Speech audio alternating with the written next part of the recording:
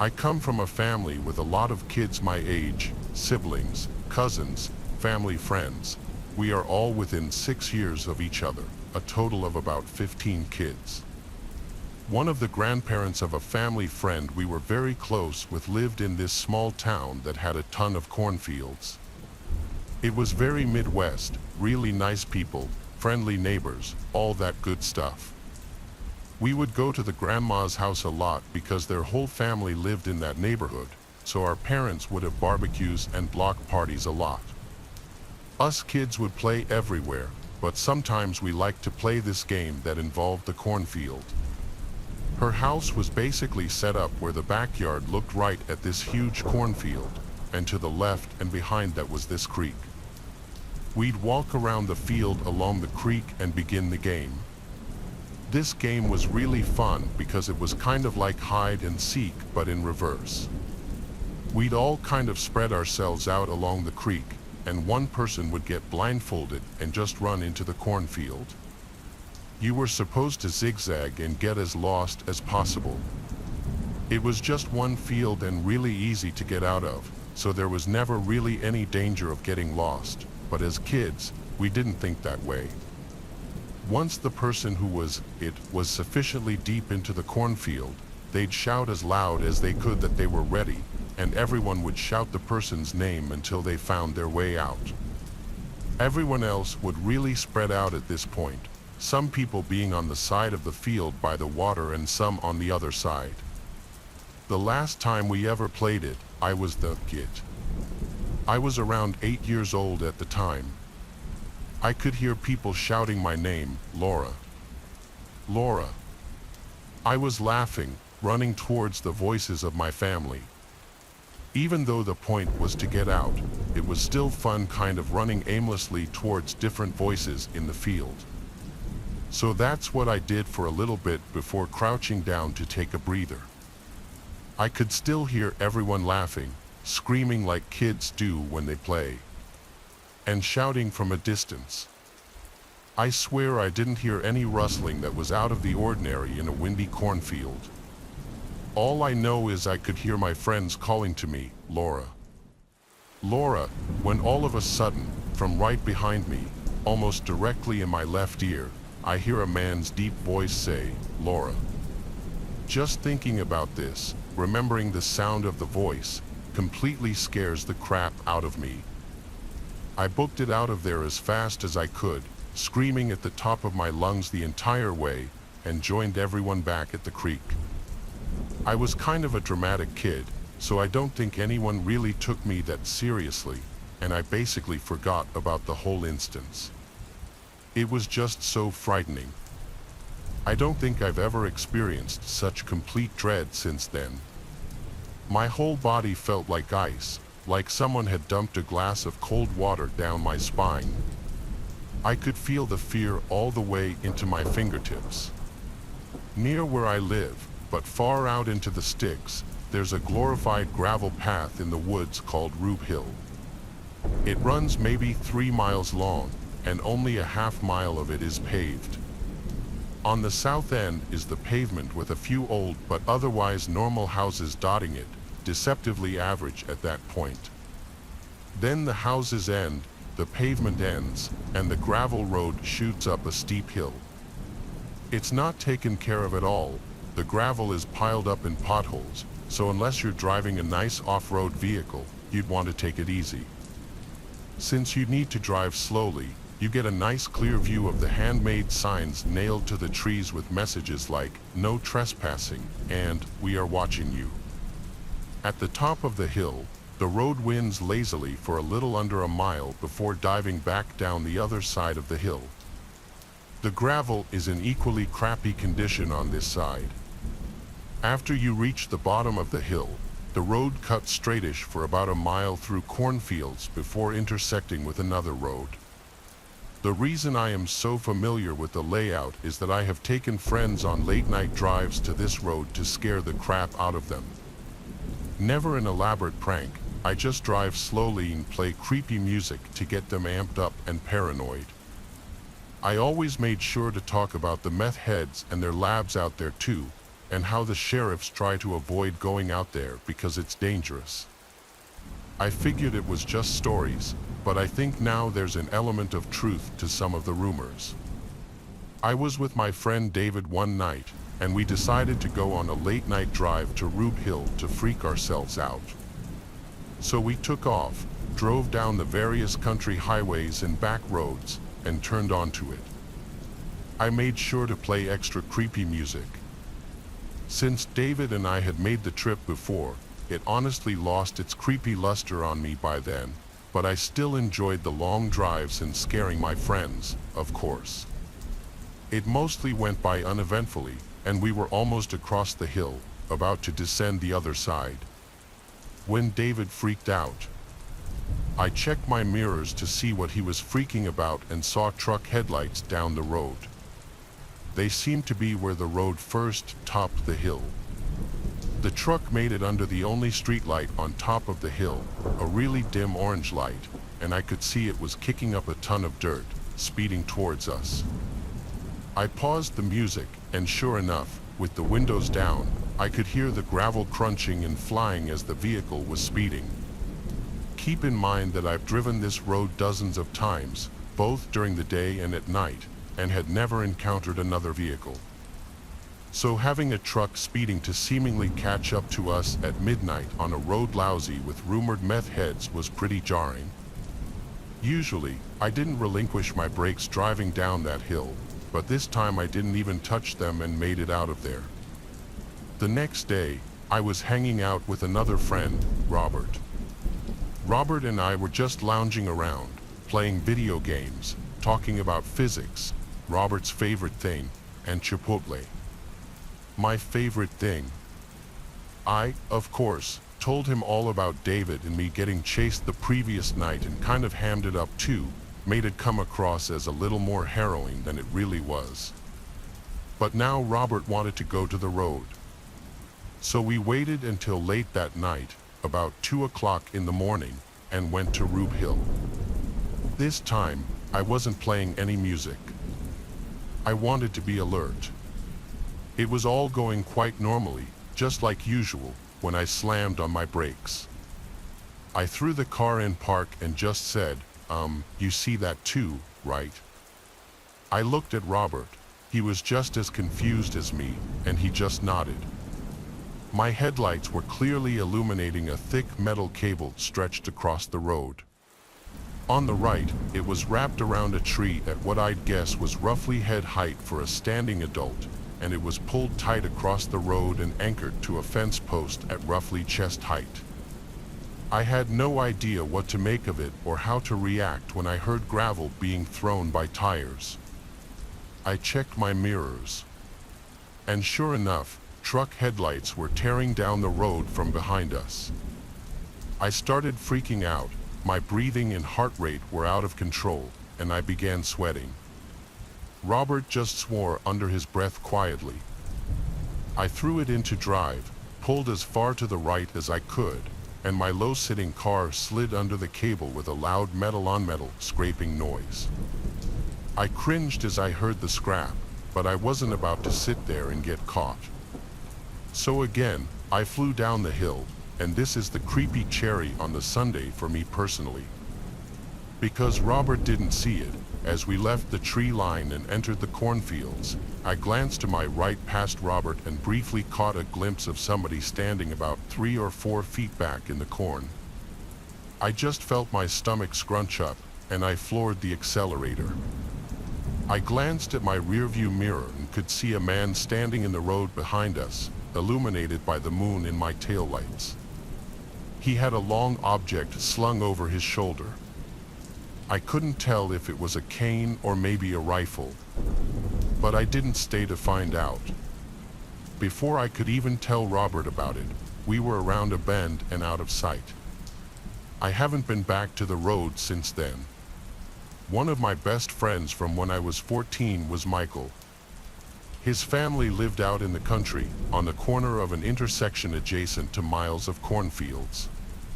It was right on the edge of going out into the middle of nowhere. They had a wooden fenced-in backyard with a barn they used to store everything for their lawn and garden. However, there was a second story with a balcony that we turned into our hangout spot, and we'd often run power up there and camp out during the summer. It would usually end up being about 6 to 8 of us just hanging out and having a blast.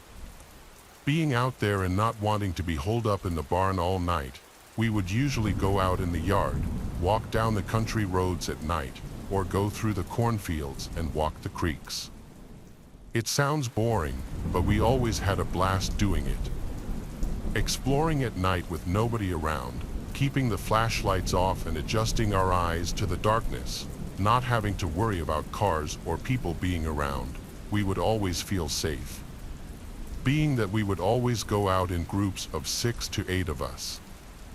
That, and the farmers of the area gave us permission to go through the fields. So one fall night, after the 6 of us got bored of playing video games for hours on end, we decided to go walk through the adjacent fields. It was around 11 p.m. when we decided to head out, so we threw a couple of flashlights in the backpack and headed out. It was a nice cool night, the moon was just a sliver, and the sky didn't have a cloud in it. It was perfect. We tricked through the first field, just laughing it up and having a great time, but all of our cheer soon turned to absolute dread. There was a creek in a ravine dividing 2 of the fields that we followed, getting further and further until Michael's house was on the horizon. At this point, we had been walking for about an hour and a half. It was going on 12:30 a.m. We decided we would walk a little further and then turn back, something we all greatly regretted. As we made our way down the creek, we noticed what looked like a stump on the other side, way up ahead in the field, maybe about 20 feet away from the creek. It was odd because we had made this journey dozens of times, and there was never a tree, let alone a stump, in that field. As our curiosity piqued, we decided to check it out. It was still about 100 feet up to the creek. The first 2, Alex and Jack, jumped over the creek, and right as Michael was getting ready to jump, my heart sank. The stump moved. As soon as I blurted out, "Wait, it just moved," it stood up. The silhouette of a man standing in the field, in the middle of nowhere, was now facing us. We were all frozen. Alex and Jack jumped back over to our side of the creek, and we slowly started backing away, not looking away from the figure. It stood there for about a minute, which seemed like an eternity, then started off in a full sprint on the other side of the creek, heading right for us. We instantly turned around and ran as fast as we could away from the creek to the road and went straight for Michael's house. We could vaguely make out glimpses of it from the road, just waiting for it to jump the creek and catch up with us. The adrenaline had my feet moving so fast it felt like I was floating. As we came up on the last 4th mile stretch of road before making it back, we noticed the figure had stopped, barely making out its silhouette across the field. We ran around the back of Michael's house and went straight to our loft in the barn, locking the doors behind us. A huge sigh of relief filled the air. We were safe. Shaken, we all couldn't wrap our heads around the fact that there was some psycho just crouching in a field in the middle of the night. We finally started to calm down and relax a bit. Being too afraid to leave the barn, we just decided when we had to piss, we'd piss off the balcony. As the night went on, around 2:30, Jack went to go do his business. Not 10 seconds later, he came bursting back in, his face pale white. "He's walking through the neighbor's backyard," he said. At this point, I seriously thought we were going to die. Why is he following us? Why is he so persistent on finding us? What does he want? We quietly made our way down the stairs and got to the door. At this point, we had no idea where he was, so we could either wait it out and hope he didn't see or hear us or make a run for the house. We all agreed that we would be much safer behind the deadbolt of a house versus the small lock that could be kicked in on the barn, so we ran for the house, key in hand, ready, praying it wouldn't get dropped on the way. Shortly after we all piled in the back door, we all stood silent as we heard the gate to the fence creak open. After hearing silence, we slowly crept into the house, trying not to make a noise. Michael made his way to his parents' room as we stood still in the kitchen, peering out the window to the backyard, unfortunately only seeing darkness. We woke his parents, told them everything, and they instantly called the police. As this was going on, we all listened in horror to what sounded like something demolishing the barn. We all hid in the living room, hoping this freak wouldn't break into the house before the police arrived. After what seemed like forever, the police showed up and stormed the backyard. Whoever it was that was after us was now gone. The barn door was kicked in, the hole upstairs looked like a tornado went through it, and creepiest of all, the back door handle to the house had been smashed off. Thank God for the deadbolt, or we might have been hanging on meat hooks by daytime. We never slept up there again, never went on night walks, and never returned to those fields. Michael's family moved a few years later, and I've never gone back to that area. They never caught the guy, and we never saw his face. I think about it all the time. It just gives me a chill every time I think about the fact that he wasn't caught. He could still be out there.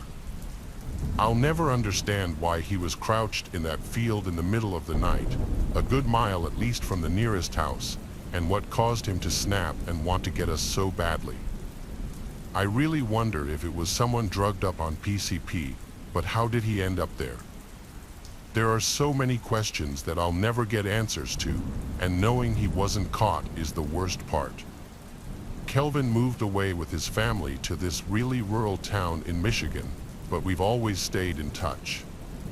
His family is very country, and I'd go as far as to say they're kind of rednecky, so the move there was no surprise. His family loves me, and I'm always welcome to go visit.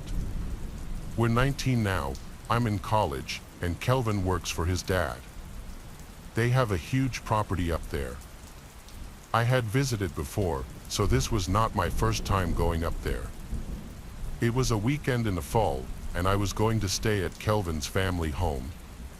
His mom and his sister wouldn't be there this weekend. It was just him and his dad.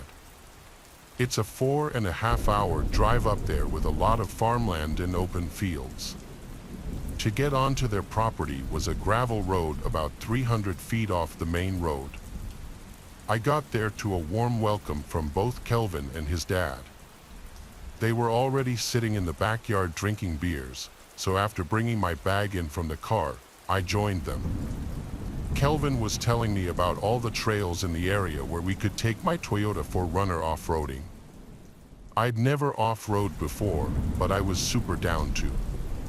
Kelvin's dad grilled us up some burgers first, then he was off to his friend's house. Kelvin and I got in my car, and he guided me to this nearby trail that he described as perfect for off-roading. It was around 6 o'clock, so we only had a couple of hours of light left. We did about an hour of off-roading on various trails not far from Kelvin's house. When it was starting to get a little darker out, we left the trails and got back on the road because it was even darker in the middle of the woods. As we were just driving around passing a bunch of farmland, we passed this abandoned church-looking building that had a huge cornfield next to it. Kelvin said he passes this place all the time but never checked it out. So what do we do, of course? We both agreed to go back and check it out later, but Kelvin suggested we take the bikes over. His family has 1 million mountain bikes fully equipped with lights and everything. We drove back to his house. He grabbed a backpack and threw in some tequila and a bottle of Sprite, along with some flashlights. We took the 2 best bicycles they had, each equipped with night riding lights mounted on the handlebars. He said it would probably be a 20-minute bike ride. Both of us are big fitness guys and have been since high school, so I didn't even mind a long bike ride. When we got to the abandoned building, it was pretty dark out, hence why we brought flashlights. The grass was very overgrown too. We made sure no cars were coming before entering the property just to be safe. We hid our bikes a little bit into the cornfield so they wouldn't be seen. There was still just enough light outside to navigate without turning on the flashlights because we didn't want to make it too obvious we were there. Thinking of getting some cool artsy shots of each other for our Instagram inside the building, we tried to find a way inside. The place was definitely an old church. The shape of the windows confirmed it. We went to look through one of the windows, but it was too dark to see inside. I told Kelvin to hand me a flashlight, and the flashlight made all the difference. We could see inside now, and we both noticed something strange in the pews. It looked like a person's head hunched over, sitting down with their back to us. Kelvin said it looked like a mannequin, especially considering it was completely motionless. We placed a friendly bet, Kelvin betting it was a mannequin and me betting it was some drunk homeless man. We went to the front door, but it was boarded up. Kelvin shook it just for the hell of it to see if it would budge, but there was no way. He implied this meant he won the bet because there was no way for a homeless person to get in. I said, hold up, let's check the other windows for a closer view. We walked along the other side of the church to the window we knew had the best angle of whatever we saw in there. But when I shined the flashlight through the glass, whatever was in that pew just a couple of minutes ago was gone. I told Kelvin he owes me money because I was right, even though that was also terrifying. He asked, where did they go then? I shined the light in every direction until we both spotted it at the same exact time and jumped, a man standing right to the left of the window on the inside, looking at us. It didn't look like a homeless man to me, though. We took off running back to the cornfield and tried to find the bikes in a panic, but couldn't. It was so dark out now that we avoided turning on our flashlights to expose ourselves. We heard a slam from the church building, sounding like some kind of door. Kelvin told me to be quiet because he heard sounds in the cornfield, like the crops being brushed through by someone. Then it stopped and went silent, dead silence, no breeze at all, so all the crops were just still. We were stationary, ducked down, scared to move. We stayed in this position for a solid minute before Kelvin said in a low voice, which way did we leave the bikes? That's when we heard the crops mere feet away from us being brushed aside, as someone was clearly running towards us. I screamed, go, as we both beelined through the crops, some of them smacking me in the face. At some point, we cut out into the open, leaving the cornfield, running back to the road. We were no longer being chased. Kelvin called his dad right away, and he came and picked us up. He wasn't the kind of dad to get pissed at us for trespassing or drinking or anything like that. He was more so pissed about the bikes, but he said we were right to leave the bikes and run. The next day he drove us back to that church, bringing his gun with him. We looked in the crops until we found the bikes, then threw them into the bed of Kelvin's dad's truck.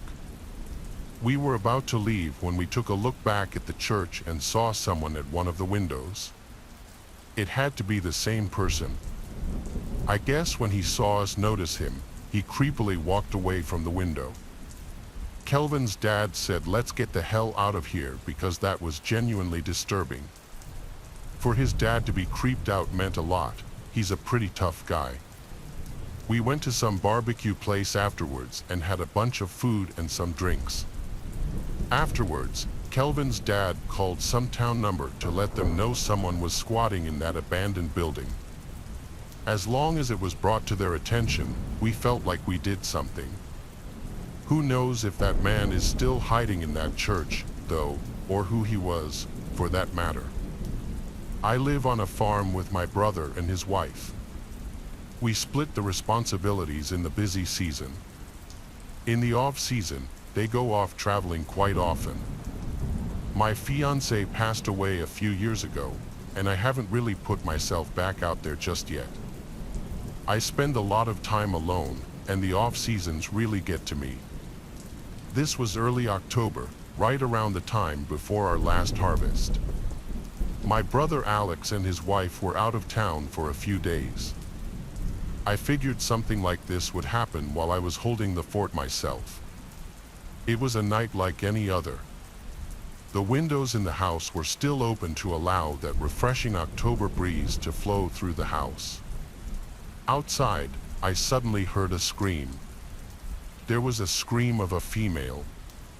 I couldn't tell if it was a teenage girl or a grown woman, but it was blood-curdlingly high-pitched. I sprang up from my lazy boy recliner and went to my gun safe in my bedroom to grab my rifle. I went outside to be greeted by the breezy, chilly air. I stood on the front porch for a second, waiting, and I heard the scream again. It was coming from the cornfield. I fired a round into the air as a warning shot. I didn't at that moment know what was happening. It could have been someone in danger or a group of teens messing around being punks. After I fired the round, I heard a woman's voice yell, "Help," before there was nothing but silence. I called out, "Who's out there? Where are you?" Nothing but wind now. I turned on every exterior light I had on my house and also grabbed my cell phone and called 911 as I walked into the cornfield, calling out and waiting for a response. After telling the operator what I heard, I was left to wait for a few police officers to arrive. There were a total of 4 that ultimately showed up, and with their help, we all checked the cornfield, shining flashlights and yelling out for anybody who needed help. I'd imagine that any time someone has reported screaming for help, the cops take it a little more seriously. After we ultimately found no one, I was told by one cop to call 911 again if I should hear anyone scream for help and that they'd be nearby. Then they all left. I went back inside of the house, not before taking one more look out to the cornfield. I closed the door and turned off all the lights. There's not much to do in this county for the local kids, so it didn't seem unbelievable that maybe it was some kids trying to scare some random farmers and homeowners. After another hour of watching TV, I went upstairs to bed. I took a couple of melatonins to help me sleep as I'm a chronic insomniac. Usually, I'd say that's unfortunate. After I'd guess an hour and some minutes, I heard creaks and clunks from downstairs. I just realized I never closed the windows downstairs. You can hear everything through the paper-thin walls in this house, and all the floors make noise. I grabbed my cell phone and called my brother Alex. He picked up, and I asked him in a whisper if he's home. He said no. In that moment, all the hairs on my body stood up. And I knew now I was in fight or flight mode. I told my brother there's someone in the house, call the police for me. He was a few towns away, so it would be the same dispatch center. He said he would, no questions asked, and hung up. I tiptoed as quietly as I could to the safe and grabbed my shotgun. I know for a fact I made a noise as I crept to it, though it was inevitable. I heard sounds from downstairs. There was definitely someone in my house. I crept to the door and opened it. I looked down the stairway to the downstairs. I could still hear the breeze flowing through the house downstairs. The hairs on my arms were standing up. I started inching down the stairs one at a time, trying my best not to make a sound, but I only made it down a few steps before hearing footsteps from downstairs on the wood floors creeping closer to the stairway until a tall, skinny figure appeared at the bottom of the steps. I cocked the shotgun and said, "Don't move." He didn't listen. He almost calmly walked out of sight. And I heard his footsteps then pick up to a run through the living room and then out the back door. I yelled, stop, as I briefly attempted to chase him, but as soon as he was out of my house, I locked the door and called my brother. He said the cops were on the way. I locked every single window on the first floor and waited for the police to come back. It was the same officers. They did a little search of the perimeter of the property, this time with all the lights on. One of the officers said he was going to stay on the property for the night, though I don't think that guy was coming back after seeing I was armed. In fact, he never did.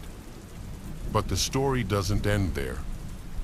I was finishing up the last harvest of the season in the combine, and while doing so, I noticed a shoe in the field. I stopped the machine to go pick it up and examine it. It was a woman's shoe, size 8.5. This got me thinking back to the screams I heard, followed by the man breaking into my house hours later.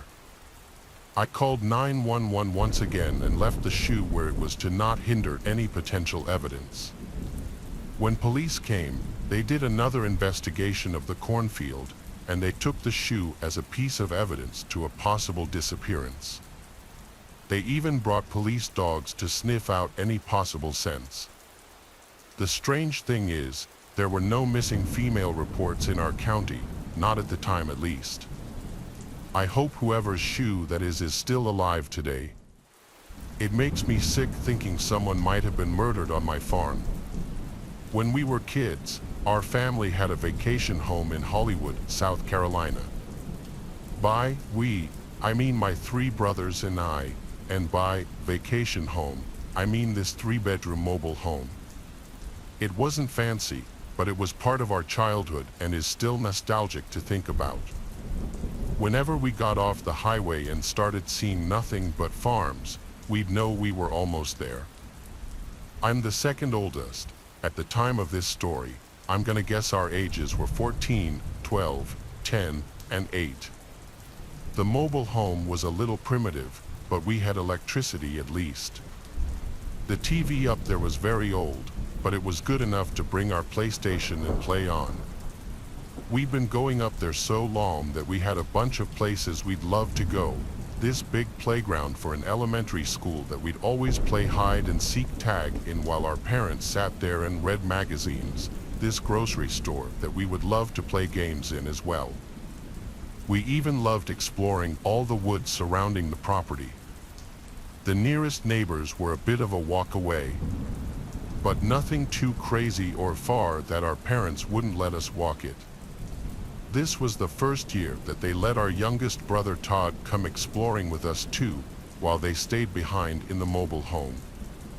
We walked down a different road that strays away from the dead end, and it's worth noting that there was next to no traffic on these roads, as our mobile home was on a long road that eventually led to a dead end, so the only through traffic would be the few people who lived on this road. There was always this questionable looking house and farm that we never saw a car at ever in our lives, sat at the top of this little hill overlooking the road. There was a small cornfield, which would imply that there were still people living there, but it was just strange how all our lives going there, we never saw anyone there, whether it be a person or car. So between the woods surrounding the property, the 2 buildings, the shed, and the cornfield, we realized this was a perfect spot to play hide and seek tag. It was broad daylight right now.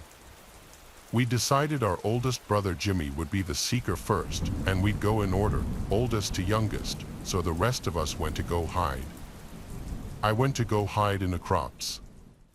I heard Jimmy call out, "Ready or not, here I come," and so I simply sat down in the browning crops, completely hidden. I waited and waited until I heard rustling in the crops and footsteps crunching the rotted, dead crop leaves on the ground. I didn't know which of my brothers it was, but I wasn't taking a chance. I ran out of the crops and into the grass and up the hill towards the red shed. I expected Jimmy to come out after me, but he didn't, so I figured it was one of my little brothers. I heard commotion as Jimmy was chasing my 10-year-old brother George down the hill on the other side of the house, and the 2 were laughing and screaming. Jimmy caught him, and so George was out.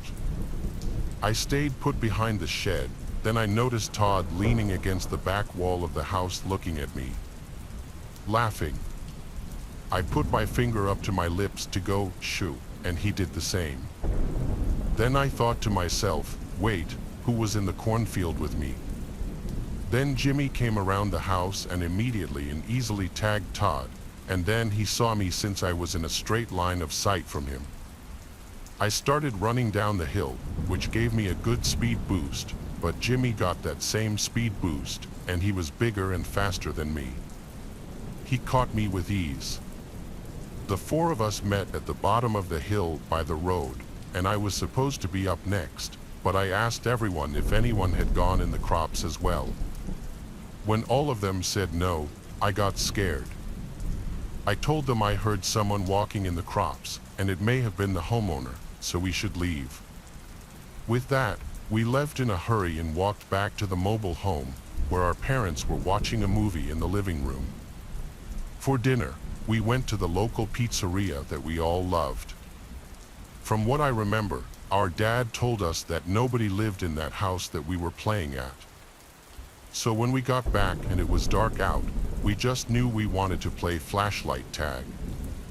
Now, our mom didn't want Todd coming out with us past dark, and I'm sure they only let us go because Jimmy was 14, and they thought he was old enough to keep an eye on us. So the three of us ventured off back to that house to play flashlight tag, which basically is hide and seek, but if you get exposed by the seeker with a flashlight, you're out.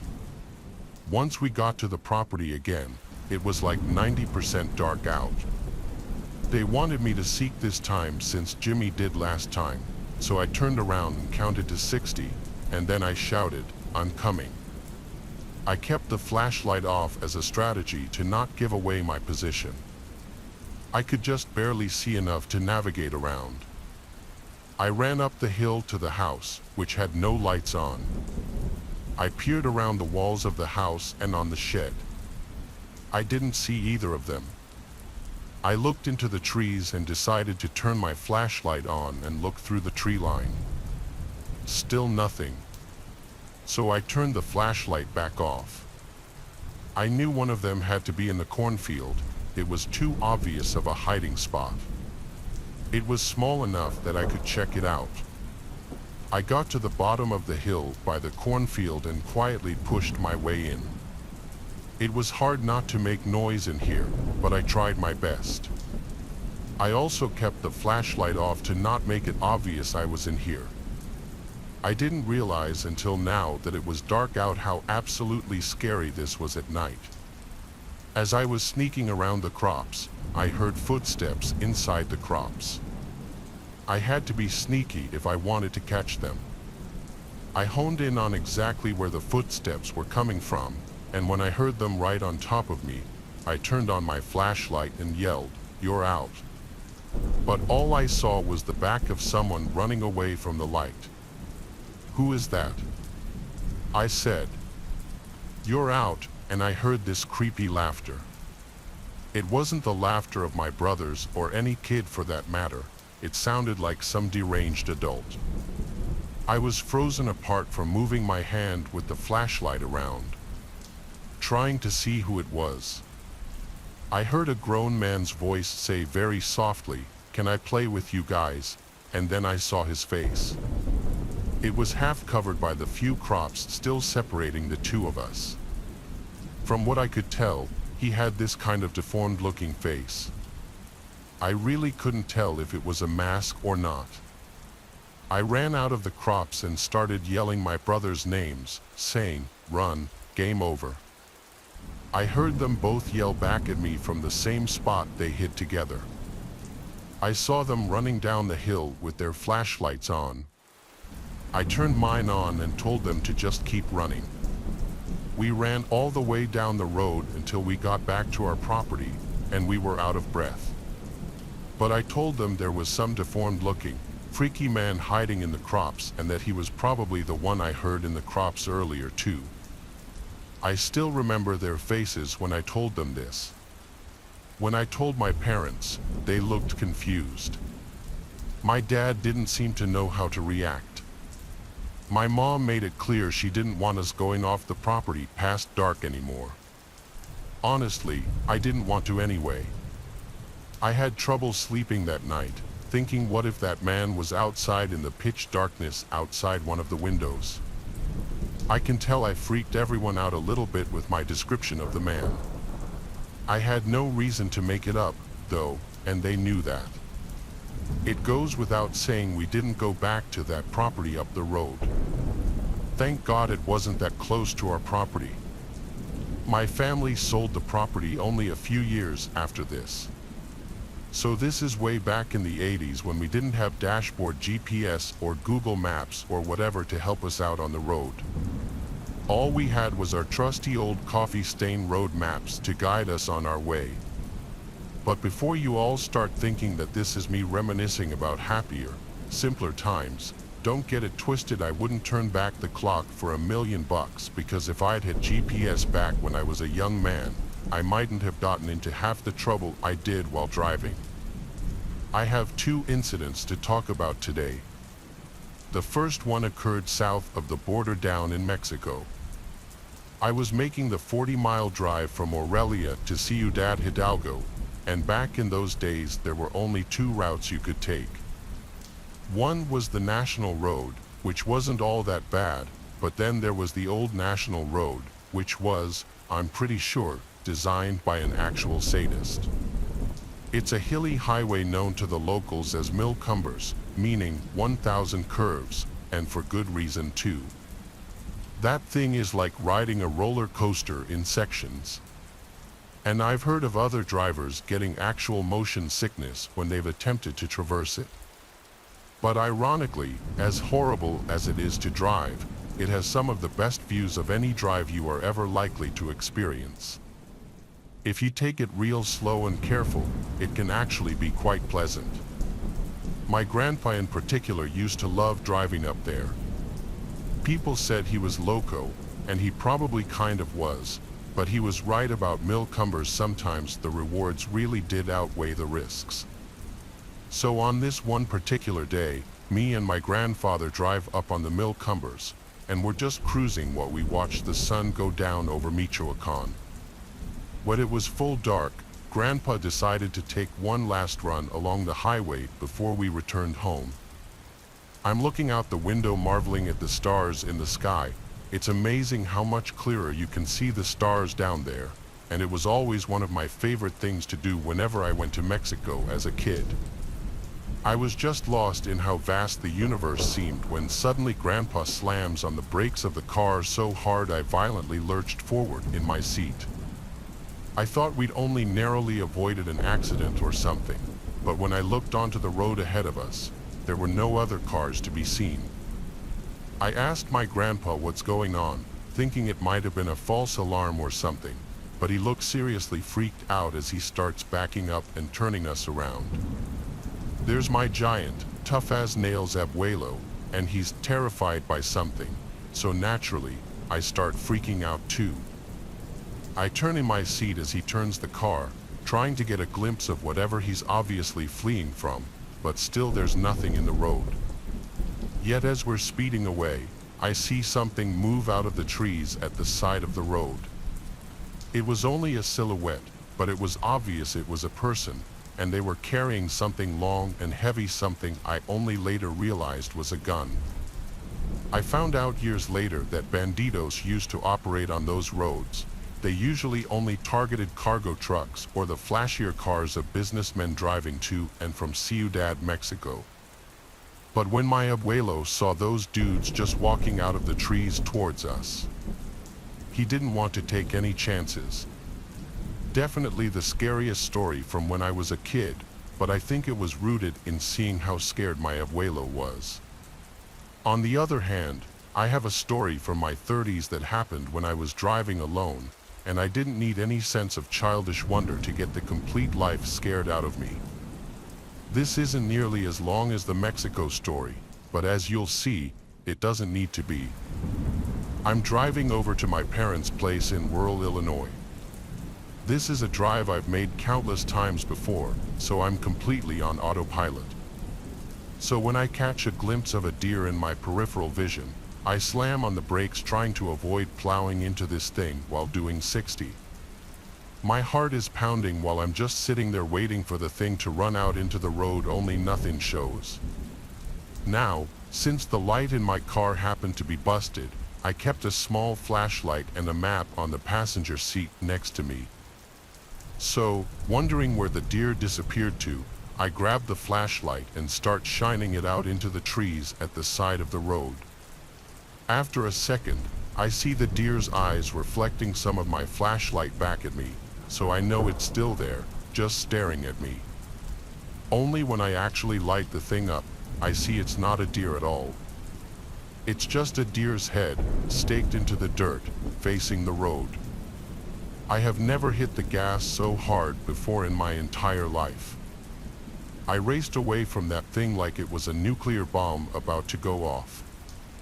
I was burning rubber, man, and as hard and fast as I pushed that old truck, it still didn't feel fast enough. I don't know if it was just a case of some local hunters playing a pretty grisly prank or if it was something, I don't know, evil.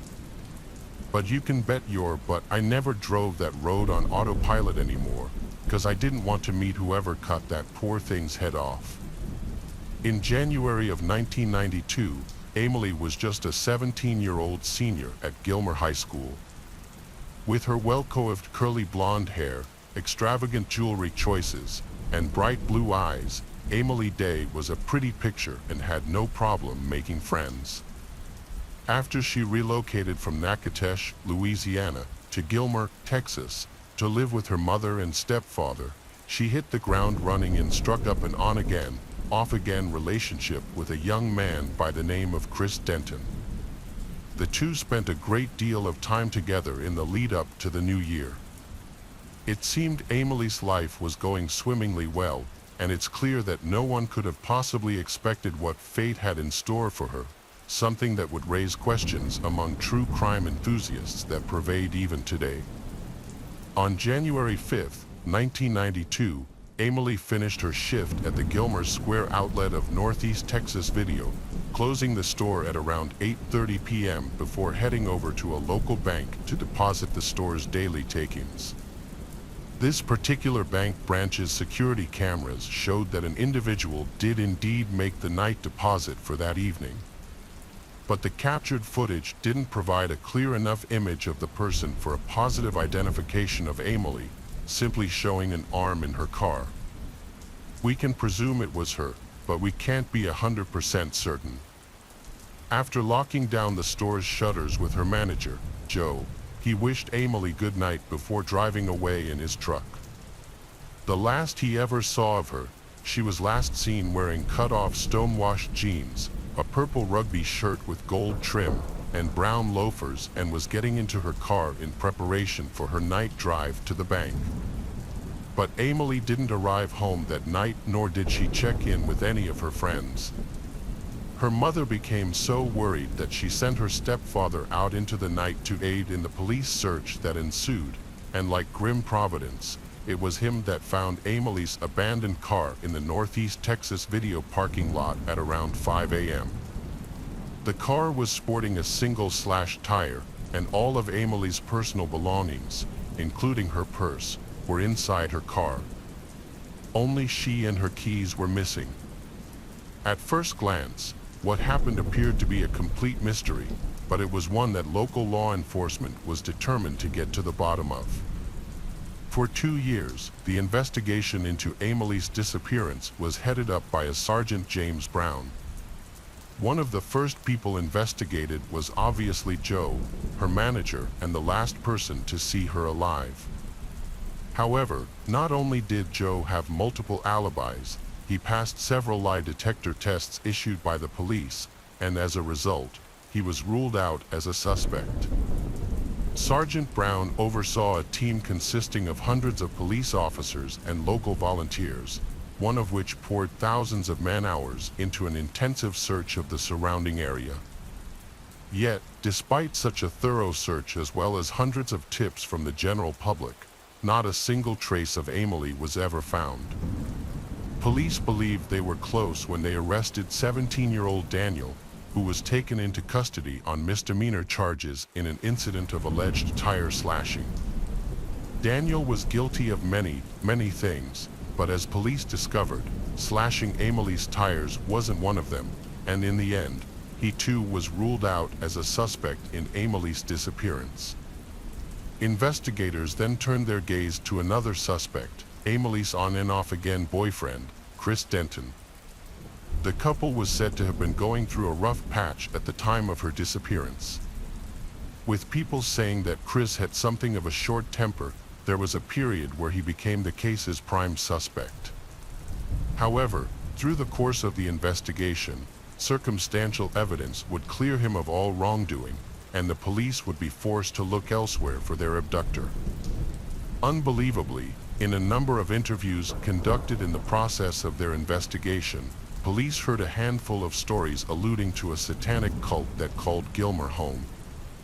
But since the accusations named members of law enforcement as members of the cult, specifically Sergeant James Brown himself, the claims weren't taken seriously by those that heard them.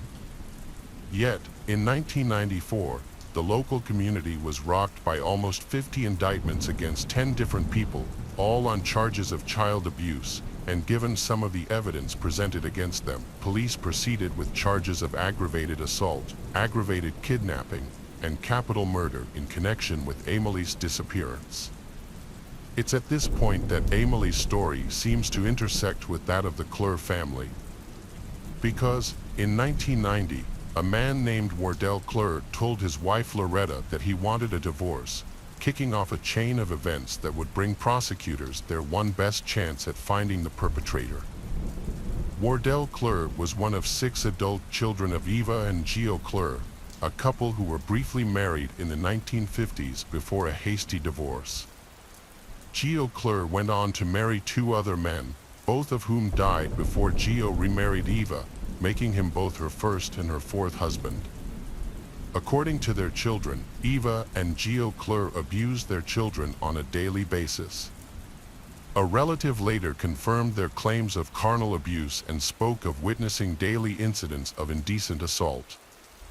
The same relative also confirmed that they'd witnessed Geo Clure's interest in satanic practices, including daily readings from the Satanic Bible and an interest in both animal and human sacrifices. In exchange for law enforcement's help in escaping the Clure family, one of their grown-up sons' wives offered to tell investigators everything.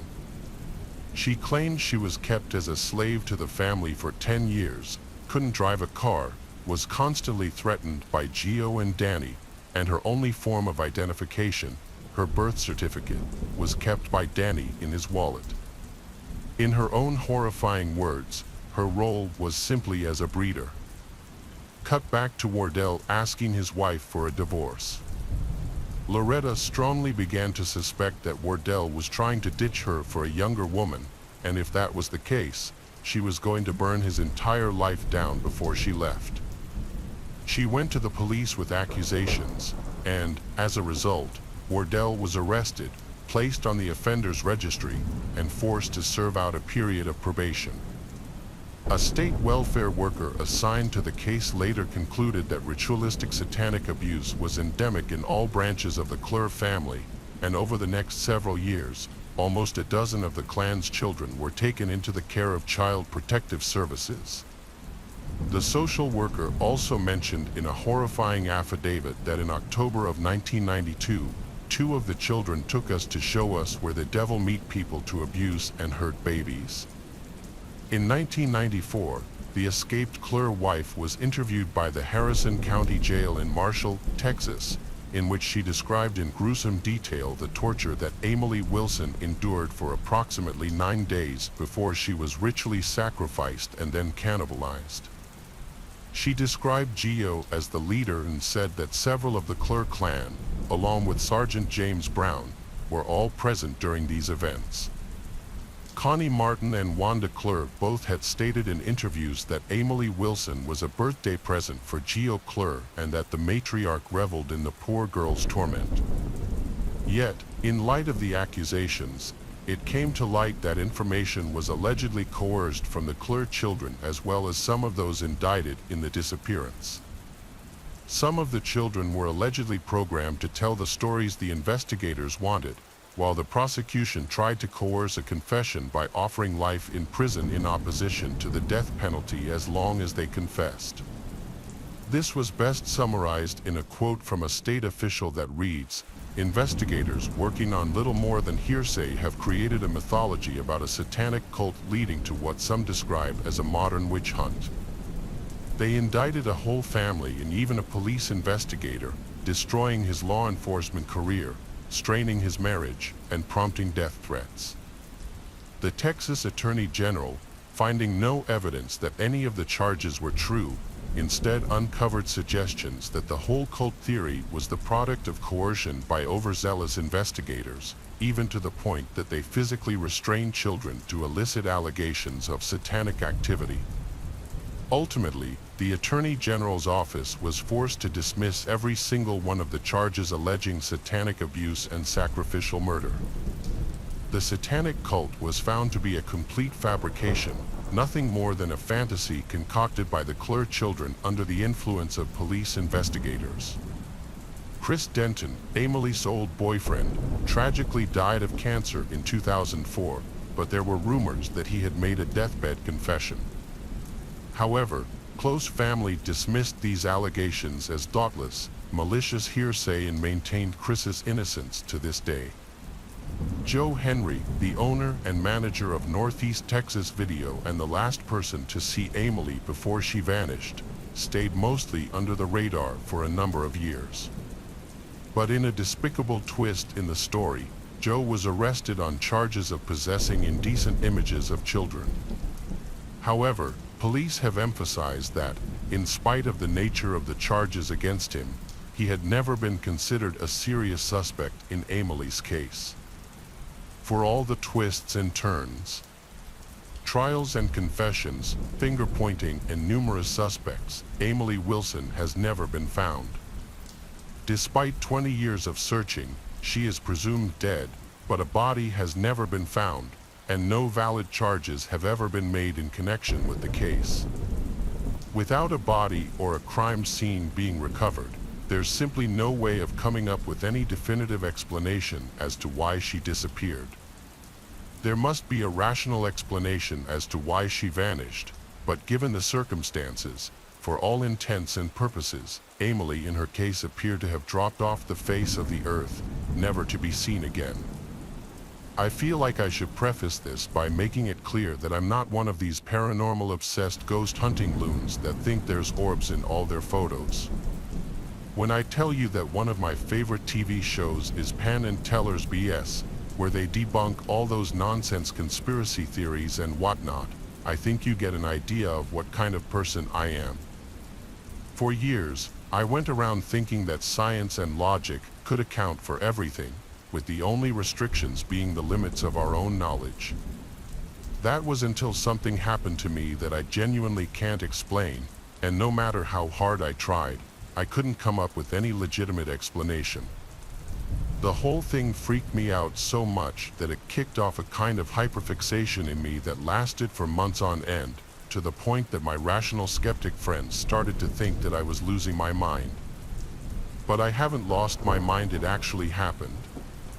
As much as people tried to tell me that it was nothing but my mind playing tricks on me, I know what I saw, and it just about put the fear of God into me. We're going back to early spring of 2017 here, the time of the year when it's still getting dark fairly early here in the Northeast. It's around 9 p.m., and I'm driving back to Narragansett from my buddy's place in Newport when I decided to take a shortcut through Saunderstown. It's a drive I'd done like 100 times by that point.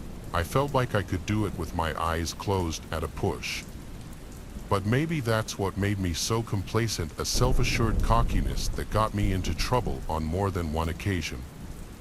Because about halfway into the journey, I must have switched off and taken a wrong turn. Next thing I know, I'm having to turn into a residential cul-de-sac to make a complete 180, and I'm so embarrassingly lost that I find myself reaching for my phone to check Google Maps. I check my position, mentally make a note of the turns I have to make to get back onto the highway, then start turning off the street as I put my phone away. When bam, there's a car in front of me.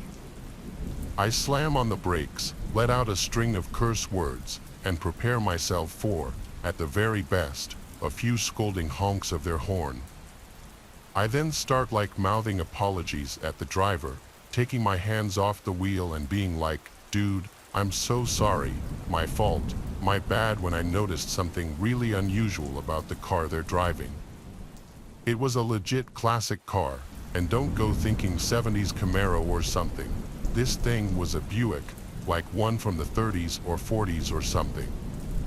The kind of car you'd expect to see Al Capone climbing out of in Prohibition-era Chicago. And it was crisp, too. The guy must have sunk some serious cash into that thing because pretty much everything looked brand new. I suddenly realized that while I'm checking this guy's old car out, I'm actually still blocking him in, so I start backing up after giving him a nice car kind of thumbs up after pointing to his hood. The guy doesn't react, though, like it all the whole time. He's just smiling at me through his windshield. As I start backing up to let him pass, I remember how he almost looked like one of those old ventriloquist dummies, something about his hair or how waxy and pale he seemed to just trigger the association. Then, right as I'm about to give him enough space, my car just shuts off the engine, the battery, everything. I jiggled the keys around kind of frantically by that point because I figured I'm making a total idiot of myself in front of the dude with a cool vintage car, but nothing happens. Lights won't turn on, engine won't fire. My first thought is, God, of all the times for my battery to die, why now?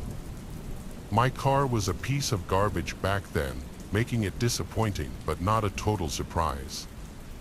But I'm still blocking in Buick guy, who's surely getting mightily angry after sitting there for a solid few minutes, so I roll my window down, lean out a little, and start yelling over to the guy's car that he has to go around. But he doesn't respond, and all I can hear is this creepy old music coming from his car. I can't see a thing of him because of his high headlights. He's not saying a thing, and that freaking song is making the hairs on the back of my neck stand on end. Now this is the part that really freaks me out to recall. As the situation with the guy is turning into something of a standoff, I'm sitting there in the driver's seat, wondering why the guy isn't talking, moving, or doing much of anything for that matter. I don't want to honk at the guy. Everything had basically been amicable so far, so I'm just sort of sitting there, waiting, getting more and more anxious as I do so. That's when the lights on my dash start flickering a little, and I think my battery might be coming back on. I don't know much about cars, but I'll take it, so I get all excited thinking I'm going to be getting away from what had been an incredibly awkward situation. I started jiggling my keys in the ignition again, but again, nothing happens. Right until my car radio bursts into life and starts playing the exact same creepy song as the one playing in the other car. It didn't have any lyrics. It was this creepy tritone loop with something playing over it, but somehow it managed to fill me with this feeling of dread as I realized something seriously weird was going on. The whole time I'm basically being blinded by the Buick's headlights while it just sits there. Then suddenly, the thing's headlights cut out, right at the same time my radio does, and I'm plunged into darkness again, with my natural night vision having been totally ruined for a few seconds. While I'm half blinded, I try the ignition once again, and I breathe a huge sigh of relief when my car comes back to life again. But that little moment was severely short-lived, because as my own headlights turn on, the old Buick is nowhere to be seen.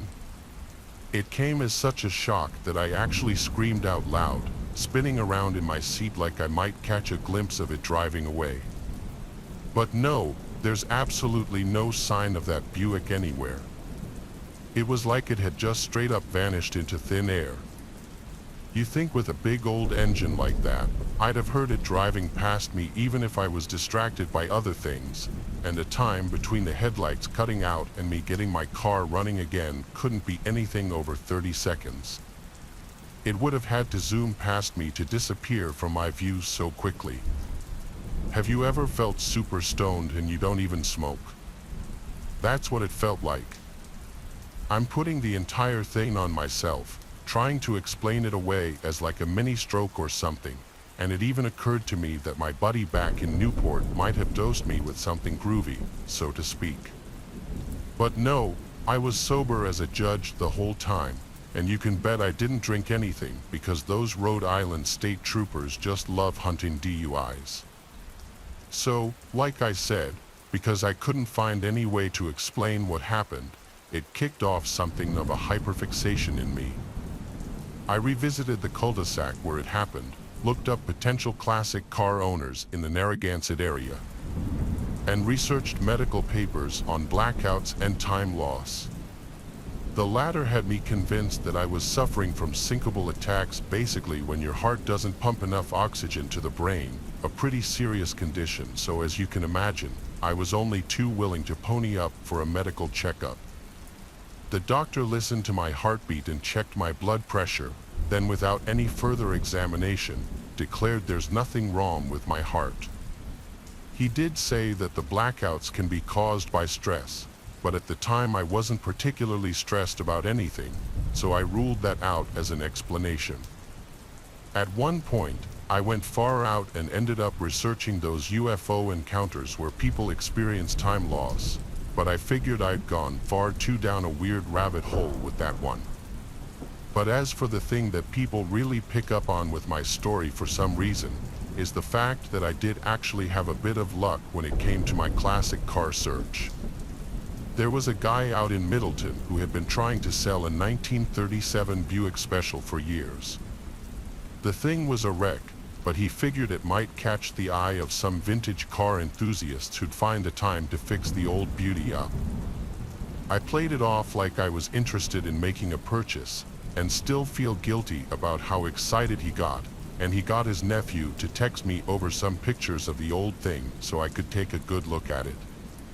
I'm not saying it was the same model or shape as the one I saw on that cul-de-sac, but I'm not gonna lie, it looked pretty similar. But it's an absolute impossibility that it's the same car, right? A coincidence if ever there was one, yet some of the people I talk to about this will always point out the connection and tell me I should have asked where he got it, if the old thing had been involved in a murder or hit and run. Truth is, the guy didn't know. He said his dad picked it up at a police auction and died before he could get a chance to fix it up, and obviously anything he knew about the car was buried with him. I suppose I've rambled on enough about this now. And I've already made my point that I can't explain what happened to me that night without sounding like a complete fruitcake, so I guess I'll just do what I always do and leave it up to you guys to decide what it was. But please don't tell me ghost car or whatever, because I've been hearing that nonsense for like 4 years now, and I'm sick to death of hearing it. And besides, hypothetically, if I did believe in ghosts, I think it would mess me up pretty bad to think that I got so close to one but still drove away unscathed. At around 9:30 p.m. on the night of August 29th, 2002, 31-year-old Andre called home to excitedly announce that she'd gotten a raise. Her husband, Tom, congratulated her on the good news before Andre told him she'd soon be finishing her nursing shift at the Columbia Green Long-Term Healthcare Facility in Catskill, New York, where Andre worked part-time. It was fantastic news for the couple, as the extra income would make providing for their 2 children considerably easier. An hour and a half later, at around 11 p.m., Andre said goodnight to her fellow nurses, headed out into the parking lot to her 1994 Jeep Grand Cherokee, and then began the drive back home.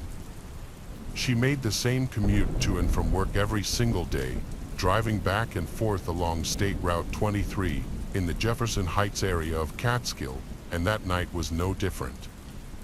One coworker claims that Andre drove behind her for a few minutes after leaving the office, but given that the weather that night was rainy and foggy, it wasn't long before she lost track of Andre on the dark, rain-slick roads.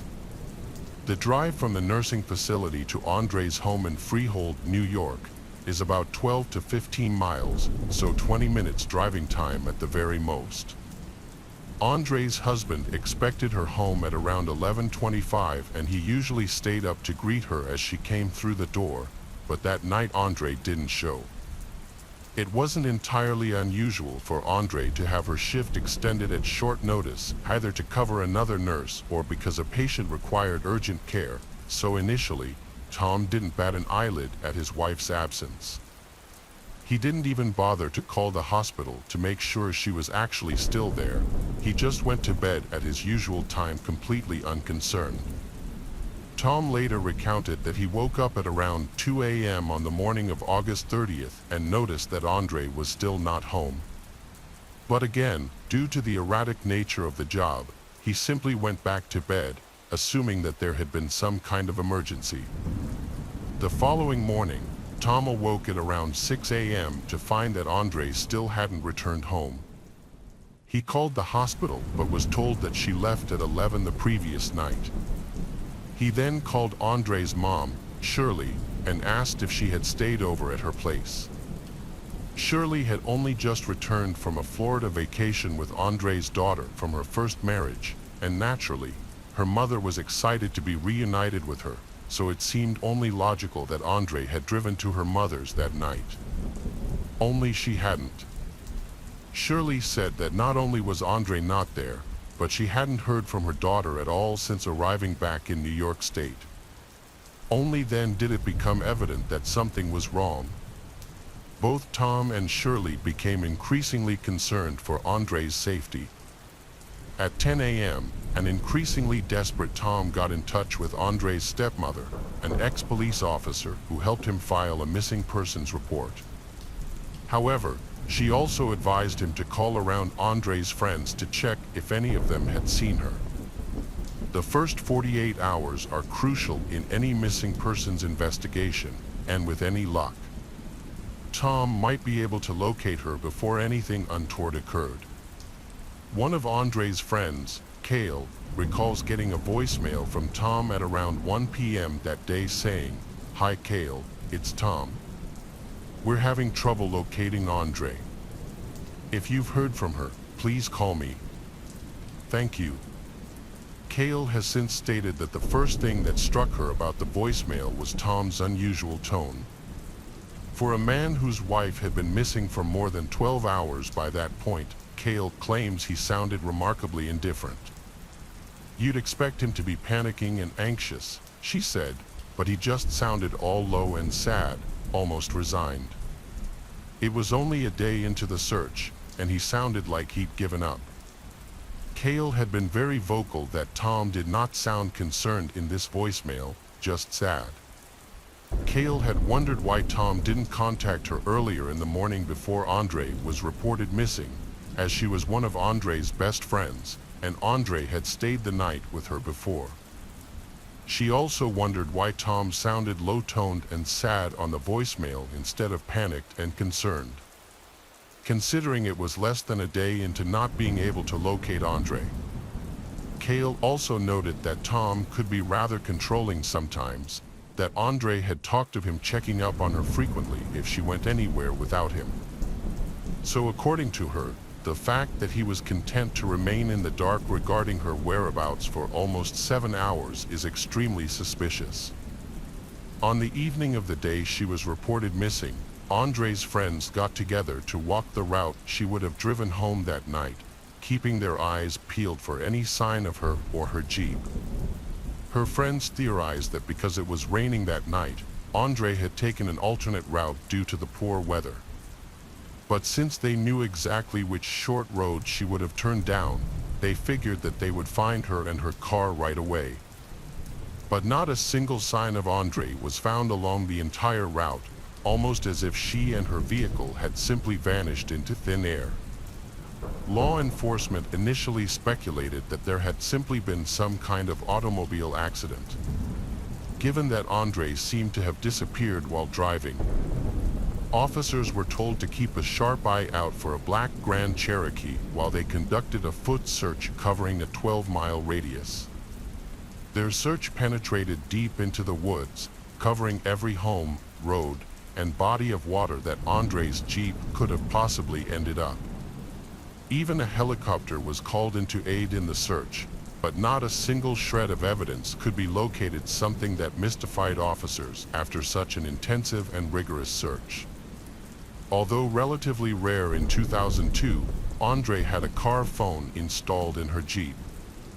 But when police officers tried pinging the phone's location, they soon found that the phone had either been disconnected, deliberately switched off, or that it had died.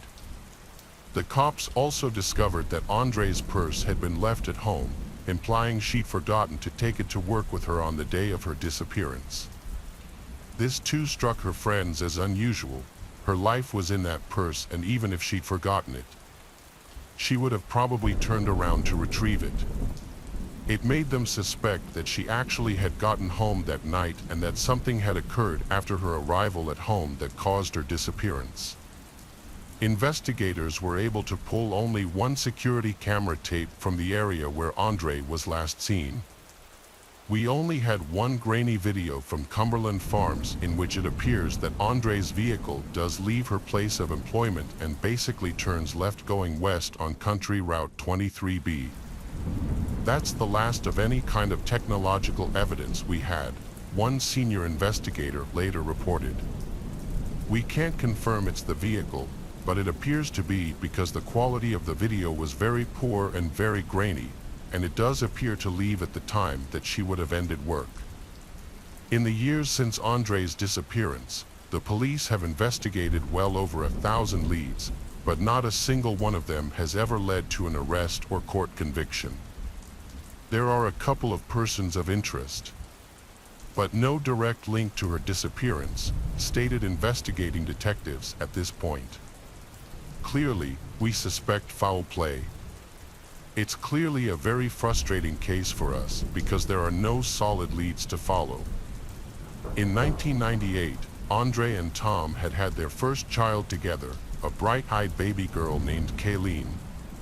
But within a year, rumors flew that Andre was planning on leaving Tom, taking Kayleen with her. Yet many have testified that Tom did not treat Sanzia, Andre's daughter from her first marriage, very well at all. They claimed he had a habit of yelling at Sanzia, although the girl later explained that although Tom was harsh with her at times, she described herself as a bratty child and felt that Tom was a good stepfather overall. Tom and Andre shortly after discovered that she was pregnant with her second child, Quinn, whom she gave birth to in 2000. Soon after this, the couple moved to Freehold, New York, and began building the house of their dreams on a golf course that Tom's father owned. Life seemed serene for the couple after that.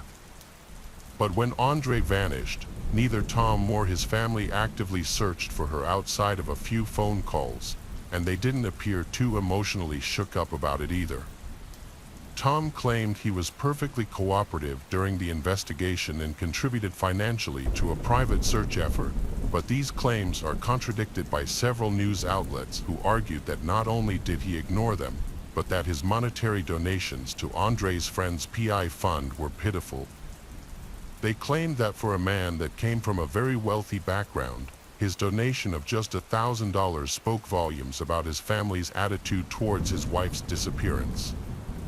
Although Tom claims his reluctance to mount a serious campaign of public appeals was motivated by his desire to protect his children from the macabre maelstrom of rumors and accusations regarding the death of their mother, a few months after the media circus surrounding Andre's disappearance had died down, representatives of the Montel Williams show reached out to Tom to book an appearance. Characteristically, he declined, but Andre's circle of close friends jumped at the offer of re-exposing her case to the public. After all, anything that might produce new leads or clues was worth the effort, and they harshly resented Tom for turning his back on such an opportunity. Then, in 2017, Crime Watch Daily attempted to arrange an interview with him at his home. Again, he declined, but the wall of silence had been so prevailing by that point that Tom's father agreed to participate in a segment that aired later that year. He told Crime Watch that he firmly believed that his son had no involvement in his wife's disappearance and that it would have been easy for someone to dispose of the Jeep to erase any evidence of a potential crime. During the same segment, a police investigator revealed that Tom had partially completed a lie detector test during the initial investigation, but that his father had essentially pulled him out of it under the advice of his attorney. Some have viewed this as highly suspicious, but considering how inaccurate the test can be and how a faulty reading could be used to gain a false conviction, Tom's father could well have been right to stop the test. In light of the fact that Tom had permitted full police searches of his home on 3 separate occasions, it looks less and less likely that he's anything resembling the guilty party. Andre's daughter from her first marriage, Sonia, who's not related by blood, has actually been very defensive of Tom over the years and is a staunch believer in his innocence. She publicly stated that some of the media portrayals of her stepfather amounted to nothing but hit pieces of hacked journalism that try to sensationalize something deeply personal to her and for all the wrong reasons. At first glance, there appears to have been no financial motivation for Tom to disappear his wife. He came from a wealthy golf course owning family, she had no life insurance, and she didn't have much in the way of savings either. But as you're about to hear, we can't rule out greed as a motivation for her murder. Tom's father only partly owned the golf course that had made him rich. The other owner is a Russian national, one believed to be involved in serious organized crime, who also lived on the golf course not too far from Tom and Andre. Apparently, when police asked Tom about the possibility of this mysterious Russian being involved in his wife's murder, he mentioned something curious. Andre had mentioned walking in on an argument between the silent Russian partner, Ron, and a number of other men who were exchanging harsh words and hushed voices. The men grew silent as soon as they detected her presence, and Andre left feeling very intimidated. It's also been theorized that the golf course was nothing but a front for the Russian mafia, who in turn leached funds from the business until Tom's father was in their pocket. If this was the case, Andre's disappearance could have been meant as a warning to him of what would happen if he didn't pay up. Yet whether the murder was intentional or Andre died in the process of being taken is entirely up for debate, as police have never deemed the theory worthy of investigation. In 2016, a tip came from a woman whose mother had worked at the very same healthcare facility as Andre. She claimed that her brother had caught sight of Andre on a handful of occasions while ferrying his mother to and from the hospice and had developed a dangerous obsession with her. This man had a long history of indecent assault and attempted kidnapping and became one of the prime suspects in Andre's disappearance. New York State Police ended up draining a pond near the man's Catskill home while cadaver-sniffing dogs scoured the nearby countryside, but like countless searches that had taken place before, not a single shred of evidence was found. However, both Shirley and Sanzia believe this obsessive individual is to blame and purport that he could have been hiding in her Jeep before Andre got in to leave work that day. Because the back doors in her Jeep apparently did not lock, it's then that her abductor struck. Andre was recorded on CCTV departing her workplace with no unusual indicators, but what happened after she left the parking lot is anyone's guess. In light of such a theory, it's safe to say the police have ruled out the possibility of a car accident and are focusing on the sole possibility of foul play. They've also ruled out the possibility that Andre simply ran away. Given her promotion at work and how much she loved her job, she was also a devoted mother and led an active social life, suggesting that if she did run away, she'd have informed a friend or taken her kids along with her. Over the years, many tips have come in from all over New York and neighboring states from people claiming to have spotted Andre alive and well, but as you can imagine, nothing has ever come of any of them. What's frustrating about this case is that the number one suspect is essentially incapable of committing the crime. In order to successfully evade detection, Andre's killer would have had the resources and time to dispose of a huge automobile and essentially disappear it from the face of the earth. This would have been nigh impossible for one single person to do unless they had some kind of subterranean body shop at their disposal. But this would suggest a network of motivated, twisted individuals dedicated to abducting and disappearing those unfortunate enough to be caught on the roads at night.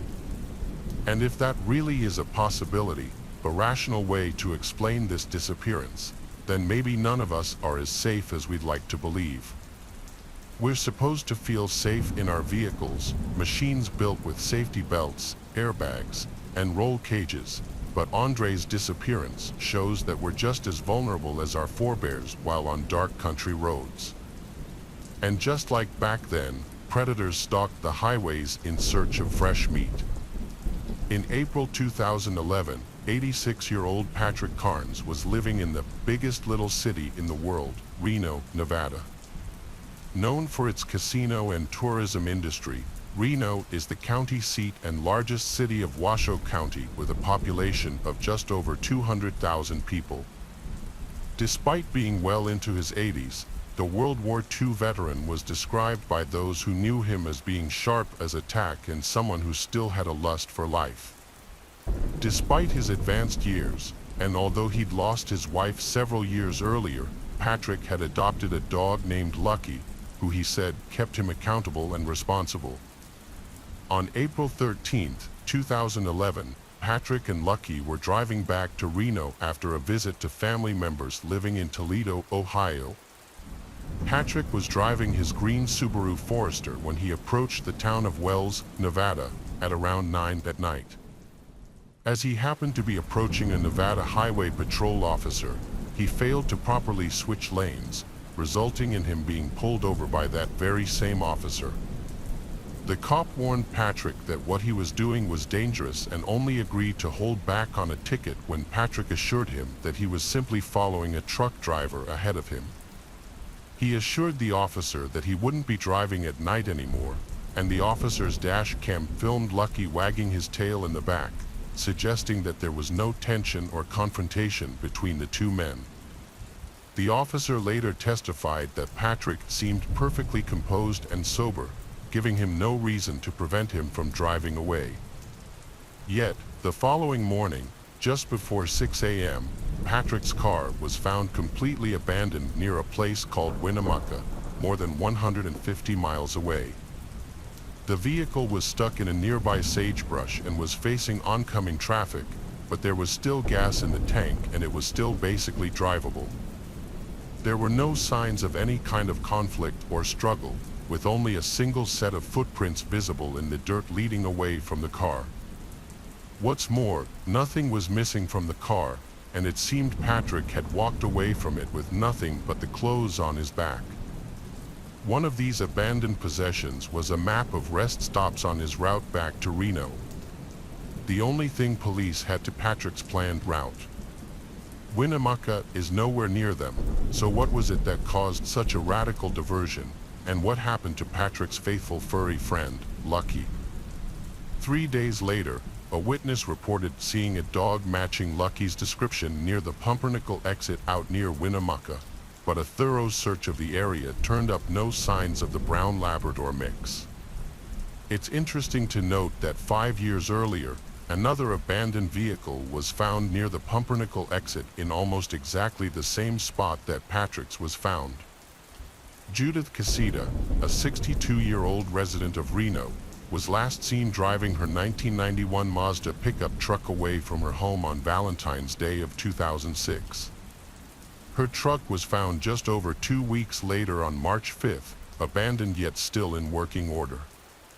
There is little information available in Judith's case, but it's reported that she had left behind a note stating that she was depressed with her life and her marriage.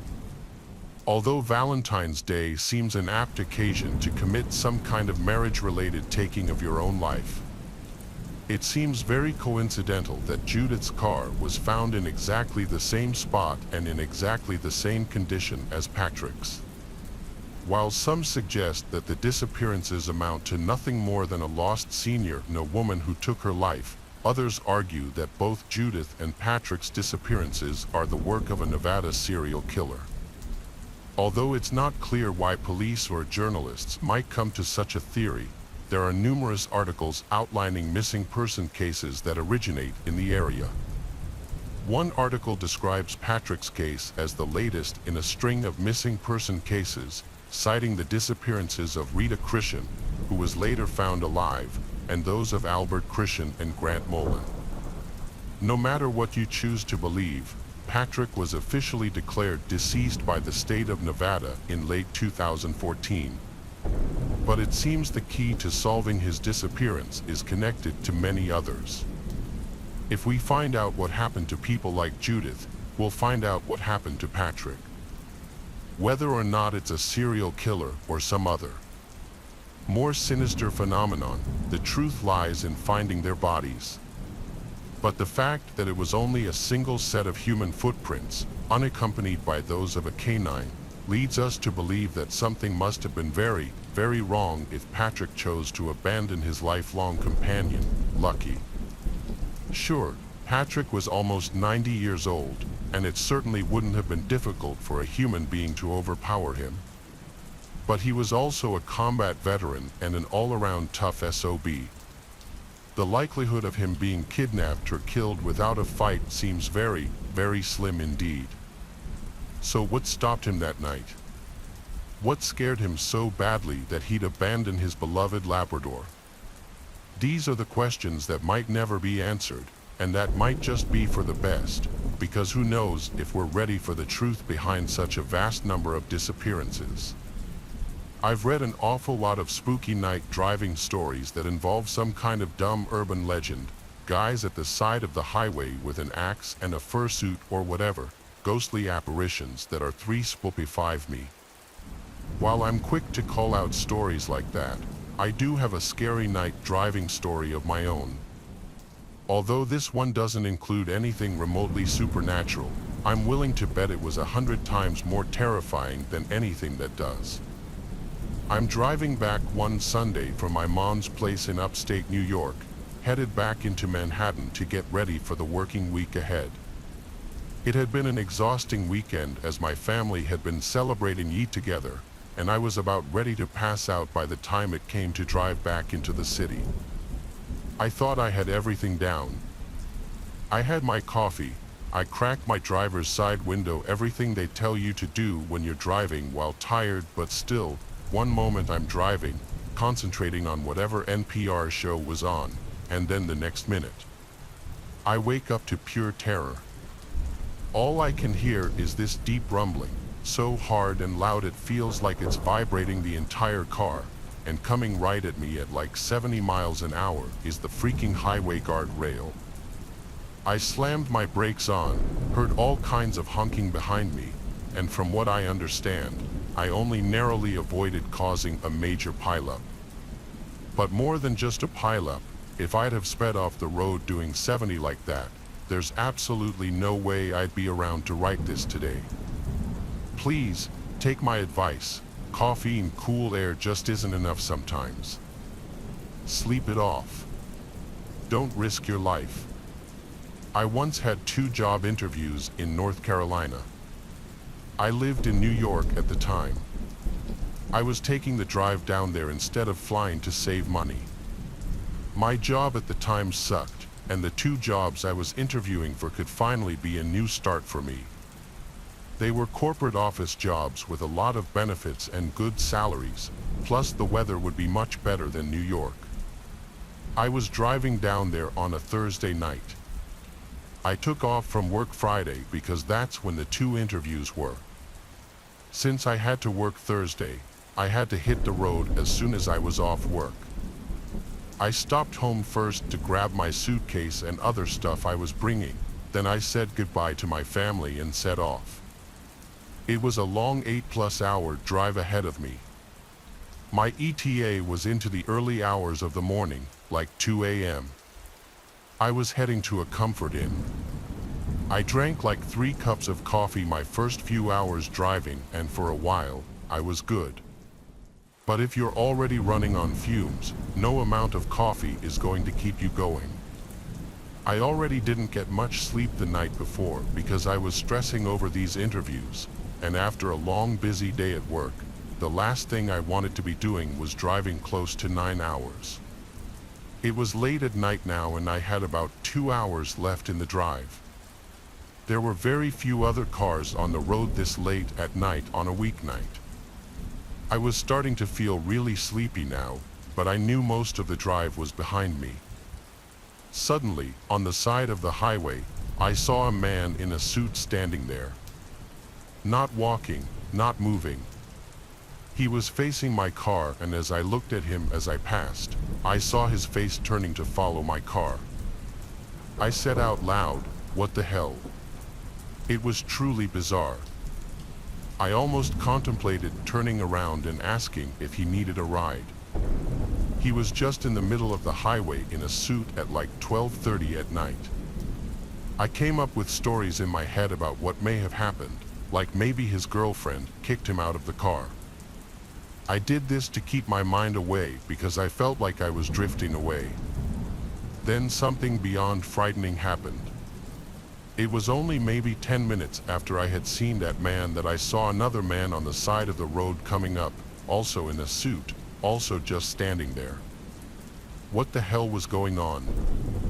I slowed down to pull to the side of the road and possibly ask if everything was okay and maybe offer a ride. I don't know what I was thinking, but either way, when I was on the shoulder, almost to a stop, I looked in a rearview mirror and then turned around completely, and that man was gone, as if he just disappeared. I stepped on the gas and got back on the road. I was losing it. I needed to stop for another coffee. I had about an hour and a half to go at this point. I stopped at the first pit stop I could find and bought a medium coffee. I drank a few sips, but as I was sitting in the rest area gas station parking lot, I spotted a man in a suit again standing under a light post. Same man. This time I got a clearer view of his face. He looked like a middle-aged white man. Short dark brown hair, clean-shaven, and a neutral expression. But it was the way he was once again facing my car that freaked me the hell out. I turned the car on and got out of there without looking back. I wanted to complete this drive, but the coffee wasn't doing it. I felt like I was going to pass out behind the wheel. I wasn't gonna make it, so I pulled off the highway and parked in a random parking lot. I angled the seat all the way down, and I attempted to go to sleep. As tired as I was, I couldn't help but be scared in this empty parking lot, scared that if I opened my eyes I would see that man in the suit again. I was drifting into a sleep when something made me wake up again and open my eyes, probably my mind playing tricks on me again. I looked around the outside of my car, scared I was gonna see him. I looked out each window and then the front windshield, and it was clear. Then I looked in the rearview mirror and I felt my soul leave my body for a second, because there I saw for a second a person in the back seat was the man in the suit again. But I didn't look long enough because I opened the door, screamed, and fell backward out of the car. As I crawled back, I kept screaming until I finally got up, looked inside the car, and saw nobody. The back seat was empty. As I came to my senses, I realized my mind had been playing tricks on me all night. There was no man in a suit. I'm just completely exhausted and need to sleep. I got back in my car, my heart racing. Honestly, now though, I was too awake to go to sleep. I turned the car back on and finished my coffee and banged out the rest of the drive. By the time I checked into the hotel and got to the room, I fell into the bed and passed out right away. The next day, My first interview was at 11 a.m., so I didn't get much sleep, but I definitely felt somewhat recharged. However, the second my interviewer walked out to greet me, I froze up. My interviewer looked identical to the image of that man in the suit I kept hallucinating the night before.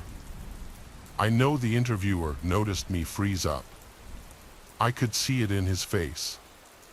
I tried to recover from this, but it set the tone for the rest of the interview, and I was completely nervous and out of it. I felt like I was in a dream. I left that interview with only an hour to get ready for my next one. My next interviewer was a woman. I did much better with this one because I actually got the job. I still work here and live in North Carolina now. My old therapist told me that she thinks the stress of mentally preparing for the interviews mixed with the lack of sleep caused me to hallucinate. The main cause of my fear and stress was that I hallucinated a man in a suit because that's who I pictured would be interviewing me. I feel like it doesn't sound too far-fetched, but it doesn't change how downright horrific the whole ordeal was. I was driving in Clearfield County, Pennsylvania one night to avoid traffic getting home. It was probably a little past midnight at this point, and the road was basically deserted, just the way I like it. I was listening to my usual podcast on the radio when a ding came from my car alerting me that I was low on fuel. I put a pit stop into my Maps app for the nearest gas station, which was a little ways up the secluded road. About 5 minutes later, I pulled into the gas station on the right, the only parking lot for miles, as this road was basically nothing but woods on each side. The gas station was some generic no-name gas station. I pulled next to the pump and noticed a man filling up the tank of his old beater pickup truck. He was looking at me as I walked past him and into the shop.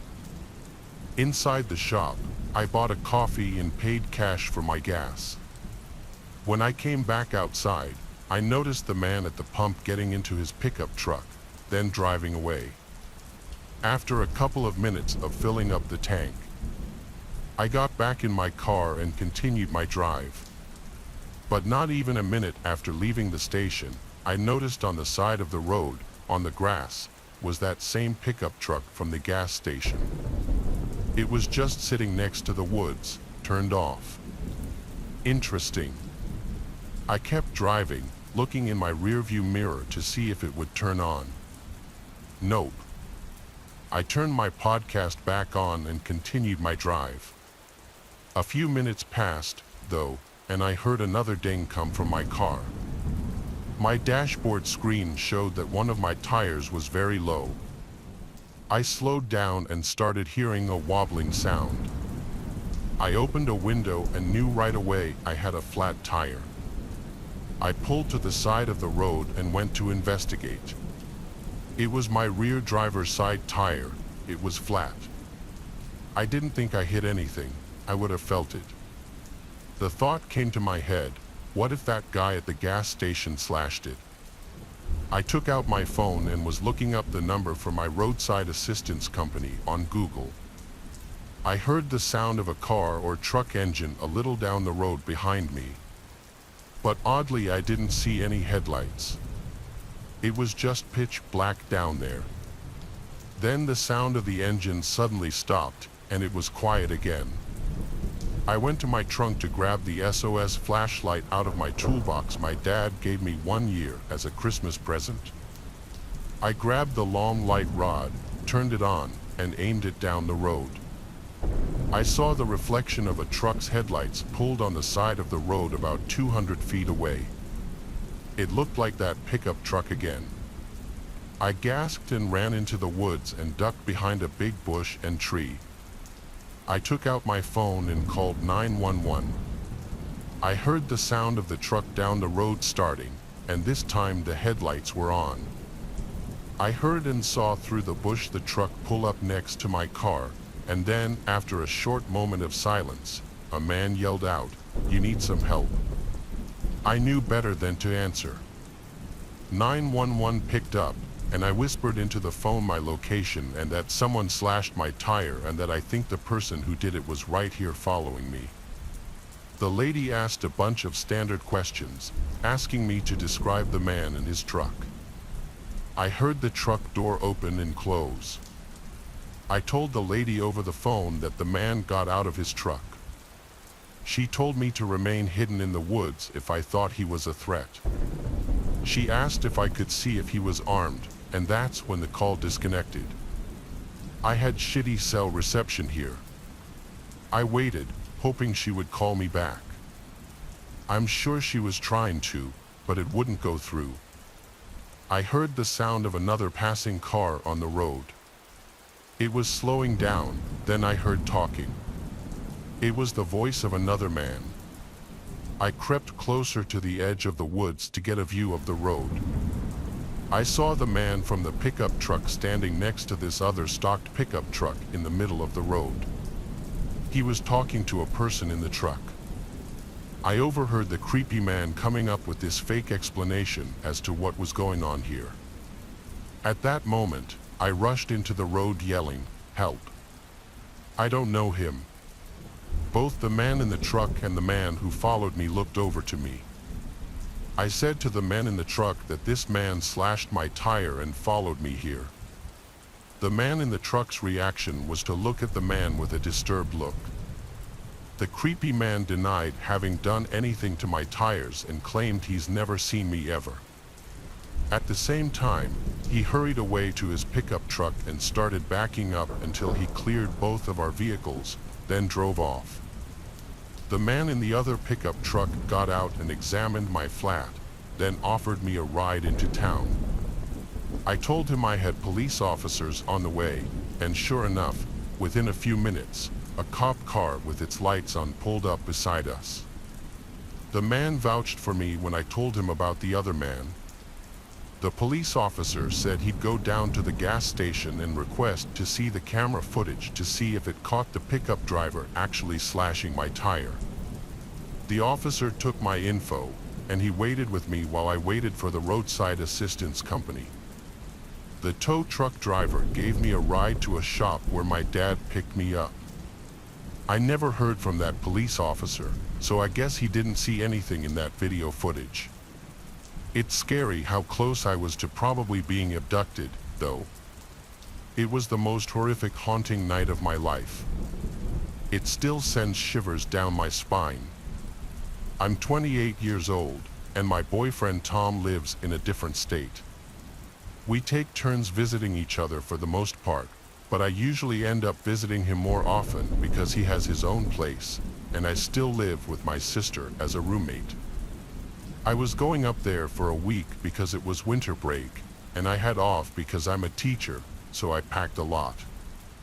I was taking up there my crappy '09 Hyundai Sonata that I bought from my sister.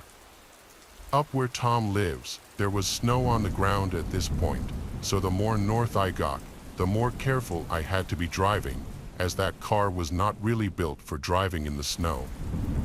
It was on the later side, and unfortunately, it was starting to snow really hard now.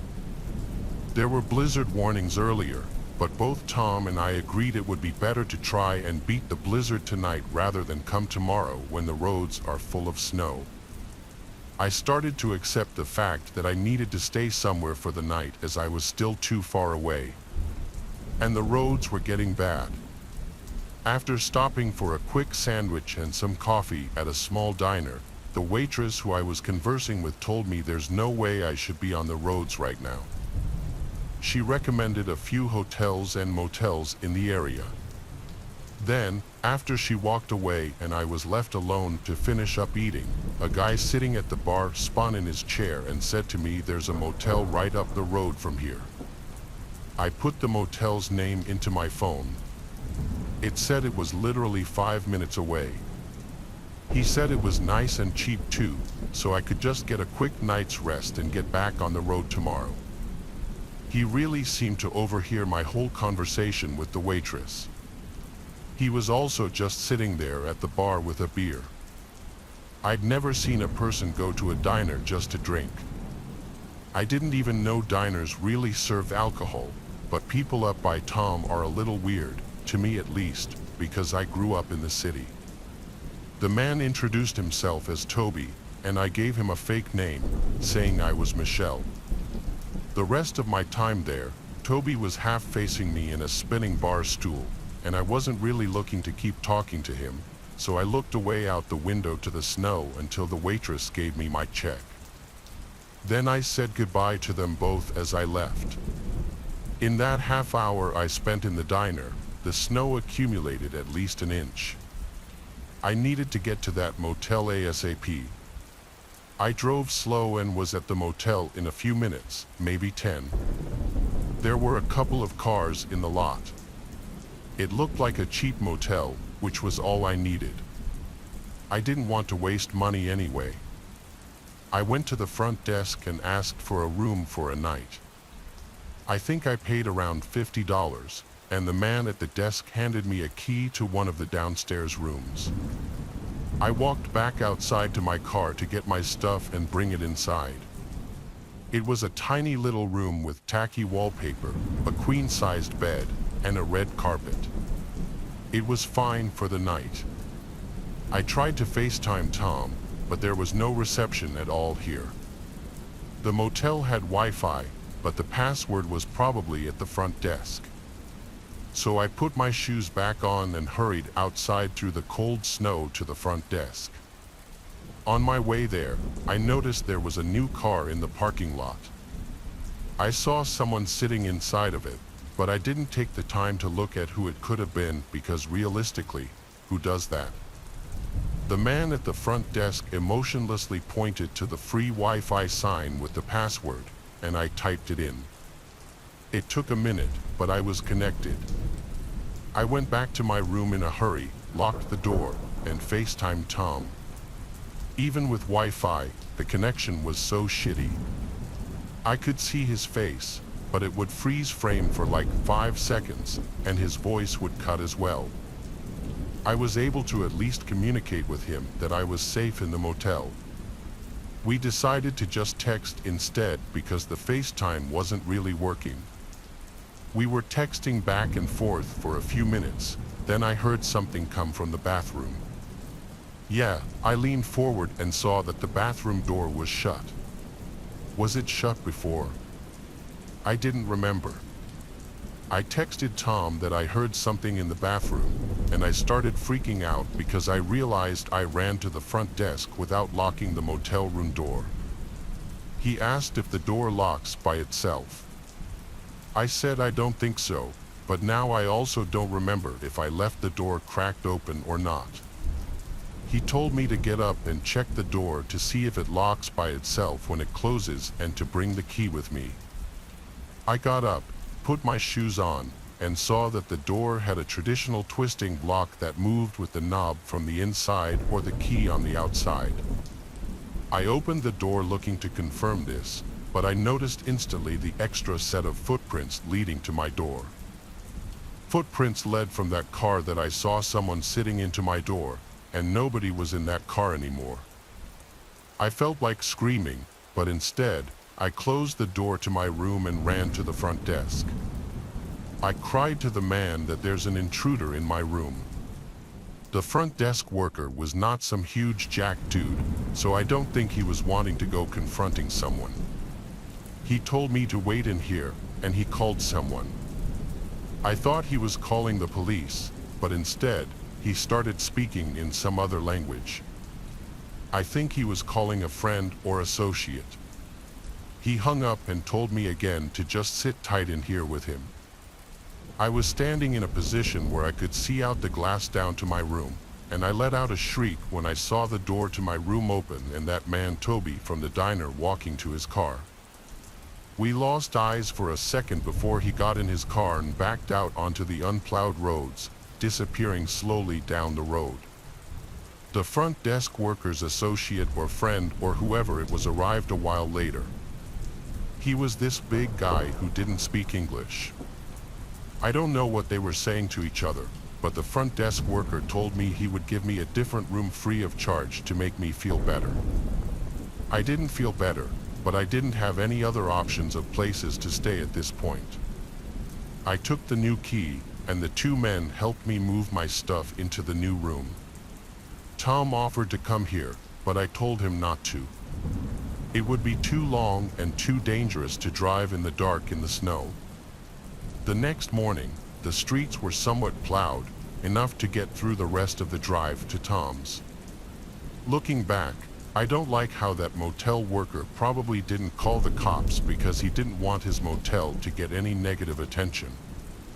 I called that diner to warn them about that man. I have no trust in strangers anymore, not after this.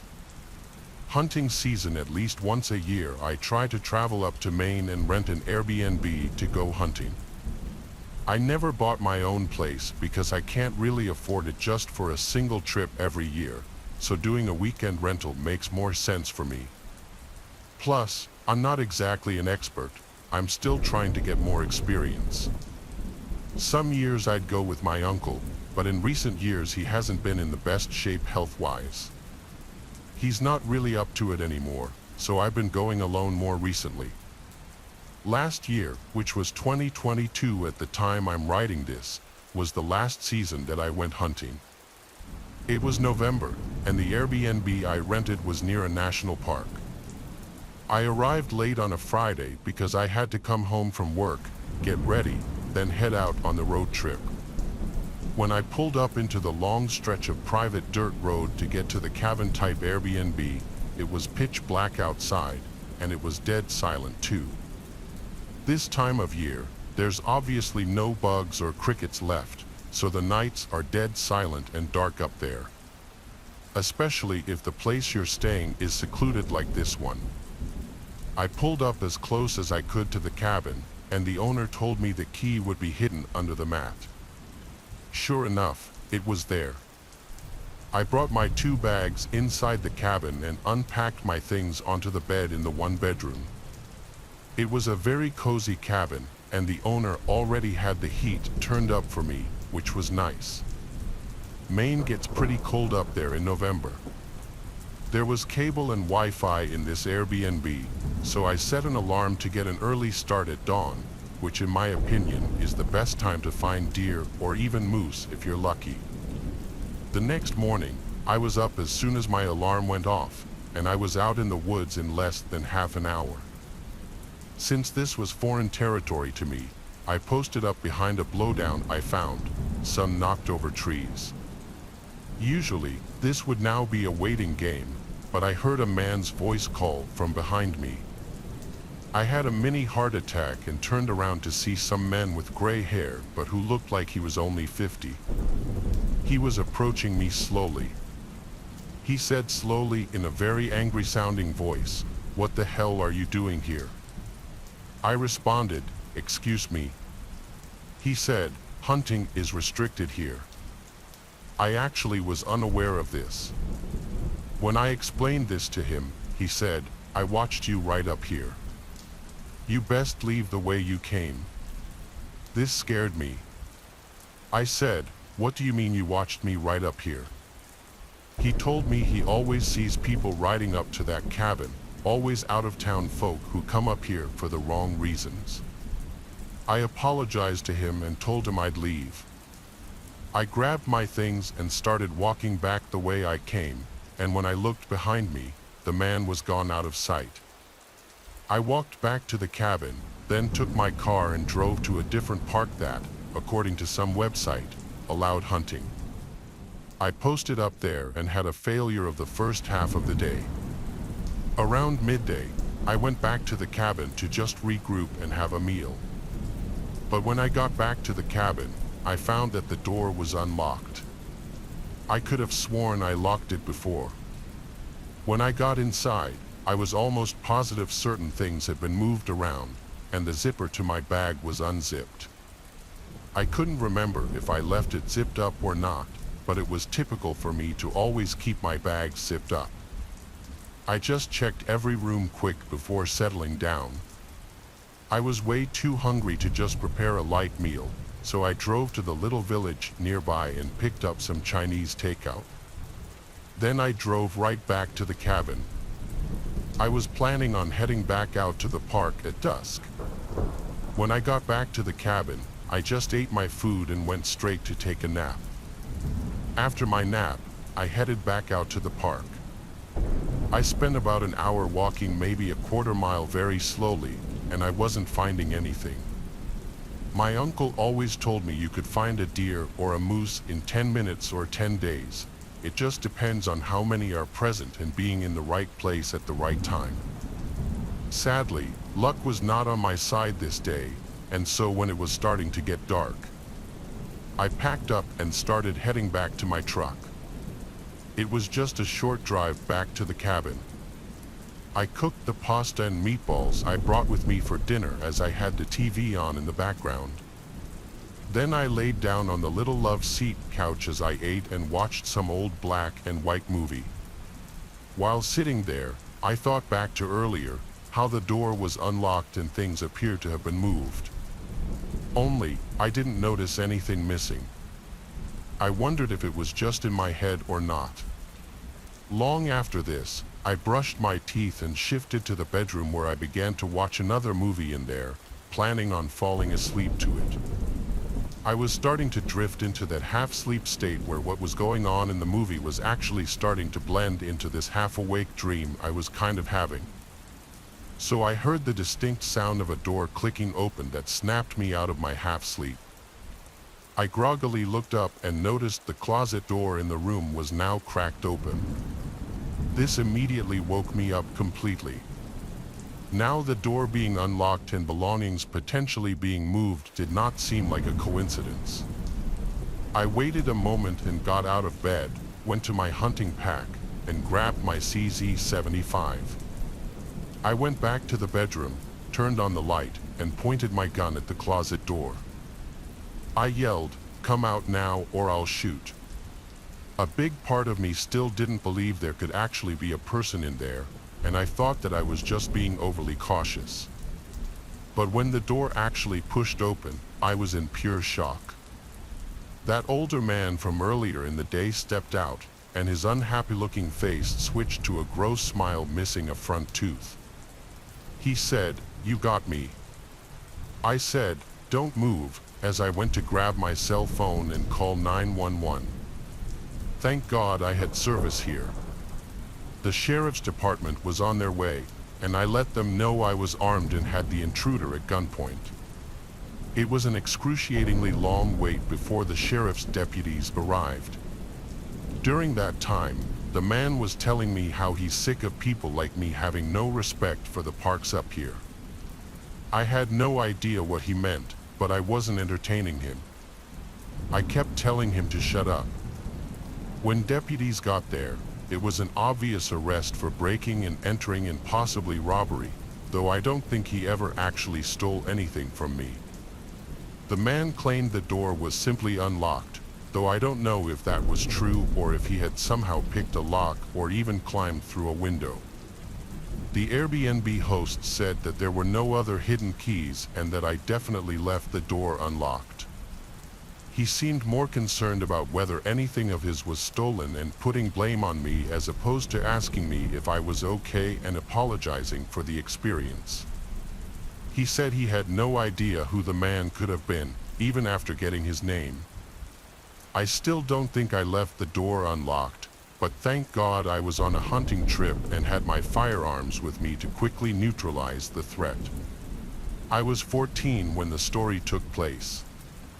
It was my first year hunting deer with my family, specifically my father, my cousin, and myself.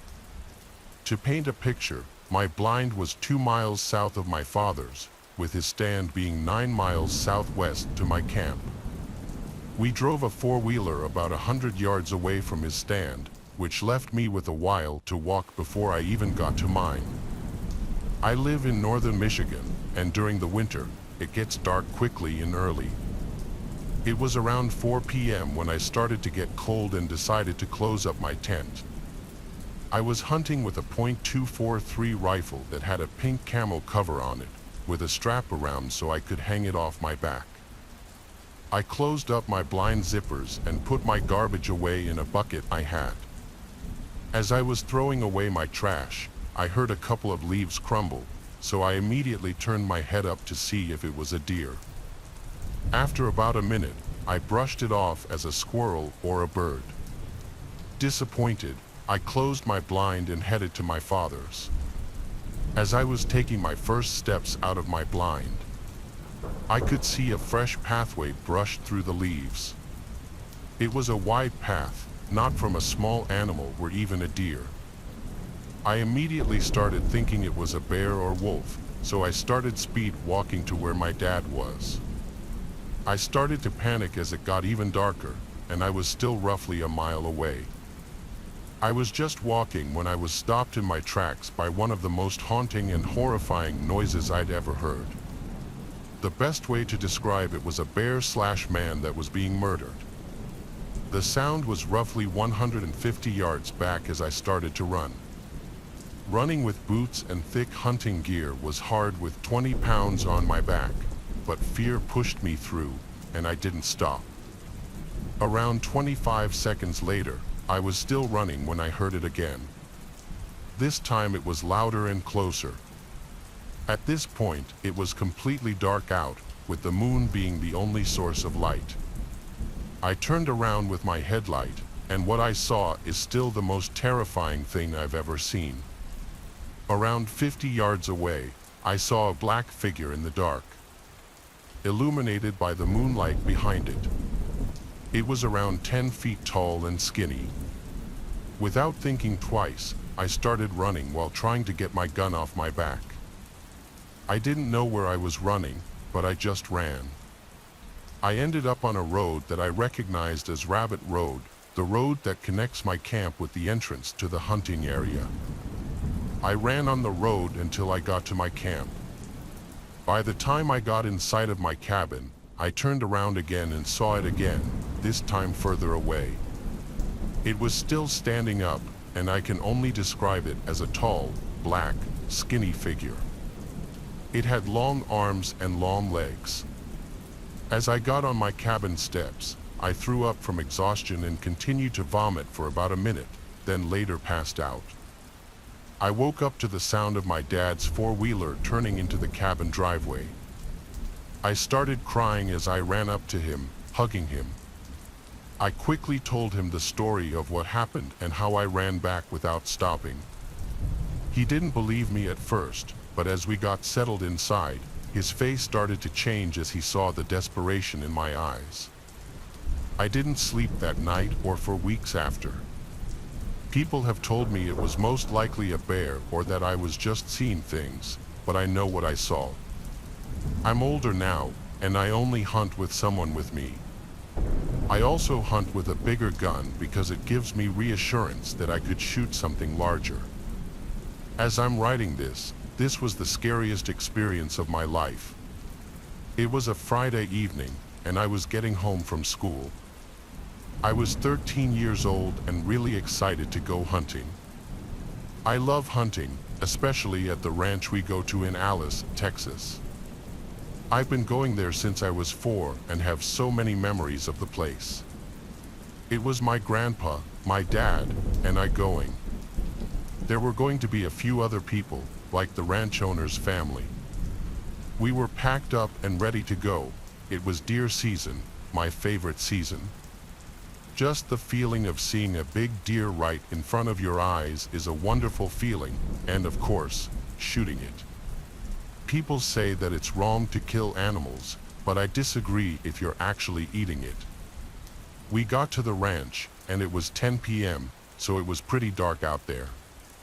The ranch is 300 acres, I believe, and the campsite is an old little shack, probably the size of a normal bedroom. There is electricity there, but it's not a huge cabin where most hunters sleep. However, there are little beds there, but one time my dad found a huge snake shed in one of the beds when I was little. So from then on, we slept in a tent. The camp is surrounded by woods with a small field up ahead, probably a little less than the size of a football field. We used that field for dove hunting. Anyhow, we unloaded and chatted for a while around the campfire, telling jokes and whatnot, when we heard this scream. It was the most disturbing thing I'd ever heard. It sounded like a human hybrid or something. The scream sounded not too far away. All of us jumped from our seats and looked at each other. Every man there was freaked out. I could see it in their eyes. The ranch owner was the first one to say, "What the was that?" He then told us and one of his family members to go check it out. He's a pretty old guy in his 70s, so that's why we went to check it out. We took my grandpa's ATV and did a quick search around the perimeter, only to find nothing. I was still traumatized. I was even scared to go in the blind by myself. As all hunters know, we have to wake up before dawn and get up into the blind to be unseen by the deer. I went to sleep in the tent with a gun right beside me. I woke up to the alarm and got ready. I was scared of being left alone in the dark, even though it was only an hour or two before dawn broke. I was still petrified by the scream, and it still echoed in my mind. Today, my grandpa dropped me off at the blind with his ATV and left. My dad was already in his position. My grandpa's not a soft grandpa. He expects you to know and do it. Him being him, he just left me in the dark, expecting me to find my way up to the blind myself. So I began climbing up the ladder and began navigating with just my hands. I got into the blind and waited for the sun to peek out. 20 minutes passed, and it was still dark out when I noticed something in the middle of the trail. I couldn't see well, so I thought it was the right time to use a night vision sight that my uncle had given me. I was excited, expecting a big deer. But when I put my eye into the sight, what I saw still haunts me today. I don't care if you believe me or not. But I was expecting a deer, only to find a person walking towards the woods. It was distorted looking, but had the same outline as a person. I don't know how it spotted me, but I saw it turn and face towards me. Now, the night vision is not super clear, so I couldn't see its face, but I could see it was looking straight at me. Then, what I heard next will stick with me for the rest of my life. It gave out the exact same blood-curdling scream as the night before, only louder. At that moment, I cannot describe the fear I felt. The word fear is not enough to describe how I felt. I managed to break free from whatever shock I was in and managed to grab the .22 and started to fire the entire clip into the path it was standing in. I was still frightened, so I got my rifle and fired all the rounds into the path. When I looked back into the night vision, it was gone. I started to get texts and calls like crazy, mostly from my dad. I told him what happened, and he had heard it, too, and so did my grandpa. We still go there to hunt, but it has not been the same peaceful hunt. Now, when I hunt, I go with my dad because I'm scared that thing might come back. I don't know what that thing was, but whatever it was, it survived 25 rounds from a .22 and 4 rounds from a .243 because when we went to check, there were no signs of blood or anything, not even footprints. I know it was still dark when I fired all those rounds, but I know for sure at least one of them had to hit whatever that thing was. It was the fall of 1986. I was 23 years old. I'd never really been scared in the woods before. Honestly, I always felt like the wilderness was my safe place, somewhere I could go and relax and get away from the stresses of life. I've never seen a Bigfoot, skinwalker, or any kind of boogeyman in the woods. As a lineman for a small town in West Kentucky, I have seen crazy things. Being a small muni, we all had to wear a lot of hats, including utility disconnects. It wasn't fun, but it was part of the job, and there was a lot of crazy, but never in the woods. My only real hobbies were hunting and fishing. Back then, it was easy to find a really good place to hunt just by stopping and asking the landowner for permission. Most were eager to have the deer population thinned out as they were really destructive, eating young soybean crops.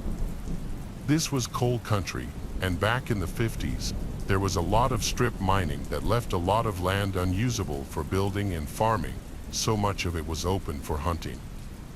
It was October 1986. Daylight savings time hadn't happened yet, and it was still daylight till just after 7 p.m. I left work at 4 and ran home to change into my camo. It was bow season in Kentucky, my favorite season. I was going to hunt in an area that was special to me. It was in an area we'll call Ridge. This was a very remote area with broken farmland and wooded areas. After parking, I decided not to unload my three-wheeler and just walked the 3/4 of a mile to where I was going to hunt. I was using a summit climbing stand, so I had to carry my stand and my bow, as well as my fanny pack with my knife and flashlight. I had to walk halfway around the cornfield. The corn had not been cut yet, so I stayed in the lane left by the farmers so that they could get their equipment to the upper end of the field. The field was rectangular, and the upper end was a much higher elevation on the bottom, where it heads across a creek with shin-deep water to enter the field.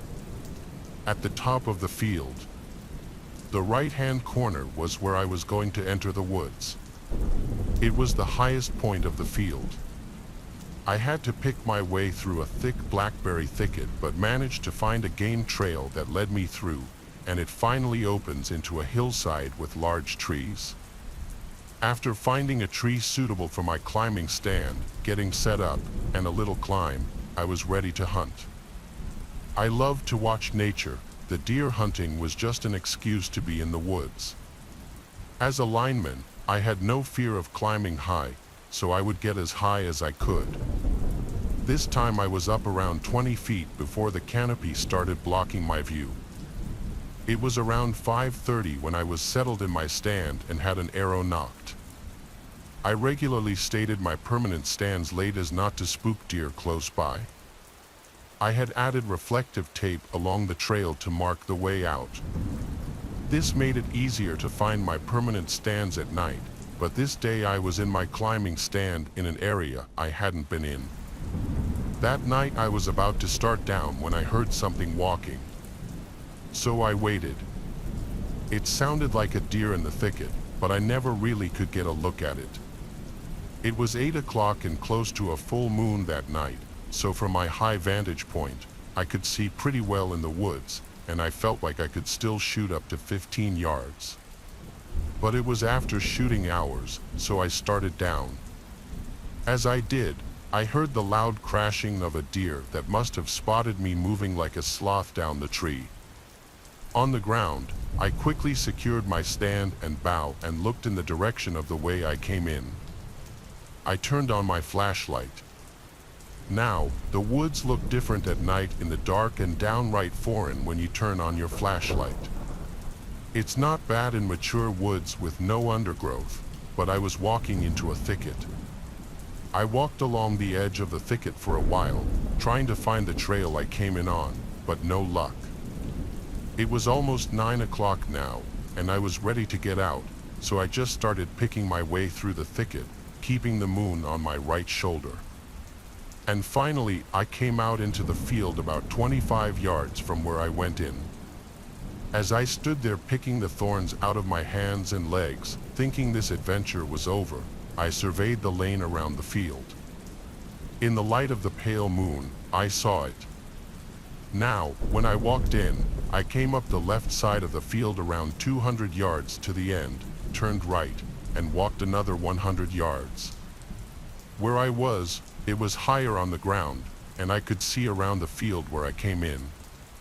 When I walked in, there was nothing in the trail. I hadn't heard any equipment or ATVs, so I was shocked to see something in the trail, and no small something either. It looked 6 feet wide and 6 feet tall, just standing there about halfway up the field trail. It was the only way out, so I never hesitated.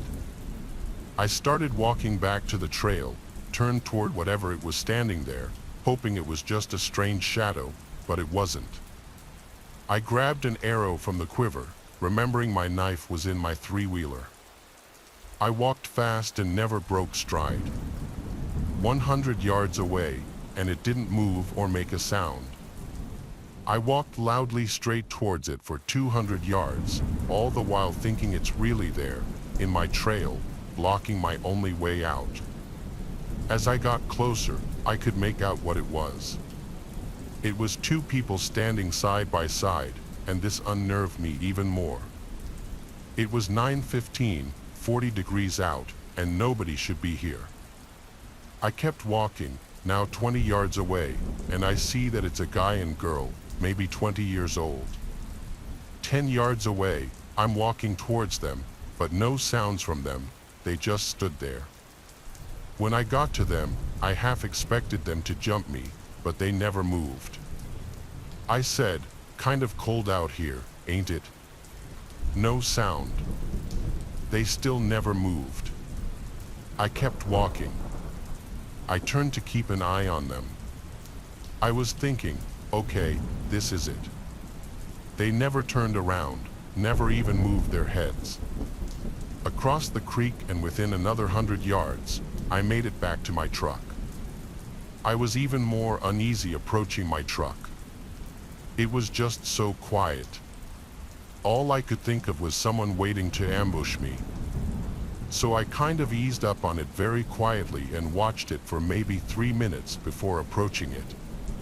It seemed fine, so I headed to my truck. As I left, I tried to figure out how they got there because I never saw another vehicle.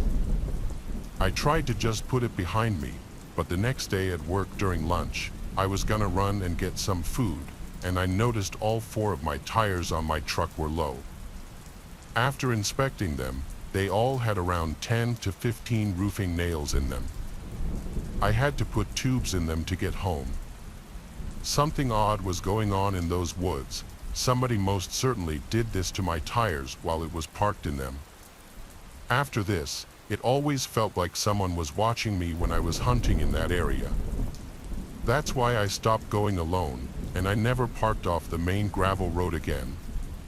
I never found out who those 2 young people were or who punctured my tires.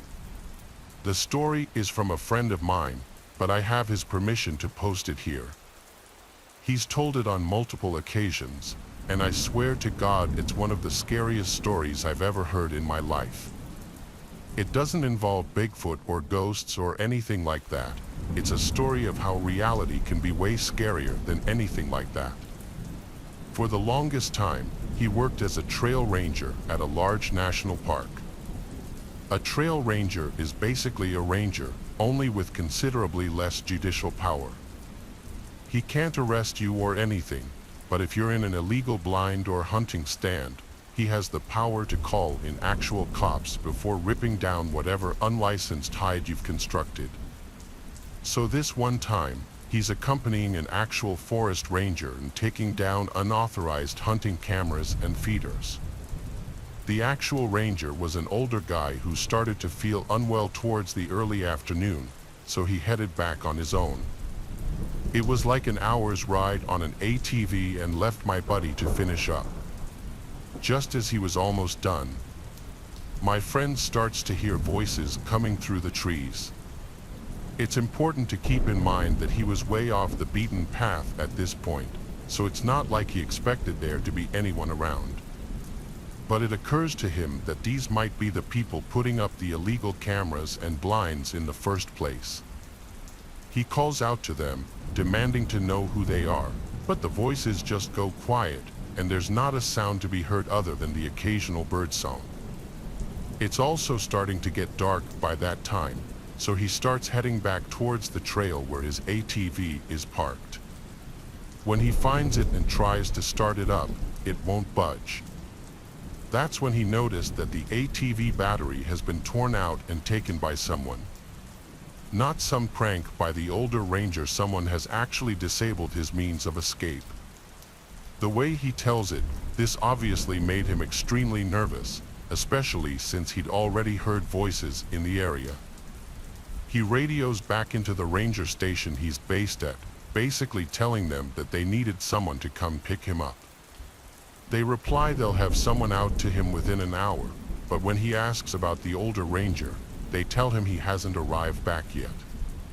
Again, this made him really nervous since the ranger should have easily arrived back by that point. He settled down and started a small fire as the sun went down, but before long, he heard those same voices again.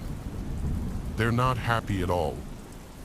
He said it sounded like they were in the middle of a vicious argument, with one guy angry and yelling while the other sounded frightened and apologetic. He listens for a minute or two before calling out into the darkness, asking if anyone needed help. The way he tells it, they must have heard him, you could hear them, so they must have heard him in return, but they didn't react, like they were too absorbed with their disagreement to answer him. My friend then radios back into the ranger station for a progress report. They replied saying they were having a little trouble finding the trail he was on, but that they wouldn't be much longer. The older ranger, however, still hadn't arrived back at the station. About 5 or 10 more minutes go by when my trail ranger friend begins to hear the same angry voices start up again. He decides to walk towards them, hoping maybe he can prevent a potential assault and maybe even get his hands on some food and water. He walked in their direction, but the voices seemed to be getting further away no matter how much he tried to close in on them. Finally, after like 20 minutes of walking, he gave up and hiked back to his fire. It's about then that he got a radio call, and they said the older ranger guy has been found passed out, covered in vomit, having fallen from his ATV. He was being taken to the hospital, and that had taken priority over finding my friend. I mean, that's understandable, but my friend is getting kind of frustrated at this point. He's out in the woods on his own, and it's getting real chilly out. Then the voices came back. He's pretty bored at this point, and he's convinced these guys don't want any company. So he said he just sat there in the darkness listening to them argue over something. He's picking up little phrases here and there when the voices begin to shout things like, "Well, it wasn't yours to take," or "I don't care, it's mine," stuff like that. He says he assumed it was two hunters maybe arguing over a kill, but there was a good chance they were blaming each other for the missing equipment that my friend and the ranger had confiscated. He heard the argument get louder as one of the hunters shouted something unintelligible, then out of nowhere bang, a single gunshot echoes through the woods. He immediately doused his fire, ran a couple 100 meters into the trees, then hid in the thicket.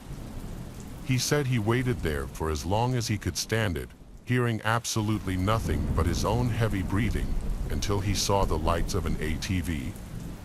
He told the guy picking him up everything that had happened, and they called into the ranger station. They had people looking for 3 hours out there, but not a single thing was found by any of the rangers. They came back the next day with state police and tracker dogs. It only took about an hour before a shallow grave was found. In it was a long-dead corpse of a man who had clearly been shot in the forehead. Thing was, it was a skeleton that had been there for years and years. So either the argument he heard just ended with a bang and both parties went home last night, or he heard the murder of someone from years ago. I don't really believe the last part, and to be honest, neither does he, but it certainly makes for a creepy ending to the story. But the really scary part for me is that there's every chance that the gunshot he heard that night was yet another murder, and that the body will be found in a similar way by some unwary ranger, like some horrible time loop that'll never end. I've been a hunter for more than 20 years. My dad taught me, just like my grandpa taught him, the same as I taught my own son in turn. I've faced down grizzly bears, packs of hungry coyotes, even guys I suspected to be cartel tending to illegal grow sites. But they're things a man can deal with a can of bear mace, a warning shot. Only once have I come across something I didn't know how to deal with. Only once have I ever truly been frightened. When I hunt, I take dogs. They're a pair of big old Airedale Terriers, good hunting hounds and even better company. Just from the way they're acting, I can tell if there's a bear in the area or if we're still on the trail of that whitetail we've been tracking. Unfortunately, on the day in question, they couldn't pick up anything. I mean, that's not unusual at first.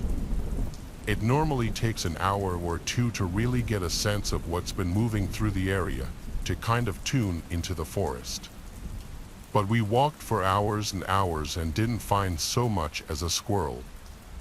The woods were eerily quiet that day, so reluctantly, I doubled back to a creek we'd passed and sat down to fish. The fish, however, were not so shy, and I managed to get one on the hook in record time. One of the joys of hunting smaller game is actually being able to eat whatever you've killed right there and then, and nothing tastes as good as fresh fried fish. So I tie my fishing line off on a tree, letting my dinner hang there in the evening sun while I get to work building a small cooking fire right there next to the lake. It took a little longer than I'd have liked thanks to recent summer rains, but soon I'd had the tinder crackling with smoke and flame. Then it was just a case of gutting that fish and tossing it in the pan with some Crisco. Gutting a fish is easy, but it sure ain't glamorous. Sometimes you pull out a parasite or two that's attached itself to the gills or guts, just one or two normally. But this thing had a mess of them in its belly. Its shimmering insides were black with writhing worms. It was sick, real sick. I tossed it on the fire and washed my hands off in the creek. I've never seen anything like that in all my years, but I wasn't scared. Disgusted, sure, but not scared. Not yet anyway. I kicked some dirt on the fire, whistled for the dogs, and began to walk back to the car. I decided that I'd make a point of stopping by the park ranger station to tell them about those parasites I'd seen inside the fish. Only, I never made it to the ranger station. My dogs are real good boys. They know not to make a lot of noise out in the woods, lest they scare the game away. The most I've ever seen them make noise is a kind of muted yapping whenever there's a grizzly in the area. So when we're about halfway back to my truck, one of them lets out this string of loud, angry barks.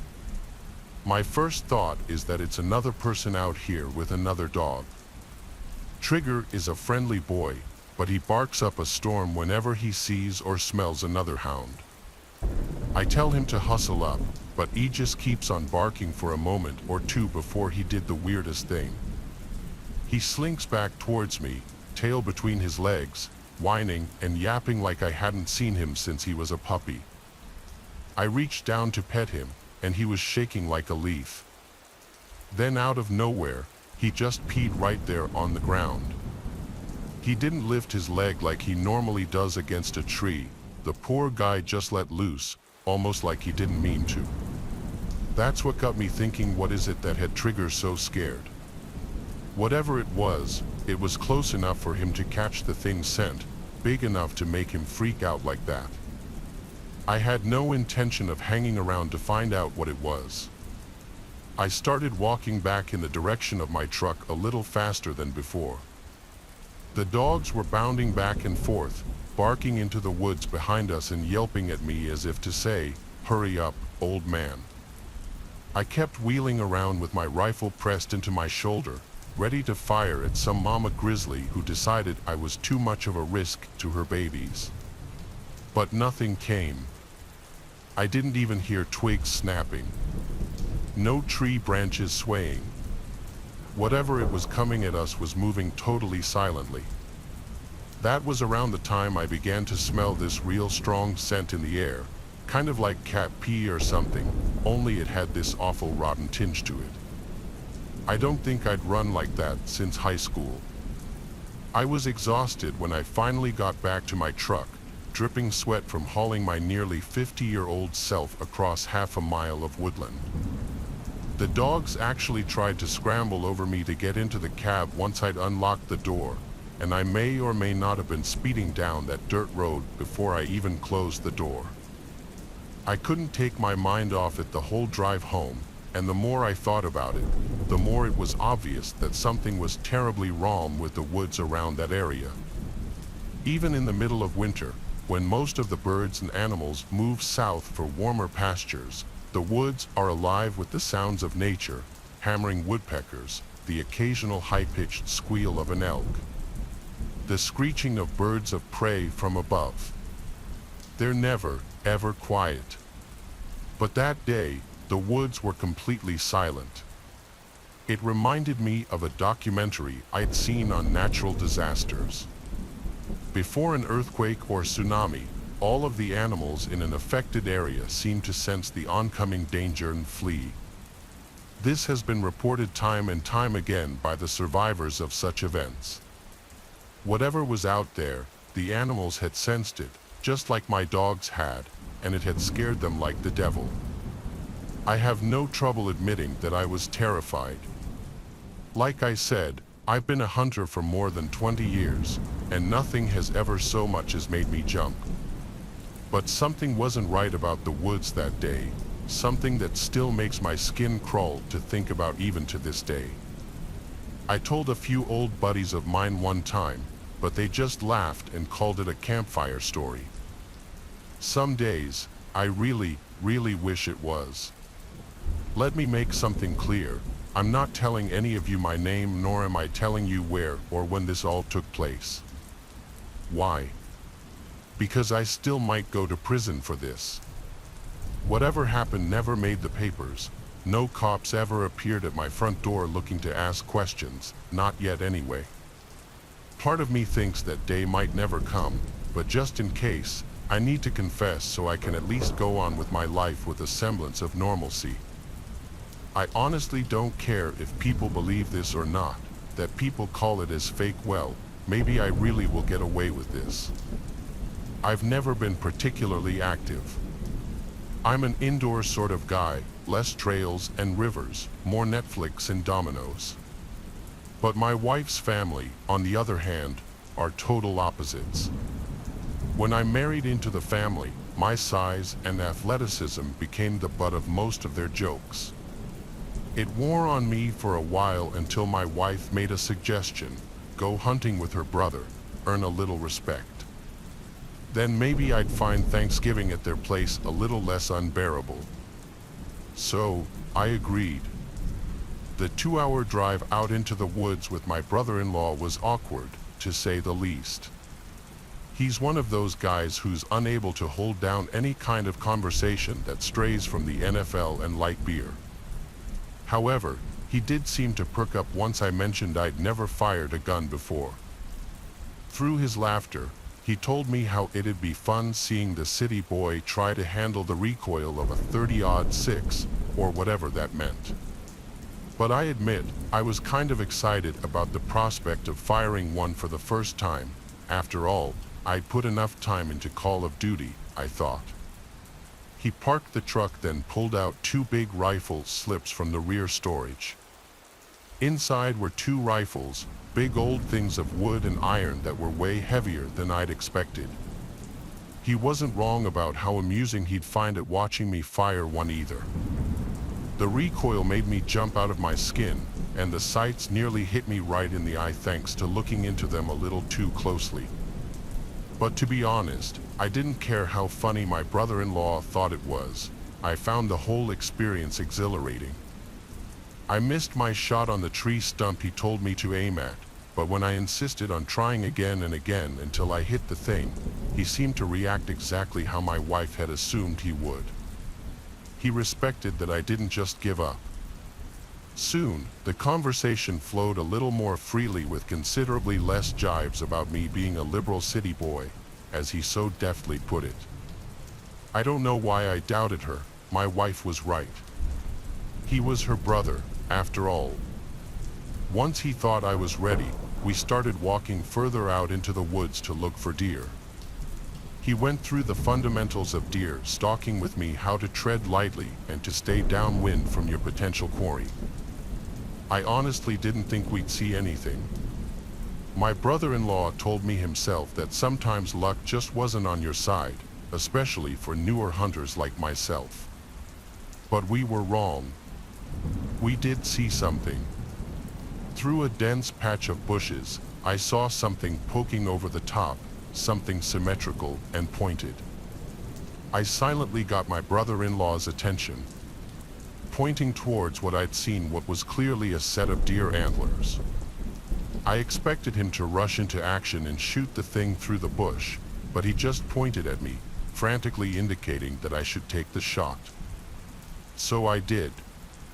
Just like he'd shown me, I rested the butt of the rifle into my shoulder, aligned the front and rear sights in my vision, then slowly and gently squeezed the trigger. The antlers disappeared, and on the other side of the bush, something hit the dirt with a thud. I'd done it, my first kill. I could see in his eyes how impressed he was, how rare it was for a first-time hunter to bag a buck on his first shot, let alone his first hunt. We rushed through the brush to check out the kill, but we could never have been ready for what we were about to see. Blood and brain were strewn across the dirt and fallen leaves in front of us, looking almost bright among the dull colors of the forest floor. And there were antlers, all right, but they weren't attached to a deer. It was a woman, completely naked, lying in the dirt before us. Her body was an ashen gray, like it had been painted with mud or something. The antlers were part of some kind of headdress that lay next to her still warm body. My first reaction was to pull out my phone. I didn't think, I just acted. I wasn't thinking about the consequences. I was halfway to calling the EMTs when my brother-in-law slapped the phone out of my hand. "I'm not going to prison because of some dumb hippie," he hissed. But she didn't look like any hippie I'd ever seen. The headdress she'd been wearing had no flowers in it. It wasn't at all pretty. It was a mess of dead roots and vines, with what looked like teeth and rats' tails stitched into it. Aside from that weird body paint she had on that made her look like a corpse, her fingernails were long, yellowing, and sharp. After that is kind of a blur. I remember running back to the truck, being so out of shape that I stopped to puke against a tree, then more running. My head was spinning by the time we got back to the truck. We said nothing to each other on the drive back. We didn't need to. It was hard to keep our mouths shut, or it would be the end of our lives as we knew it.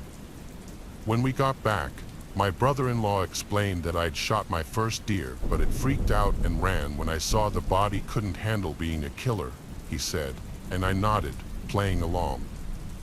That I was too much of a baby to be a hunter, and they all believed it. It played right into their stereotype of me, and no one ever questioned a thing. No one thought it was suspicious that we came back earlier or without the deer we killed to butcher for meat. My brother-in-law and I barely talk now.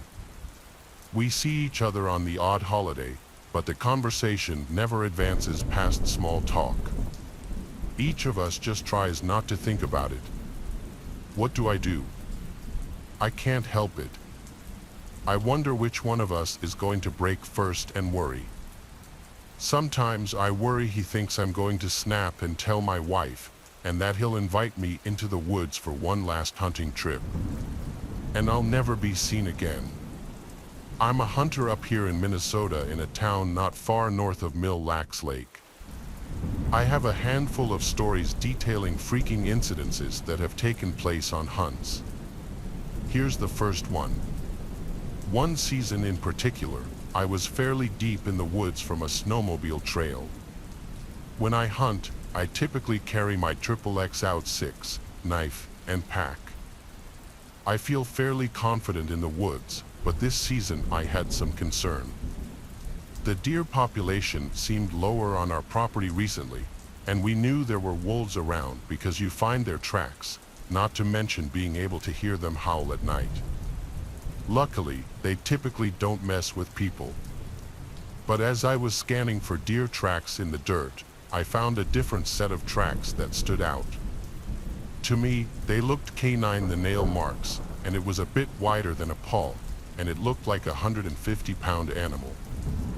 When it clicked that it was a feline track, a big one, and fairly fresh, I knew there were bobcats around, but they don't get that big. So the next logical step was to assume that there was a cougar in the area.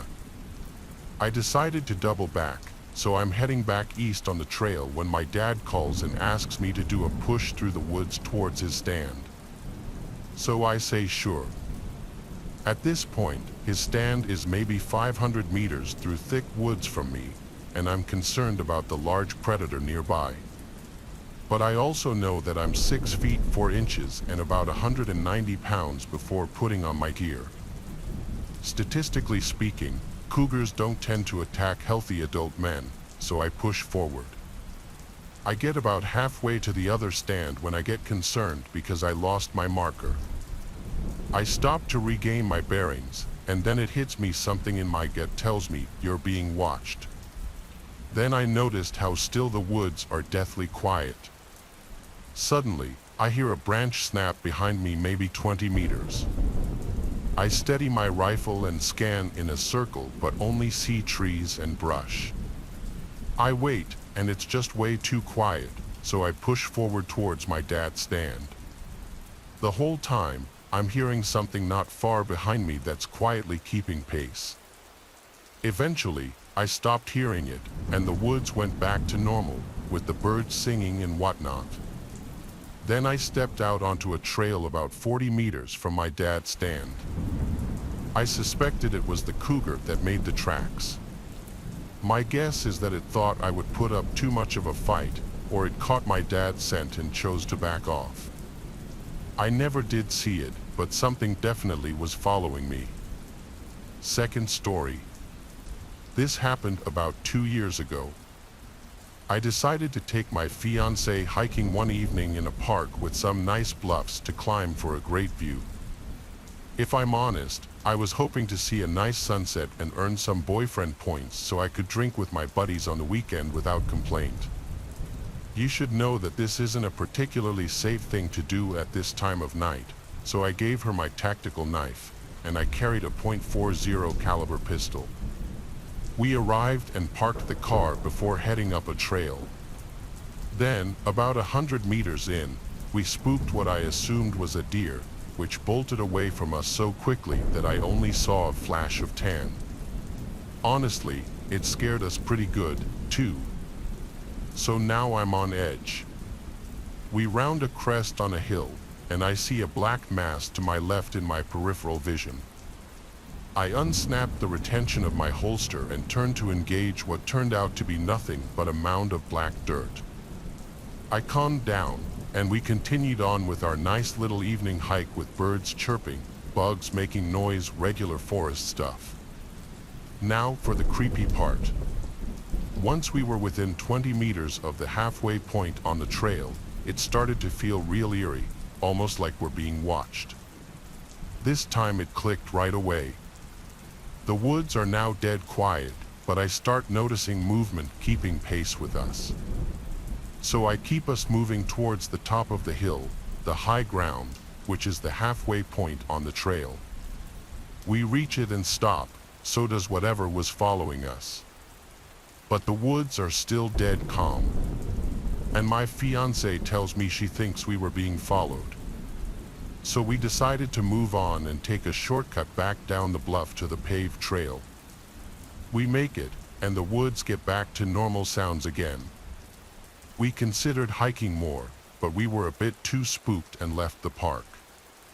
Now, whatever was following us, I suspect was another cougar.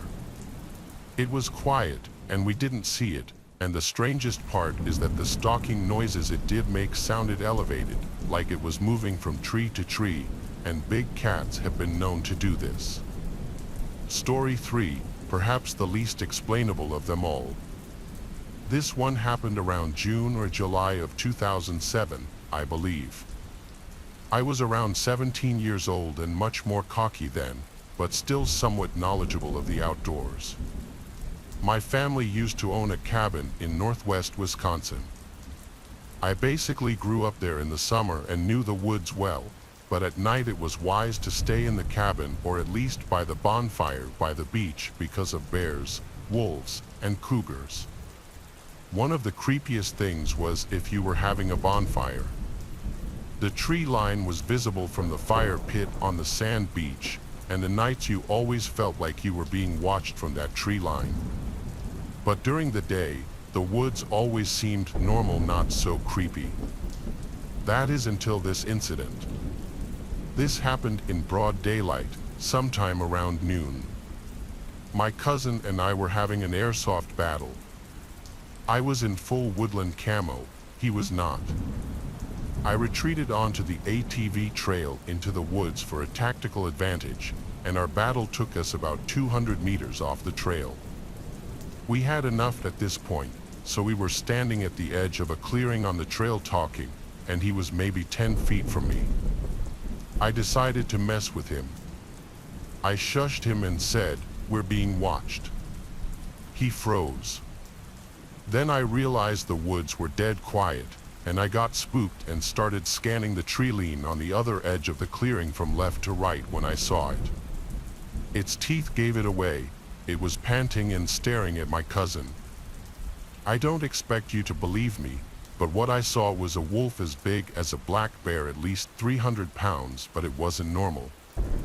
This wolf was on two legs crouching next to a tree, with its arms grasping the tree, grasping with a clawed hand.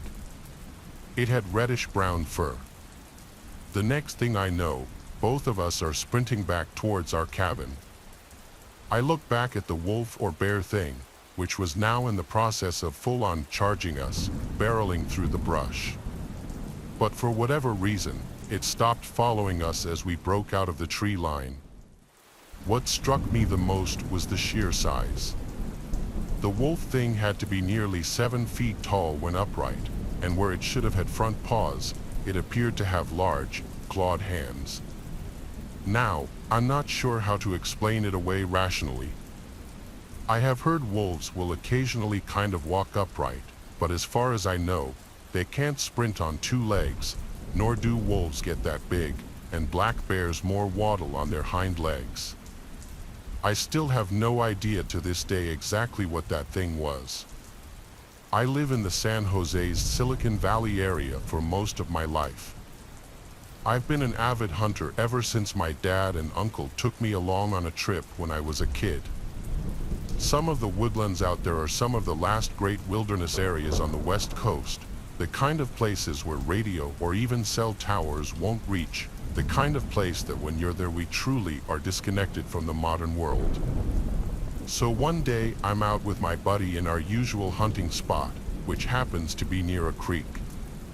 Now this creek is home to steelhead trout, black trout, deer, all kinds of red and yellow like frogs, all of which are species rapidly approaching the endangered list. But when I happened upon the creek, I find the thing is bone dry, not even so much of a trickle of water flowing through it. All the steelhead trout are dead, lying there rotting in the sweltering afternoon sun. I start to notice all this plastic and piping at the bottom of the creek where it feeds out, so I think, okay, that's probably just a rancher who needs the water for cattle or something. But regardless, diverting natural water sources like this is terrible for the land, as you probably guess from the mention of all those rare trout just lying there dead. I started following the plastic piping about 100 meters through the trees until I began to see this little canyon. In it, being fed by the water pipes leaching from the creek nearby, were hundreds of marijuana plants. They're short because it's early in the season, maybe only about 2 or 3 feet tall, so I can easily see these two human figures crouched among the plants while tending to them. Now, I've run across these kinds of operations before. They're usually planted by old hippies or small-time gangbangers, but these guys had rifles slung across their backs, pistols in little hip or leg holsters. They even had these big old knives. They looked like they could be special force guys or something. Seriously, not the usual people I run into at these things. The other thing I noticed is the environmental damage these guys are doing. Most wilderness grow sites at least try to tidy up after themselves, especially the hippie types who generally leave nothing but their boot prints. But these guys left camp trash strewn everywhere, empty plastic bags of fertilizer, empty propane tanks, all kinds of garbage. They're unaware that I'm watching them at this point. They're still just working their plants, cruising through the grow site towards where I'm stood. That was like that, oh no, moment where I realized if anything went down here, we'd have no help, no backup. I had my old bolt action and a buck knife, but these guys had AR-15s. There's no way I'd last 2 minutes in a straight-up gunfight with them. So we just watch for a few minutes, using our deer stalking skills to remain unseen, or so we thought. Crack. There were panic screams in Spanish from the canyon below. 1 second, we were crouched among the bushes. The next, my buddy is lying flat on his back. At first, I had no idea what had happened. I thought he might have slipped and fallen. But then I saw the blood. He'd been shot by an ambusher who had been watching us just as we'd been watching them. The bullet passed through both of his thighs, completely taking his leg out from under him, causing him to pump blood out onto the forest floor. It was horrible. I had no idea those guys down there, who I assumed were hardened Mexican cartel at this point, were on their way up to finish us off. I racked around into my hunting rifle and fired it in their general direction, then did the same with my buddy's rifle, hoping it might deter them for a moment or two. I had no first aid on me at all. I had one back in the truck, but that was miles away. We had to think fast. My buddy was already screaming at me to cut his shirt off to make a pair of improvised tourniquets. I did so, terrified that it wouldn't be enough to stem the horrendous amounts of blood squirting out of not 1 but 4 bullet wounds. We managed to stem the bleeding a little, but I needed to get my buddy help, or there's no doubt he'd have bled to death right there on the forest floor. But as I mentioned before, we're in a wilderness area with very little in the way of radio or cell reception, so I couldn't rely on my phone to bring in the EMTs. As I ran off back in the direction of my truck, I worried I might end up running into cartel growers again. It was one of the worst feelings of my life. Go slow and safely, and my friend might die, move fast and loud, and those cartel guys might have gotten the drop on me. Considering it was one of the worst days of my life, we were remarkably lucky as it progressed. Firstly, as I'm running, sweating and panting like a beast through endless forest, I heard some kind of high-pitched whooping sound. Only this wasn't any kind of animal I'd ever heard before, it was human. Sure enough, I walked straight out onto this mountain biking trail with these kids going down it so fast that they just whizzed right past me without stopping. But with breathless cries and waving arms, I did manage to catch their attention. One of them said their parents were nearby and they'd go get help, which I told the others the direction of the creek in which to send the EMTs when they arrived. Secondly, one of the worst places to get shot or stabbed is in the mid to upper thigh, which is exactly where my buddy took the bullet. The reason being is the femoral artery. It's one of the biggest blood vessels in the body. Nick that and you're dead in minutes. That's what I feared the most, that the tourniquets had failed, that my buddy had died of blood loss mere minutes after I had left to get help. Thank God that wasn't the case.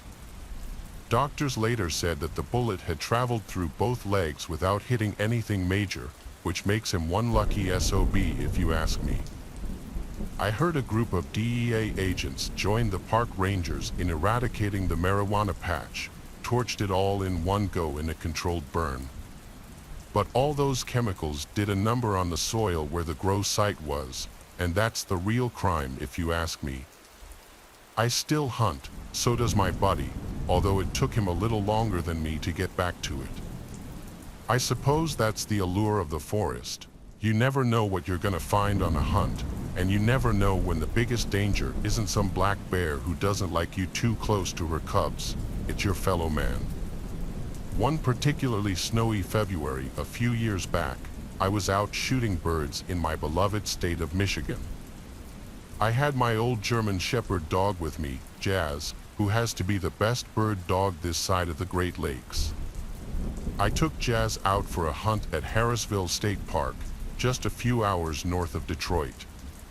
He was on one of those extendable leashes at first, just in case he got too excited and took off through the forest. But I bought a cheap one online, and it wasn't a very good one. Rather than a long strap leash, this was more of a cord or thick string, good for a smaller dog, not so good for a German Shepherd. So we're getting pretty deep into the woods when we come across paw prints in the snow. I'm no tracker, but they look pretty canine, so I figured it was a dog or something. But the way Jazz was barking made me think it might have been a fox. Foolishly, I was encouraging her to find the evil fox, hyping her up with my tone of voice. It was dumb because the next thing I know, she's pulling on the leash really hard. And I can feel the cheap plastic beginning to bend in my grip.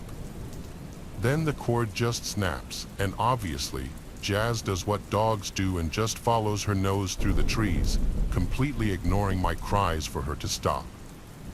Although she wasn't exactly hard to follow, as she made huge bounding tracks in the snow, I was obviously extremely anxious that she'd get lost. I wouldn't just be heartbroken, my parents would literally murder me if I lost her dog.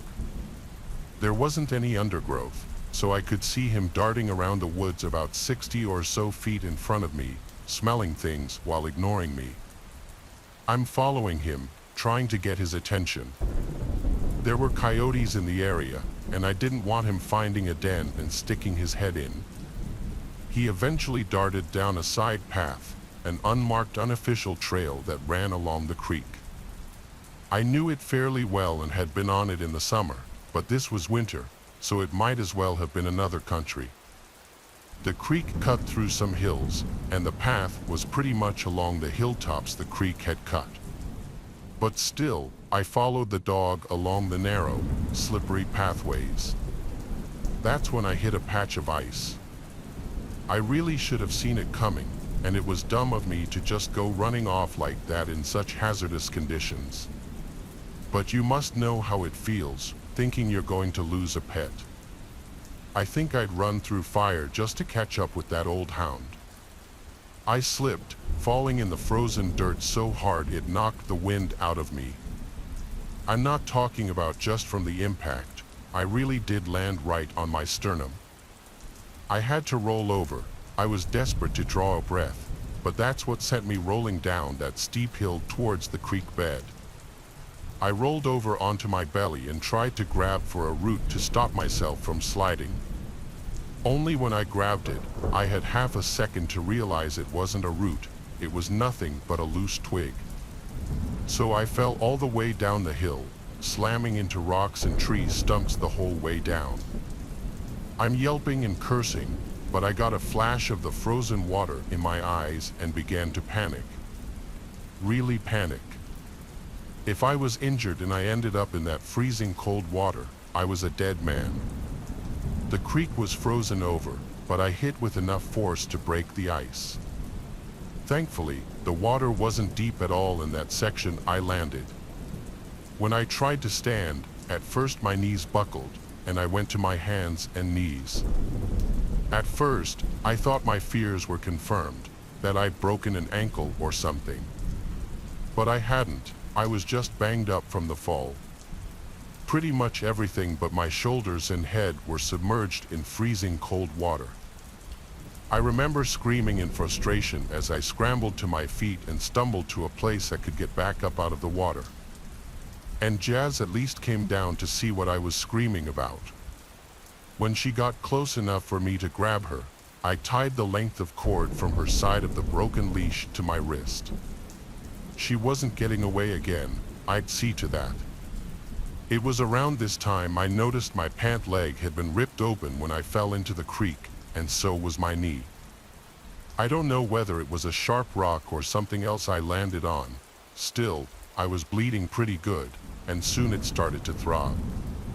That's when I started the walk back to my car. It couldn't have been more than 2 or 3 miles, but I was completely wet with ice-cold water in February, bleeding and walking with a pretty bad limp. Like I said, I'm no expert tracker or anything, but I was terrified that a bear or something would smell my blood and chase me down before I got a chance to get to safety. Worst case scenario was, of course, playing in my head the whole way back to the car. But I got there, peeled out of my wet outer layer, but I didn't have anything dry to change into.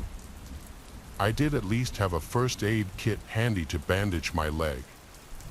I had the heater on full blast. I put my unfired .22 in the back seat.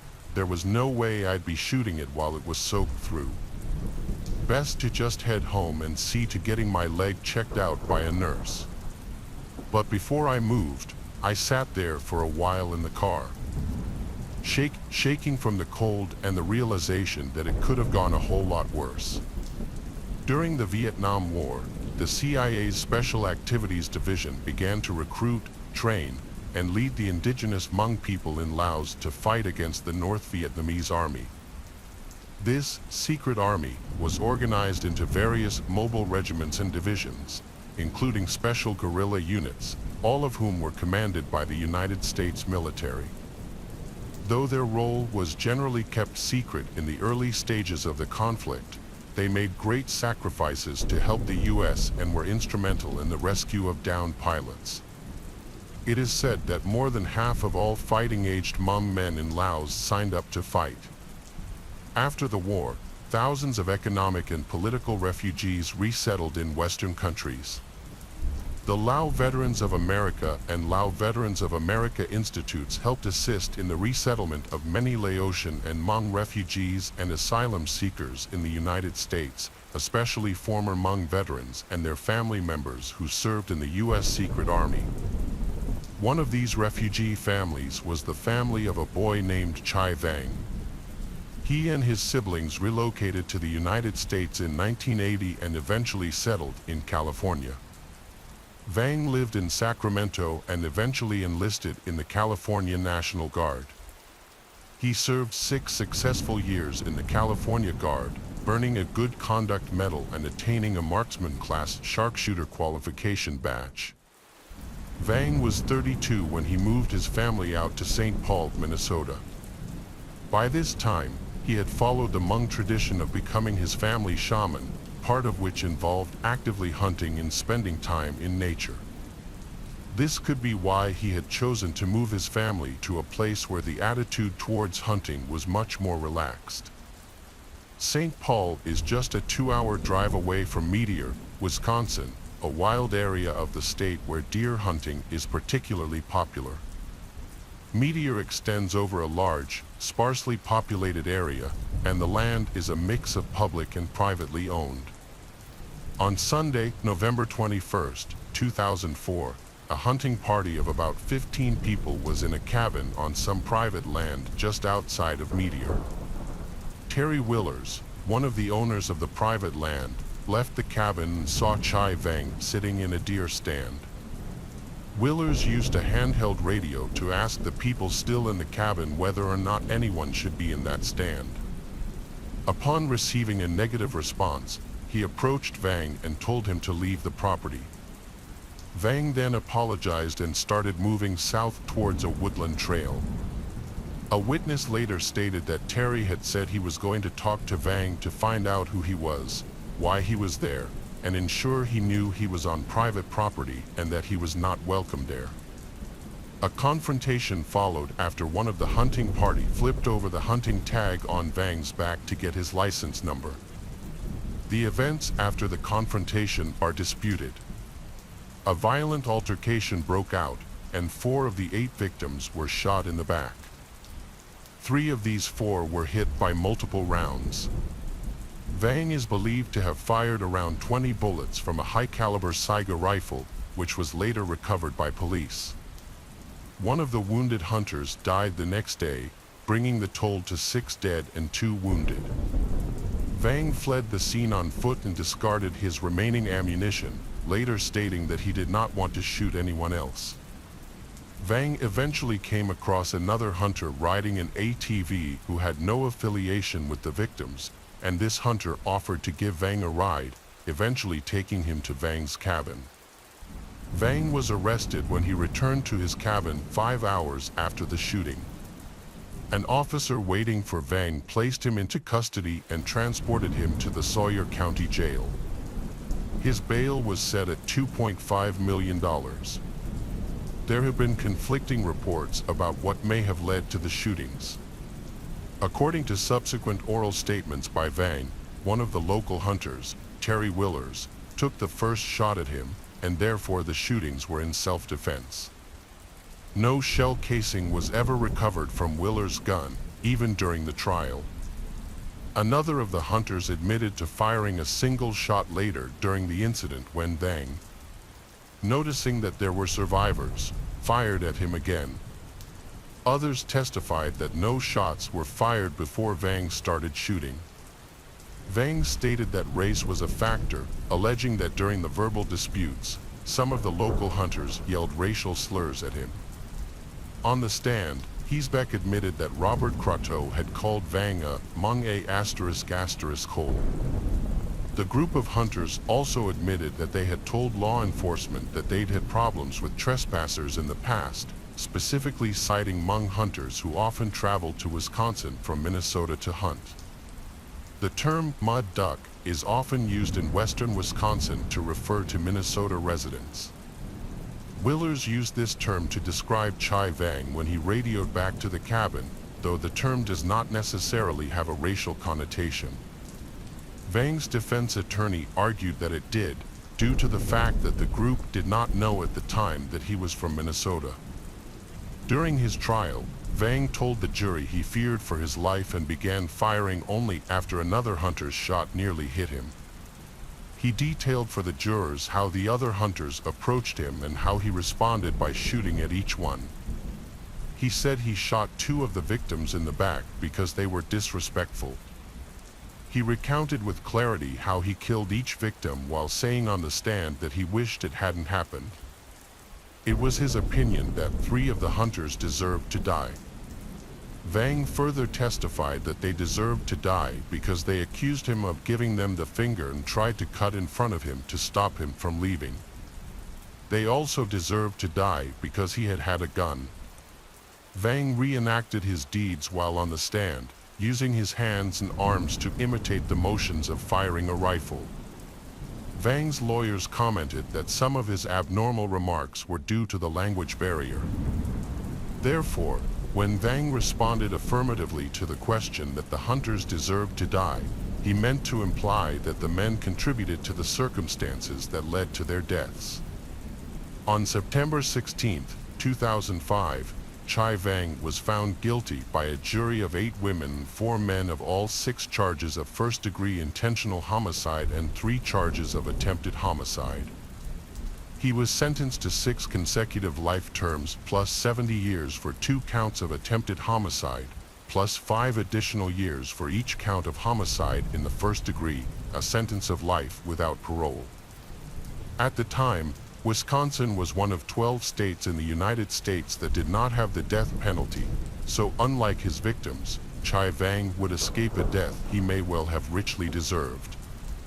Hey friends, thanks for listening. Be sure to subscribe and click that notification bell to be alerted of all future narrations. If you've got a story, be sure to submit them to my subreddit, r/Let'sReadOfficial, and get feedback from the community and maybe even hear your story featured in the next video. Join my Discord to interact with me and other listeners directly, and if you want to support me even more, grab early access to all future narrations for just $1 a month on Patreon, and maybe even pick up some Let's Read merch on Spreadshirt. Check out the Let's Read podcast where you can hear all these stories in long compilation form and save huge on data. Available on both Spotify and Apple Podcasts. Links in the bio. Thanks so much, friends, and remember, are you a parking ticket? Because you've got fine written all over you. This happened back in 2004 in northern Wisconsin. I was 16 at the time and out deer hunting with my dad and a friend of his, Frankie. I remember this day like it was yesterday. The dialogue isn't word for word, but the idea of it is 100% accurate. As a side note, it was one day after 8 people were shot less than 2 hours away. My dad and I had a few different stands over an area of maybe 3 to 4 of a square mile. He had been hunting there for at least 10 years, and I had been going with him since I was 5, up until I was 12, the legal age to hunt with a rifle. I had just been tagging along. This particular morning, we walked to my stand first. It was about 5 a.m., so it was still dark outside. I got situated, and my dad and Frankie went off to our other 2 stands over a ridge, maybe another 500 to 600 yards off. Sitting there in the dark is always a little eerie. Not long after my dad and Frankie left, I saw a flashlight from the general direction of where they were headed, maybe 200 yards away, roughly moving my direction. I figured they forgot something from the truck or something, so I radioed to see what they were doing. We're sitting in my stand. Frankie is about to head to the other one. He says, obviously, this flashlight is someone else, but this isn't super uncommon, and I guess it really wasn't a big deal at first. Those woods do get crowded sometimes, and there is a spot to park in that general direction. I turned on my light so the other hunter could see that there is someone here. He stops, I see the light turn and go a different direction. No big deal. I ended up dozing off while it was still dark out. When I wake up, the sun is up, and it's around 8 a.m. I sit there for a little bit and radioed my dad again to see if he has heard or seen anything moving, and nothing yet. A couple gunshots off in the distance is all. I get up and go for a slow little walk to get my blood moving a bit, not far, maybe 30 yards out, back trying not to make a sound. I come back to my stand, sit down, and take a real good look around. Nothing really going on. I finally look out to my left where I had seen the flashlight before, and I see orange. For anyone unfamiliar, hunters have to wear blaze orange during gun season. I radioed my dad once more and Frankie to see if either of them were moving around. Dad says no, and I hear nothing from Frankie. I grab the binoculars out of my backpack to see if it's Frankie. It's definitely not. This guy's looking at me through his scope with his rifle aimed directly at me. This is a huge no, massive rules we all learn in hunter's education. Never point your rifle at something you don't intend to shoot. But dumb people still do it, though it's few and far in between, but it happens. This is why normal people use binoculars. My first thought was, what a jackass. This guy, even with me looking at him, doesn't even put his gun down. Now I'm starting to panic, thinking I'm going to be the next hunting murder victim. I slowly grab my rifle and get up, staying behind as many trees as I can, and I walk down a little path to the side of my stand. My stand was on this little knoll on the side of a much larger hill. I get a hold of my dad to tell him what's up. He tells me to sit tight and to stay out of sight. Obviously, as a youngster, I couldn't do that, and I had to keep looking. Every time I looked, the guy was aiming in my direction. He was always standing in a different spot. Like I would look, go back to hiding, look again, and he would be 30 yards from where he was the last time.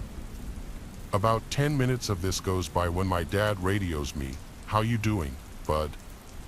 Looking back, he was very obviously trying to keep me calm at the time. I thought he just wasn't taking me seriously. He's still there, but he keeps moving. I don't know what his problem is. I said, Dad told me to just keep hidden, and that he'll figure it out, and that he'll be coming up near him in a minute or two. And that's when I hear the shot. I lost my trying to get a hold of my dad. Did he just get shot? Where the hell is he?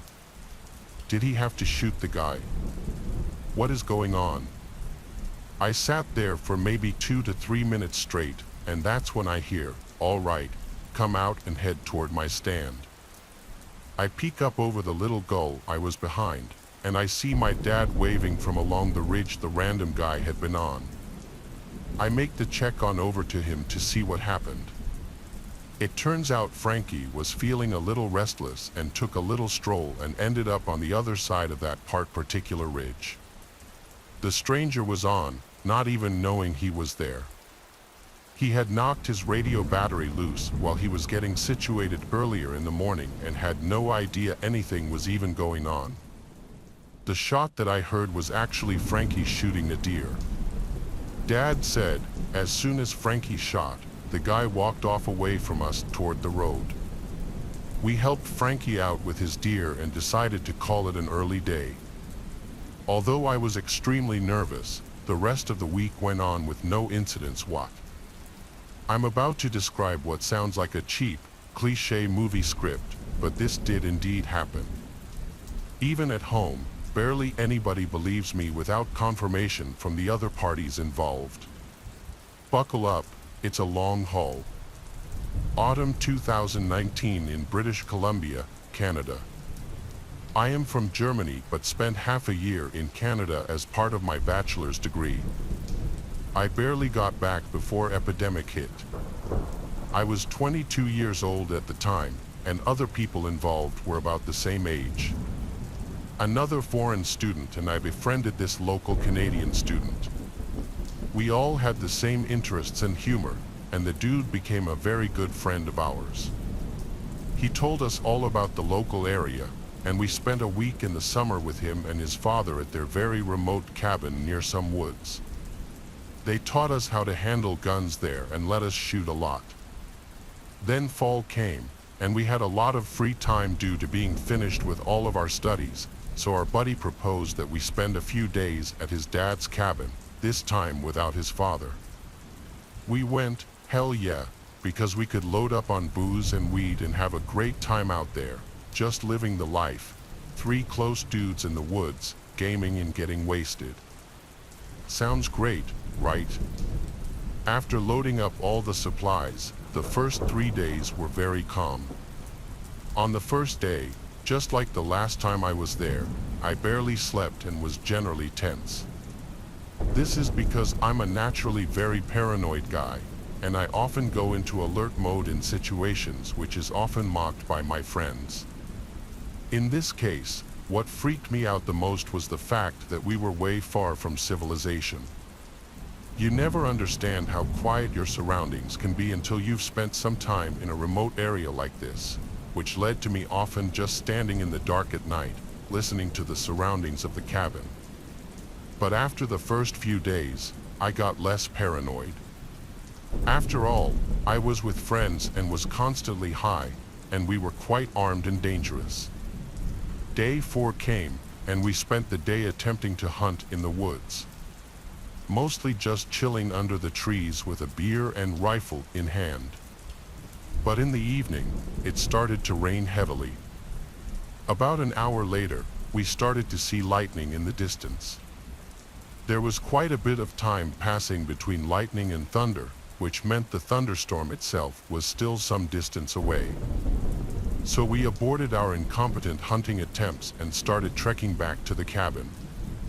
It took us about an hour to reach it due to it already being very dark and the rain creating unsafe footing. For context, you should know that once you spend a few days in the wilderness and haven't seen a soul other than your friends for days, you can become quite careless about your surroundings. I think you can imagine why I'm telling you that last part. We entered the cabin just as the thunderstorm was raging full on. We put away our gear and changed clothes, except for our guns. Yeah, I know drugs and guns are a horrible combination, and I wouldn't mix them nowadays, but we were drilled quite well by our Canadian friend's dad regarding trigger discipline, safety, etc. Man, I really miss spooning a rifle while sleeping. We cozied up in the living room at a table, started a YouTube video, and began playing cards. Barely 20 minutes had passed since we returned, and we didn't bother closing the curtains in the living room because thunderstorms are baller. So imagine, we were 3 guys sitting around a table, occasionally in awe at the weather outside while playing cards. In such a remote place, it is extremely dark outside. Without a full moon and clear skies, it is pitch black. The only lamps we had are old, vintage-looking ones and dimmer than my phone screen. What comes next is how my also non-local friend described what he saw while sipping from his beer. Another string of lightning went off. He spit it out instantly after the lightning came and screamed loudly and stood up. No words, just the sound of panic. My Canadian friend and I were instantly perplexed and looked at him. "There's somebody outside," he said. He started rambling about how. In that split second, the lightning illuminated the outside of the cabin, and he saw a person standing a bit of distance away from the cabin looking directly at us. Now, this is what I meant when I said cliché horror story, and barely anyone believes me at first, but this did happen. My non-local friend was obviously in full-on panic. His face looked anxious. This communicated to our Canadian buddy and me that this guy wasn't just messing with us. He did see somebody outside. I grabbed my rifle and pulled a bolt to rack around into the chamber. I felt that warm sensation running down my spine of adrenaline releasing. I tried to stay far away from the window and stared into the darkness outside, but couldn't see anything, while our Canadian friend rushed into his room to grab his pistol. I started panicking even more because I realized we hadn't locked the door. But really, why would we? We hadn't seen anyone in days, and we were in the middle of the wilderness. So I ran to lock the door. Our friend returned with his pistol, which he grabbed because there was a flashlight attached to it. He carefully approached the window, then changed his pace from sneaky to fast and pushed the window open with one hand while the other hand aimed the handgun outside. I wish I was any good at drawing because what we saw next when our friend turned on the flashlight was the most terrifying image I'd ever seen. It's burned into my mind, and the fact that I cannot share that image with other people has been bugging me for years now. The light turned on. What we saw in that moment was a man, tall and slim, dressed in all black with a hooded raincoat, which he had pulled over his head, almost covering his eyes. He wasn't far away from the cabin, just a few steps away from the window, not standing as our friend had yelled earlier, but crouching, looking directly at us with clenched eyes and a terrifying little smirk on one side of his mouth. Another piece of lightning flashed, and for that moment, we were all frozen. The image of what we saw must have shocked the other guys as much as it did me because nobody said anything for a few seconds. There was a hard-to-explain, dreadful feeling about seeing something like this in a storm in the middle of nowhere, a person dressed in a black raincoat suddenly crouching so close to you and facing you. Our Canadian buddy was aiming his pistol and attached flashlight at the also frozen, crouching, smirking man and just yelled out with a slight stutter and a higher-pitched voice than I'd ever heard from him, "Get away from us or we will shoot." I guess at that moment, after his eyes adjusted, the raincoat man realized that this was not just a flashlight but a gun, and I was standing next to my friend with a hunting rifle in my arms.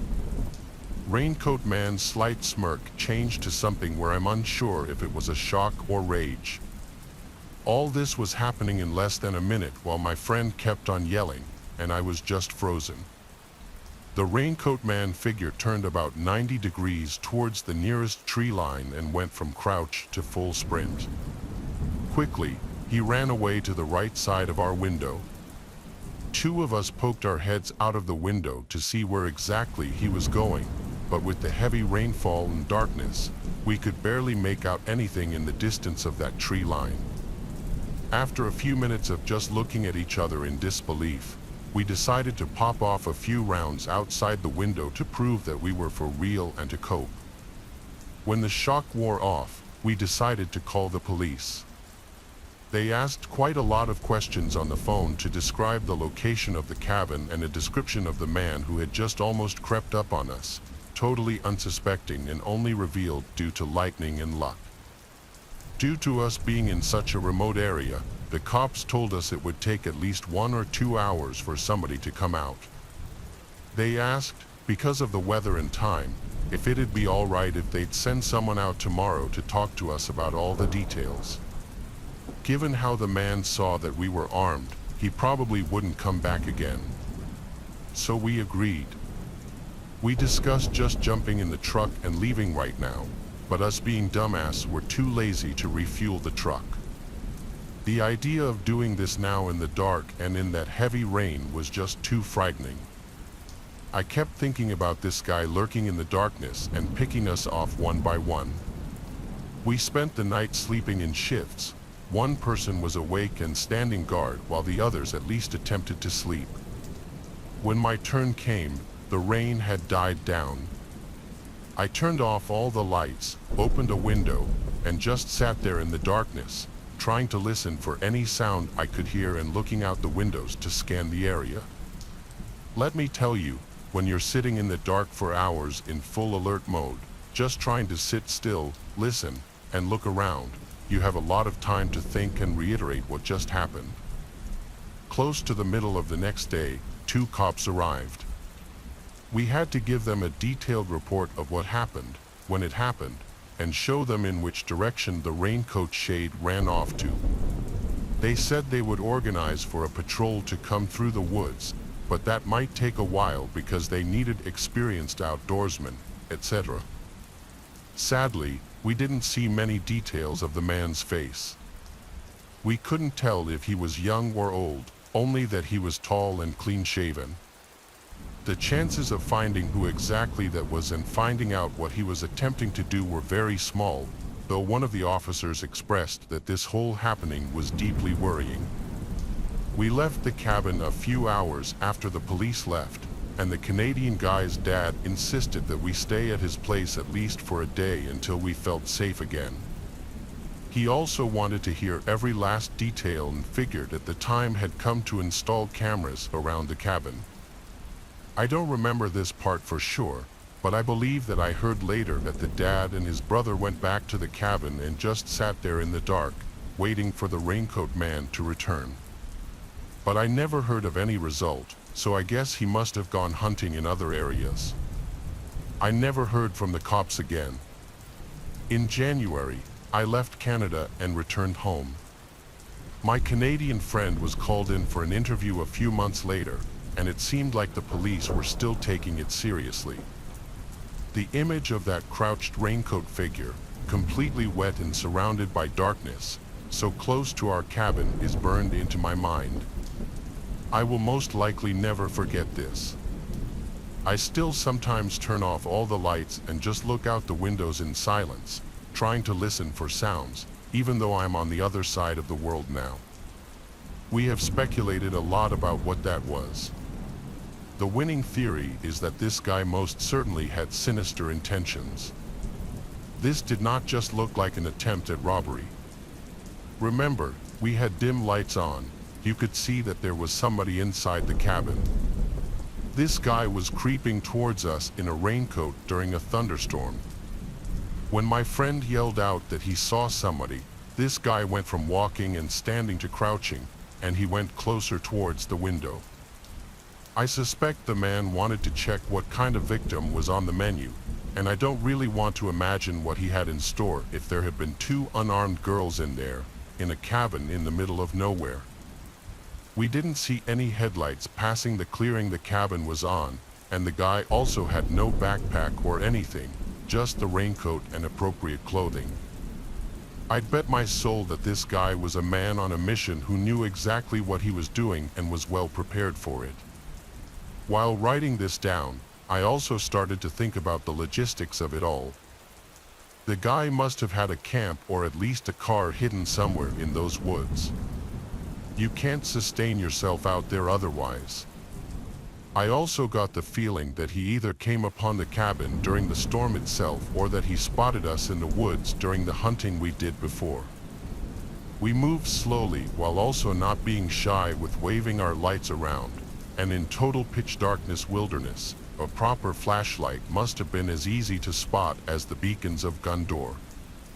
So he might have tracked us through the woods until we reached the cabin. My wife and I backpack and hike a lot. The more remote the place, the better. In 2015, my wife and I were in the Bitterroot Wilderness in Montana. We had been out there for 2 weeks on a 100-mile route trail and had only seen one other person, Tom. We met him on our second day, which was his last day out. He told us he hadn't seen or run into anyone out there, so as far as we all knew, we were going to be alone. He told us that hunting season was weeks away, but there might be scouts out. He even said to be very careful with our food, where we eat, and our scent because it's bear country, and he had seen a few, even ones with cubs. He also mentioned that he had heard cougars in the distance, but that we should be okay as long as we stick together. We camped together that night, and the next morning we thanked him for his company and all the info and parted ways. For 2 weeks, we hiked, saw some cool vistas, swam, and saw and heard wildlife, all the stuff you'd expect to see in the backcountry. We didn't really think about Tom again after a few days out and hadn't seen anyone. We took the thought of being alone for granted and let our guard down as far as other people were concerned. We were all alone out there. We were in our last few days now, winding the trip down, sauntering back to the trailhead, just taking it all in. We found a nice flat tent site, made a fire and some dinner, hung our food bag, and walked back to our tent for the night, passing a good night's sleep. The next morning, as backpackers do, we left camp as early as possible to get some breakfast and coffee into us. But before we left, I needed to use the bathroom, so I ventured away from the tent site to find a suitable spot. As I was walking around to find a place to dig my cat hole, I came upon a lunked-up-looking thing like a bush. I was not expecting to run into anyone out there, as we had only seen one other person early on and no one else since, but I wasn't paying any attention as I was looking for somewhere to go and not looking out for people. These two were in a camel blind type of wrap. They didn't realize that they were there, and they didn't hear or realize that I walked up on them until the last damn minute when I was right on top of them, tripping over one of their legs. They scared the living daylights out of me, and I scared the daylights out of them. When I hit the guy's leg, I startled him, and he kind of jumped up, knocking their blind off for the big reveal. The guy that was on his knees had a dick in his hand, apparently blowing the other guy that was up against the tree.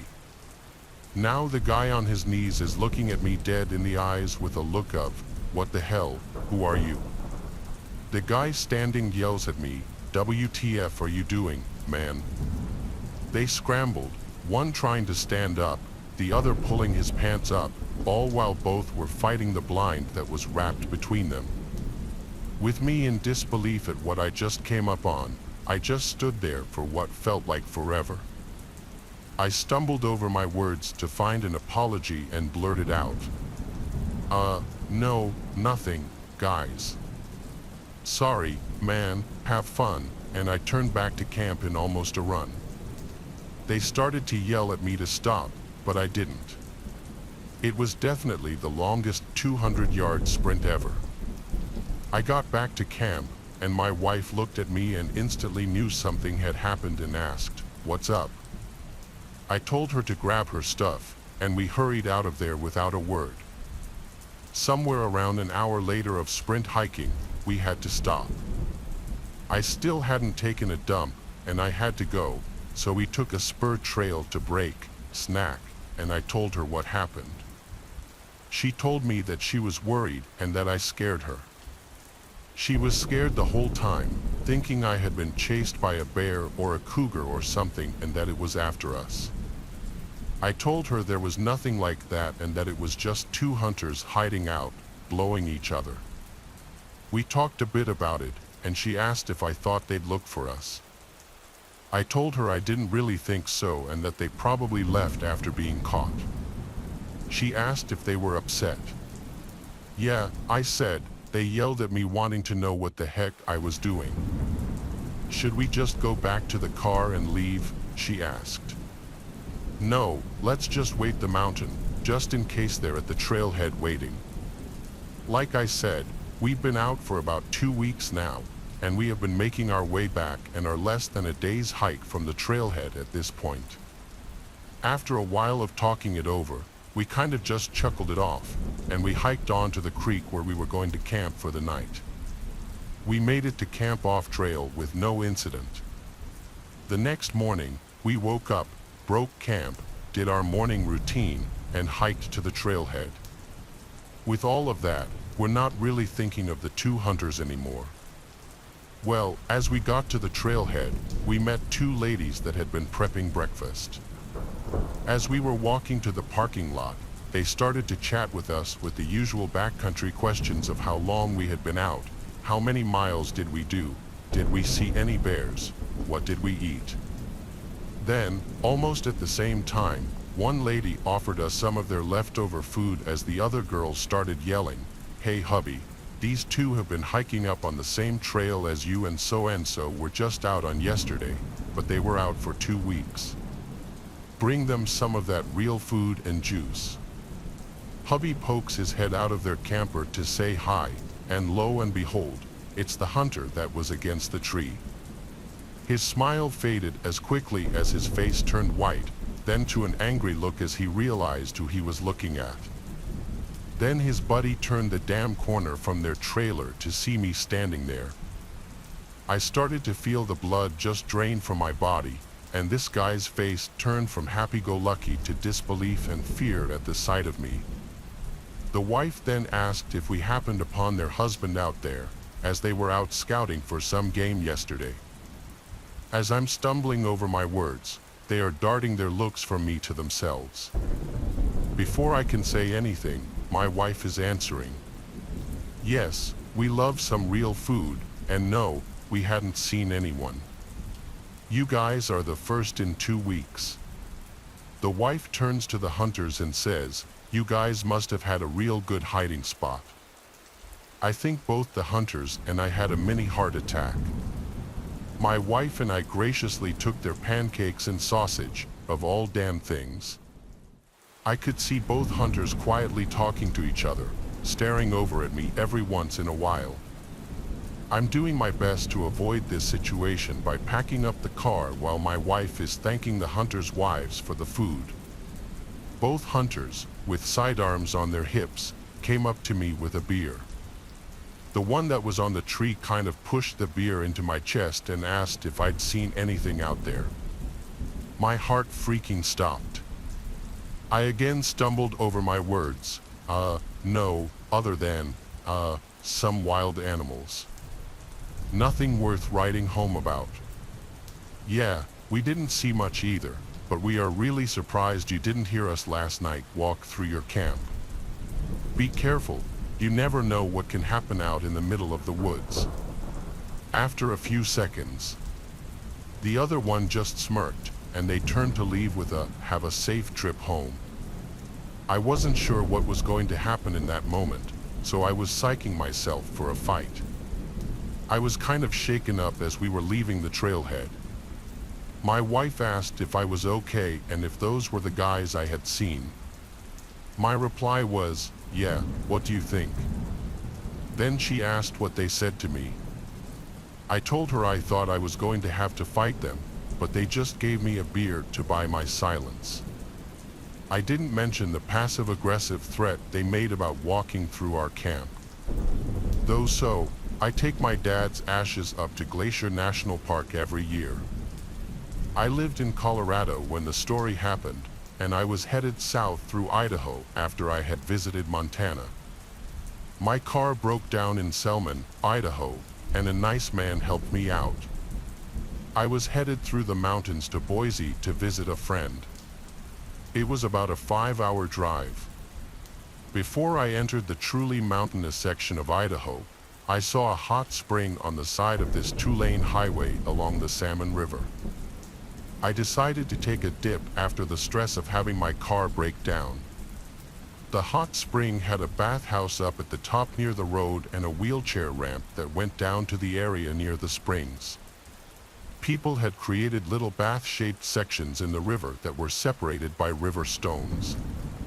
You could sit in a spot that was shaped like a hot tub so that it held the water from the hot springs while the river rushed over it.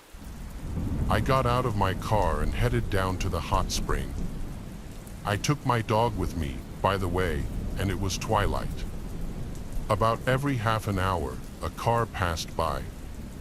Knowing that I was alone essentially, I took off my top. I was sitting in the hot spring and actually, I even took a photo of a car approaching. The car pulled up next to mine in front of the bathhouse. It was a truck with 3 men in it. Seamlessly, 1 man got out of the driver's side and 2 men got out of the passenger side and were covered in black heavy gear. It looked like hunters to me. I couldn't see the expressions on their faces. The driver headed down the wheelchair ramp towards me, not hesitating. He took big, long strides, and I recognized there was danger. The 2 passengers from the other side of the car headed down the steep bank along the wheelchair ramp, taking a shortcut, so I was sort of stuck in between both parties. I hid and dressed myself under the water while my dog growled. He never growls, though I've only heard him growl all of twice in my life, and this was the 2nd time. The driver kept on walking towards me, and he walked out onto the rocks into the river, continuously walking towards me even though he was covered in heavy gear that could get him waterlogged if he fell in the river. The other 2 passengers from the side of the car were also walking out on the rocks directly in front of me. The driver got so close that I had to grab my dog before he lashed out at the driver. I was freaking out. The man was walking out onto the stone so that he could reach me. He was not hesitating, and I couldn't see his face. I grabbed my phone, my keys, and my clothes. I dragged my dog in between the 2 parties with my heart in my ears. The driver would not stop. I turned around very quickly, making an arc coming for me still. He was still taking big strides. The passengers were walking towards me as well. I was trapped in between them. I ran up the bank, dragging my dog pretty much by his collar all the way into my car. The only way that I could get into my car without them grabbing me was by throwing my dog into the back and lunging myself in the passenger side door of my car. I threw my keys into the ignition and turned them right when the men were walking up between my car and their car. I had happened to hit the lock button on the door right when they walked up. Before anything else happened or before I saw their faces, I ended up throwing myself into the driver's seat, reversing my car, and hightailing out of there. I drove about 20 minutes down the road, and I crossed the river on a bridge and hid my car behind a bank near other campers. It was well hidden from the main road. The campers were looking at me, wondering what was going on, but I just sat and waited. Another 10 minutes passed by, and lo and behold, the truck drove by. The hunters were looking for me. I managed to wait another half an hour and then drove up to the mountains, over to Boise, and into safety. Halloween was always like a second Christmas for me. Not only did I get to express my inner fantasies through costume, it just so happens to be my birthday. This would all change on October 29th of 2016. This year was a big one. I was turning 21. That meant that I could celebrate on 6th Street. If you don't know, 6th Street in Austin is the heart of the city's nightlife. Music venues and bars, 6th Street has it all. Halloween on 6th is an experience everyone should have at least once in their lives. I'd always heard the crazy stories, and finally, I got to tell some of my own, and I couldn't wait. Since the holiday fell on a Monday, the festivities would be taking place the Saturday before.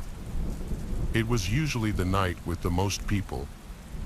All the amazing costumes may be the best part of Halloween, and the costumes on 6th are some of the most inventive and interesting I'd ever seen. All 5 of us girls packed into a cab and took the 3-mile ride downtown. It was almost 11 p.m.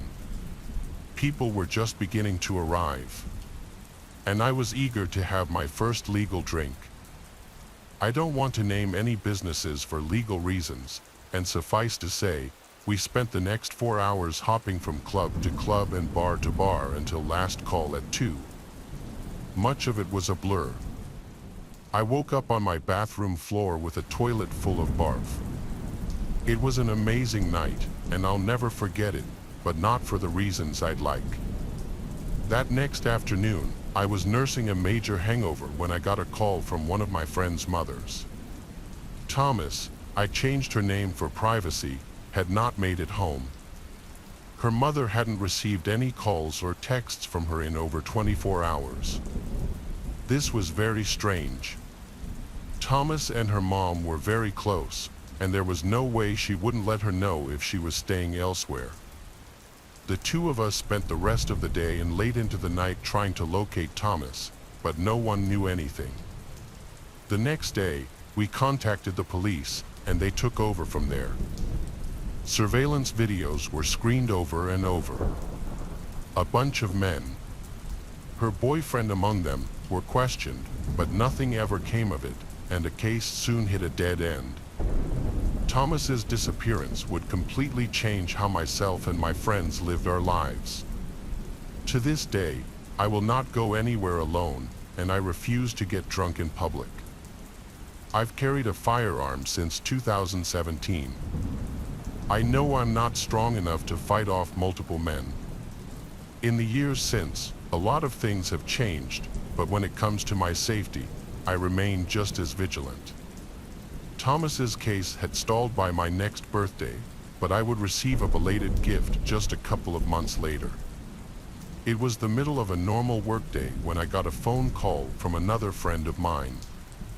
She said that she had gotten a phone call from Thomas's mom. My heart sank. I assumed Thomas's body had been discovered, but to my joy, it turned out that she had been found alive. Police in Kansas City had found a young woman hiding in an alley with a handcuff around her wrist. According to her, she had been kidnapped from Austin, Texas, and held in several places until reaching Kansas City. She'd been kept there since about late spring or early summer. Her captors had assaulted her countless times. She feared that she would be killed when they grew tired of her, so she did her best to gain their confidence until she could escape. The chance came, and she took it. The cops raided the house she'd been kept in and arrested 3 men. I was over the moon. In my mind, Thomas's nightmare was over. She could come back home and pick up where she'd left off. I'll admit how naive that actually sounds, but I was a young and sheltered girl. How could I have known? When I did see Thomas again, everything had changed. Talking about day-to-day things seemed so childish in light of what she'd gone through. Her beautiful smile was gone. Any happiness had been beaten out of her, and we all felt helpless, but not as helpless as her. She did make an effort to make a new life. She returned to school and began dating again, and none of these efforts came to much. Once the trial of the 3 men began, she was forced to relive the nightmare. They were convicted, and she tried again, only to have the men win a new trial on appeal. It looked as if she'd be forced to relive her captivity repeatedly until she died. To her credit, she didn't let her misfortune break her. The three men were convicted again and put away once and for all. After all the hurdles she was forced to jump, she would finally win out. Just as the lockdowns were set to start, she and her boyfriend of 2 years were married. They recently had twins, and the birth was the first time I'd seen Thomas smile in a very long time. Hopefully, with a lot of support from her family and friends, she'll be able to build some semblance of a normal life. This happened on July 29th, 2022, which was just a few weeks ago. I turned 25 the day before. All the restrictions had ruined my previous 2 birthdays, and I was more than ready to make up for lost time. My boy Manuel would be joining me for the celebrations. We met the first day of kindergarten and had been best buds ever since. We've been trapped inside for too long, and this night was our excuse to party like we were 21 again. Our 2 goals were to drink to excess and hook up with some hot chicks. Obviously, we very nearly achieved both, but a crazy incident derailed any hopes that we had for reaching the latter of the 2. The festivities kicked off at about 5 p.m. It was probably too early in retrospect.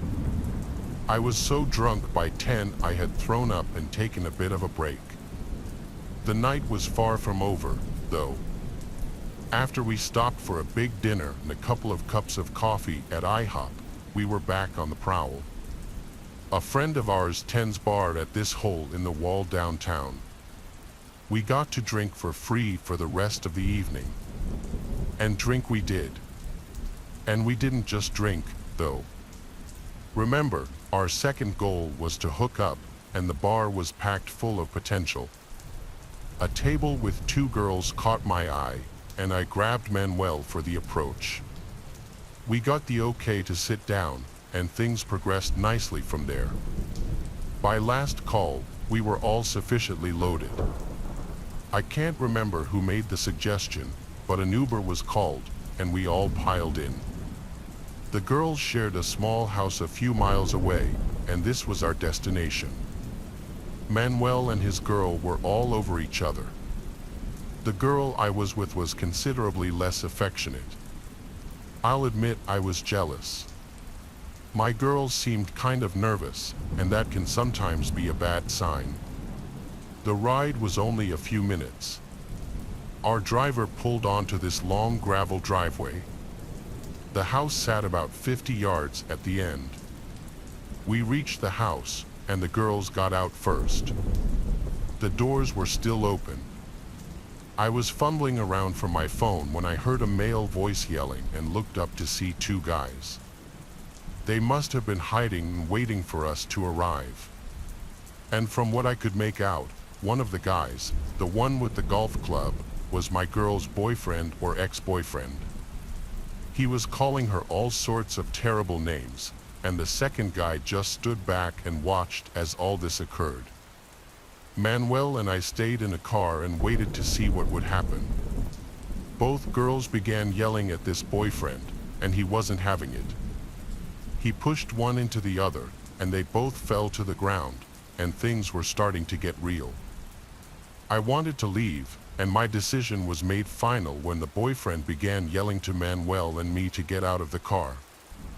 He started calling us all types of names, and I guess he thought this would make us mad, but it did the opposite. In fact, I looked over at Manuel and said, "Screw this, man, let's get out of here." He nodded, and we slammed the door shut. I leaned forward and told the driver to go. He didn't need me to ask twice. He slammed the car in reverse, and we spit gravel everywhere. The boyfriend began chasing us and caught up when the driver stopped to turn. He shifted quickly, and we were away, but not before the boyfriend managed to get one hit on the rear fender. The driver didn't appear to care, and we were all just happy to get out unscathed. It may be hard to believe, but I was stone cold sober after that. It was like a switch had been flipped. When we arrived back at our place, we all got out to examine the damage. It wasn't major, but bad enough to see in the dark. The Uber driver told me not to worry because he had insurance, but I felt bad all the same and just gave him an extra $100 in cash. He'd earned that just for saving our butts. He thanked me and took off. Had I been thinking, I would have gotten his name so I could hire him if I needed him in the future, but I was a little distracted. Since then, Manuel and I have laid low. I'd really like to go out again, but the events of that night have got me shook. Some of you may attack me for not standing up for the girls, but I made it a rule not to get involved in fights between a man and a woman, especially between partners. A lot of men have found themselves 6 feet under because they stuck their nose in where it didn't belong, and I refuse to be one of them. Maybe after another month passes, Manuel and I will go see our friend at the bar. If the girl I was with that night happens to see this post, I want you to know Manuel and I had a good time with you and your friend, and I hope everything worked out with your boyfriend. But for all of our sakes, we should probably never meet again. When I joined Reddit a few years ago, I wasn't sure how I'd be treated. I was almost 50 and had no idea what younger people were into. As I suspected, I was treated with suspicion and disrespect in the beginning. In most Redditors' eyes, I was nothing more than a clueless boomer. Part of that may have been correct. I'd been busy raising a daughter and didn't have time to keep up with all the newest music and lingo. And now, I'm divorced, and my girl is married. I finally have the time, and despite a rocky first few months, the negative comments began to give way to honest curiosity. My age gave me the advantage. My life experience could help those in search of certain answers. I started frequenting forums where what I knew was welcomed. Since then, I've made a lot of friends on here, and many are even older than me. I noticed there's a lot of objects out there. While no longer in common use, most people know what they are. The 8-track cassette comes to mind, and you'd be hard-pressed to find anybody under 40 who ever actually used one. Yet, there is another group of objects that were once very popular and are now almost completely unknown to the younger generations. One example would be lawn darts or yard darts. They were just what they sound like, big darts that you would toss into the air and try to land in a big ring. As you can imagine, they were super dangerous.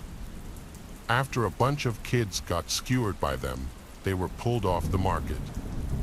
Another of these things just so happened to play a very big part in my life. I'll bring you back to 1984, the year that I turned 11, and life was great for a kid. G.I. Joe was on TV, Van Halen was the coolest band around, and I was spending the summer with my grandparents on their farm. My birthday was July 14th. That morning, my parents showed up with a present for me, and in the back of my dad's truck sat a brand new Honda 3-wheel ATV. I was peeing my pants with glee. Dad rolled it out and took the first drive around the farm. He came close to flipping it once or twice, but he figured that I'd be able to handle it since I was smaller. When my turn came, I took things slow. In no time, I had everything down and was tearing around the back pasture like a pro. The next day, I explored and discovered everything for miles in every direction. That 3-wheeler became a part of my body, and there was nothing I couldn't do and nowhere I couldn't go. That weekend, my family had a big post-church lunch. My parents, aunts, uncles, and a few cousins all showed up. After the meal, the adults went off to do adult stuff, and I was left with my 2 cousins. The older of the 2 was 12, and his sister was 9. I didn't know either one of them very well, but I hated the sister the second I met her. She thought she knew everything and was so much more grown up than us. When they found out that I had the three-wheeler, the girl demanded that I let her ride it. I reluctantly agreed. I showed her how to work everything and warned her to be careful. She arrogantly proclaimed that she didn't need anyone's help. She gunned it and took off faster than I would have ever dared. Not even a minute went by before she crashed. All we could see was the three-wheeler flipped over on top of her. We waited for her to get up, but she didn't move, and I still remember when my male cousin screamed, "You killed my sister." He started wailing and crying for his parents, and I was terrified that she had broken my three-wheeler. I started crying myself. The adults ran out to see what was wrong. My male cousin pointed at the three-wheeler and described what had happened, and it all hit the fan after that. My aunt and uncle ran over to the wreck and pulled the ATV off. My uncle ran back up to the house and called 911. The ambulance showed up and took her away. I didn't consider that she could be severely injured. In my mind, she was alive, and that was good enough. Dad rolled the three-wheeler into the barn, and we went inside for the night. The next morning, we heard that she had broken her neck and was paralyzed, but the doctors expected her to regain full mobility. In my mind, she got what she asked for. I headed out to the barn, but my grandpa stopped me. My dad told him that the Honda was damaged, that I wouldn't be able to ride it until it was fixed, and I was not happy to hear this. My life had become permanently intertwined with that Honda. I felt lost and unsure of what to do, but I had no choice but to accept this and hope that it would be fixed quickly. A few days went by until a guy showed up in a pickup and took the three-wheeler away. I ran inside to ask Grandpa how long it would take to fix, and he sat me down and told me that my parents sold it because they thought it was too dangerous. I flipped out and threw the kind of fit that only someone my age could. This is on par with shooting my dog, or so I thought. I cried and screamed myself hoarse. You get the idea. This was all the fault of my stupid cousin, and I would never forgive her. I called my parents and tried my hardest to get them to change their mind, but it had already been done. No amount of crying or complaining was going to change that. Eventually, I did stop thinking about it and focused on other stuff. I wouldn't think about it again until 1988 when I heard that they were banned for being too dangerous. This just made my parents more confident that they made the right choice. All it did for me was reopen the sore that I thought had long healed, and I suppose it's still a sore spot if I'm writing about it 38 years later. Just so you won't go away thinking that I'm too petty, I did forgive my cousin. She suffered more than enough for a mistake. Since the accident, she had 3 surgeries and will probably have at least 1 more before she dies. God knows how much pain she deals with on a daily basis. That's about it for me. I hope my tale provided you Gen Y and Z Redditors with a little peek at what life was like for us in the 80s. Although we weren't lucky enough to have all the cool modern things like cell phones and the internet, there were still plenty of awesome inventions around to keep us entertained.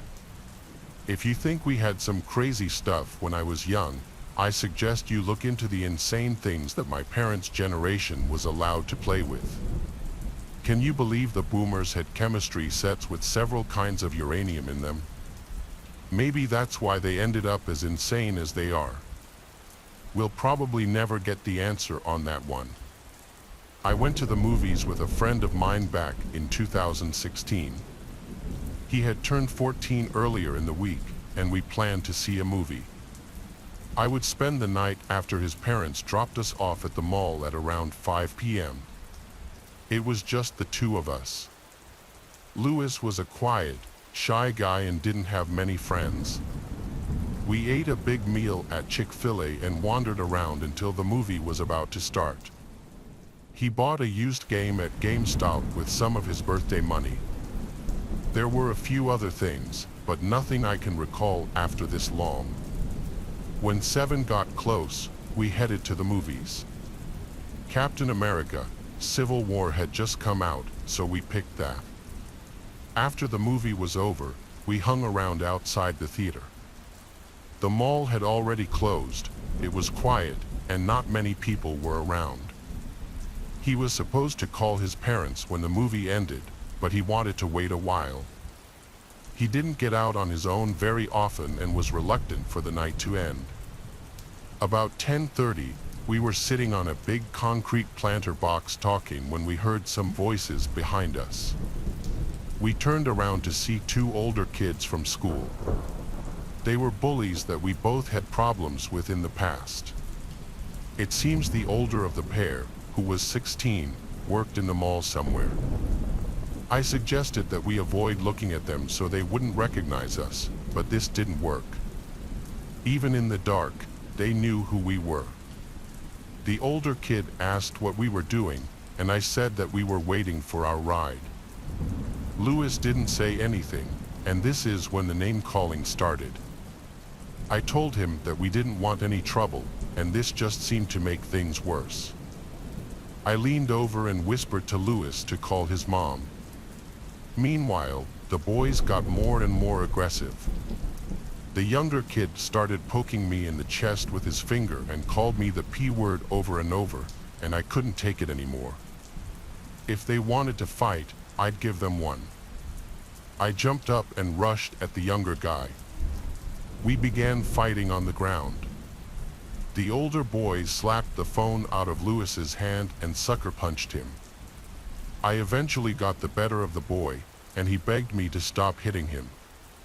I noticed Louis was now on the ground, getting kicked. I was still too scared to go after the older boy. His size was that intimidating, and I knew I had to get some help. The only place still open was the movies, so that's where I ran to.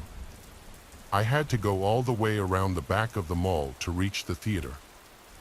I pulled on the doors, but they were locked. The people in the concession stand pointed to a side door. I ran around to the one and asked the girl in the box office to help, and she called the security guard, and I told him what was happening. We both ran back to the front of the mall where the fight was taking place. When I came around the corner, the first thing I saw was the 16-year-old stomping on Louis's head while the younger boy kicked him in the stomach. The security guard yelled out to them to stop. When they saw him, they ran off to a nearby car and sped away. I thought Louis was dead at first. Blood was coming out of his nose and ears. But I could see him breathing. The guard called 911, and an ambulance arrived a few minutes later. I stayed behind to speak to the police. I also called Louis's parents to let them know what had happened. They were freaked, as you would expect. I talked to the police and then rode with them to the hospital. Louis's parents were already there when we arrived, and what I encountered made an already scary situation into a terrifying nightmare. Louis's head was now swollen up like a watermelon and black and blue with bruising. No one had expected him to live out the night, and he was rushed off to surgery. His condition remained urgent for over a week, and during this time, the boys involved were arrested and given bail. Louis survived despite all expectations, and his condition gradually improved. More than 2 months later, he finally was deemed well enough to go home. He wasn't totally healed yet, but his age made the process a little quicker. All this time, while Louis fought to regain a small shred of normality in his life. The 2 a-holes who did that to him were still going to school and playing football like nothing happened. Most of the kids at school played along, and the teachers only seemed to care about winning football games. I got so fed up that I moved to a homeschool program until I turned 16. At 16, I got my GED. To this day, I wouldn't spit on a single person from that school if they were on fire. I wish them all a long and painful death, and I'm sorry, but that's just how I feel. Lewis was completing his rehab when the trial came around. The district attorney decided to prosecute the older boy as an adult, and he was initially charged with attempted murder, but that was quickly dropped down to a Class A misdemeanor assault, which is ridiculous considering the extent of damage he inflicted on Lewis. The younger of the two agreed to testify against the older boy and got off scot-free. Nonetheless, I was assured the 16-year-old would be given at least a year in prison, but when it came down to it, the judge let him off with a fine and 5 years of probation. His lawyer tried to assert that Lewis used a racial slur towards his client, an idea completely impossible if you knew my friend Lewis. The DA thinks this may have played a part in the sentencing, and the result was a disgusting miscarriage of justice, in my opinion. Everyone was furious, especially me and Lewis's dad. There was a very real fear that he might go after the young man, and he talked about killing him more than once, but he was eventually convinced that it would do more damage to his family. That said, he's still very angry about how things went. As I write this, I'm attending a local community college and hope to transfer to university in the next year or so. Lewis, on the other hand, is unemployed and still living with his parents. I'd like to blame the attack, but Lewis was never an outgoing guy. He struggles with some small memory issues, but nothing too bad. Although his life will never be the same, I've never heard him complain. I don't care how long he lives as long as he's happy, and if he chooses to spend the rest of his life living with his folks, I'll support his decision. He's earned the right to decide. He doesn't talk about what happened, and I don't bring it up. It seems that he's been able to move on. As for me, I'm not quite as forgiving. I'll never be able to forget what those monsters did to my friend. I suggest they keep their noses clean. A lot of people are watching and waiting for one or both of them to make a small mistake, and this is when they'll strike. No amount of money or popularity will be able to save them this time. It should have been a happy night for all of us, but it ended in tragedy. It wasn't just my 21st birthday, but John's was the next day, and I met John at a church camp at 10, and we've been friends ever since. There wasn't much to do in our town. We lived in a dry county, a common thing in smaller sections of the Bible Belt. Fortunately, the next county over was wet. We could buy our booze and bring it back home. None of us had our own places, so we reserved a few rooms in a rundown motel out in the middle of nowhere. Kids have been doing this for as long as I was alive, and no one seemed to care. The owners were happy to get the business, and as long as nothing got damaged, they wouldn't call the sheriff. It was a long tradition that I was looking forward to playing my part. John and I left his place at around 5 p.m. to make the 35-mile drive to the nearest liquor store. Everyone had written down what they wanted and given us their money. An extra $20 was put in by each person for John and me to get whatever we wanted. It was all loaded in the back of John's truck, and we headed to the motel to drop it off. The celebrations weren't scheduled to start until later that evening, but we couldn't resist opening a bottle and knocking back a couple of shots. An hour later, we returned home. Each of us had plans to go out to dinner with our families, and we did that and after met back at John's about 10. From there, we took John's truck to the motel. A few of our friends had already shown up, and one guy was well on his way to passing out. John and I joined in, and over the next few hours, people came and went. We'd rented 3 rooms next to each other. Each one had its own little vibe going on. Our room was more middle of the road. We had a small Bluetooth speaker playing music, but not so loud people couldn't talk and joke around. The one next to ours was where the smokers hung out. The mood was more laid back and chill. The one on the end was for the rowdy folk.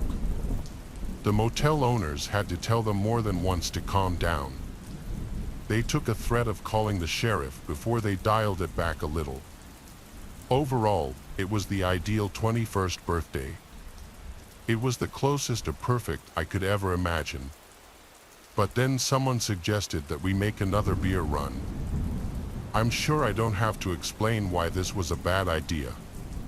A guy just arrived and wanted some booze of his own, an understandable and admirable idea. We thought he was sober. He looked okay, but okay to a drunk kid is meaningless. What we didn't know was that he had taken a handful of oxys before arriving. One shot of liquor is a bad idea with pills, and he'd taken another right before we left. None of this was a big deal to us at the time. When the subject of a beer run first came up, I asked if I could come along. I was out of cigarettes and wanted some more, and John, being John, had to come along with me. There were 5 of us along for the ride, 4 of us in the bed of the truck. It was a nice summer night, and the breeze felt good. The journey to the store went smoothly. We were coming back when the driver appears to have passed out or nodded off, we're not sure which, and he lost control of the truck and it slammed into a massive tree almost head-on. He was killed on impact. The girl in the passenger seat was saved by her seatbelt but still experienced some internal injuries. As for those in the back, 2 of us, myself among them, were thrown around and broke a few bones but otherwise went away undamaged. It was the other 2 who suffered the worst. The guy who was closest to the cab was paralyzed from the neck down. And then there's John, my best friend. He had been sitting on the wheel well hump at the time of the crash. It's not an uncommon thing. If you grew up in the South, you probably did it more than once. This positioned him higher in the bed, and the force of the impact flung him from the bed of the truck into another one of the big trees alongside the road. He probably died instantly. It was almost a month until I was alone and able to process the loss. Since the driver died, most of the older people were satisfied. There were a few do-gooders who wanted some new laws, but it all blew over pretty fast, and they moved on to something else. Anytime I find myself back home, I make sure to visit John's grave and catch him up on things I do as much as I'm able to keep his memory alive. The story is just the latest of my efforts. My firstborn son bears his name, and I carried around a lot of guilt for a while. It took a few talks with friends and a little counseling before I was able to let things go. I now realize that I bear no more responsibility than anyone else except the driver. Even in his case, he just happened to be the one driving. We were all just stupid kids. What happened on that road was a result of bad decision-making. We all paid a price for it, and some far more than others. I was 10 when this happened. To be more exact, it was my 10th birthday. All the younger kids in the neighborhood were invited to the party. My dad was going to grill a bunch of hot dogs and burgers. My mom bought one of those piñata things from Kroger's and filled it with a bunch of candy. We had only moved into the area the year prior. A lot of our neighbors were still strangers to us, and my parents wanted to change that, and this was their chance. Kids and parents started to show up at about 1. My mom made name tags for everyone. It was her way for all of us to get to know each other. It wasn't a bad idea, but at the time, the whole concept embarrassed me. Dad pulled out the grill as soon as the first group arrived. He was an old-school griller. Propane was an affront to our forefathers, and it was either charcoal or nothing. He had his own little routine that he went through. It made the whole process take a lot longer than it should have. As he did this, he knocked back cores after cores. In truth, he started drinking before lunch, and this was normal for him. He'd go through a case of beer in a weekend, and I suppose these days he'd be considered an alcoholic. The weird thing is, I never saw him drink during the week, and it never adversely affected our family's quality of life, except for this one time. It was an hour before he was satisfied with the coals. By then, we were all starving. A few kids were crying. The parents started pressuring my dad to hurry up, and rather than act calmly, he panicked and grabbed the lighter fluid. He got way too close to the grill and squirted a massive amount of fluid onto the coals. It went everywhere, and not only onto the grill, but his shirt and pants were soaked. The second the fuel hit the burning coals, a giant fireball blew everything around it back a foot or two. Everyone jumped back and turned away from the flames. When I turned back, my dad was laying stunned on the ground. The fluid on his clothes had caught fire, and he was so stunned and probably drunk that he didn't realize it. A couple of the other fathers ran over and smothered the flames with some tablecloths. Even more kids started crying now. Soon they were begging to go home. Almost everyone left after that. My party had officially ended before it even started. I'd wager that stupid piñata is still sitting in my parents' attic. I stood by in shock and disbelief, unsure about the make of the scene. Meanwhile, Mom held my dad's hand and kept him calm until the ambulance showed up. I was hustled off to a neighbor's house while Mom rode to the hospital with my dad. By then, I decided that he was an idiot for ruining my party. I haven't changed my opinion much since. But about 2 a.m., Mom showed up and brought me home. I went to bed not knowing what had come with my dad and didn't really care. I remember I was mad at him. The next morning, I came down to breakfast, and Dad was sitting there all covered in bandages. I sat down, and he proceeded to give me a speech about fire safety, and I fought to hide my grin. The irony was overwhelming, but I was able to hold myself together, nodding on occasion to feign interest. After breakfast, I retreated to my bedroom and had a good long laugh. From then on, things returned to normal, but Dad never grilled again. My birthdays were orthodox affairs after that. A few friends would bring gifts, we'd have pizza, and then have some cake. The look on my dad's face every time I blew out the candle still makes me laugh. I don't believe their attempt at making more friends ever went anywhere. They befriended a few neighbors nearest to us, but from what I heard, the consensus was that my dad was a giant. My mom just happened to be fortunate enough to marry him. From experience, I'd say it's a pretty accurate assessment. This happened over 6 years ago, so I figured it would be okay to talk about now. Just to be safe, I'll use fake names in case anybody reads this. Not everybody likes their business being shared all over the internet, and I don't want anybody calling me a snitch.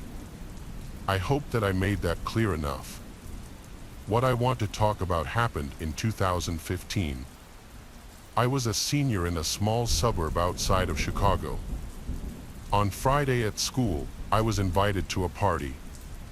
A guy was throwing it for his birthday, and I'd been in class with him when I was a freshman, and his cousin was my age. He'd been off at college until only recently. I didn't care why he was back.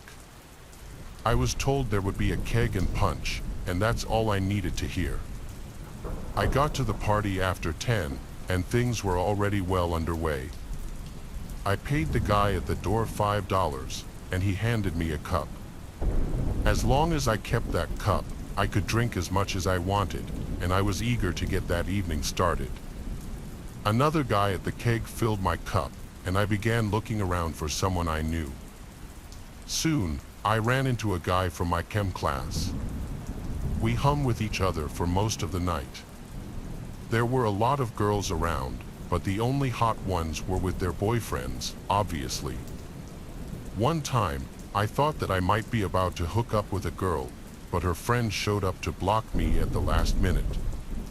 The guy from Chem had a girlfriend and wasn't interested in finding a girl. Instead, we just focused on drinking.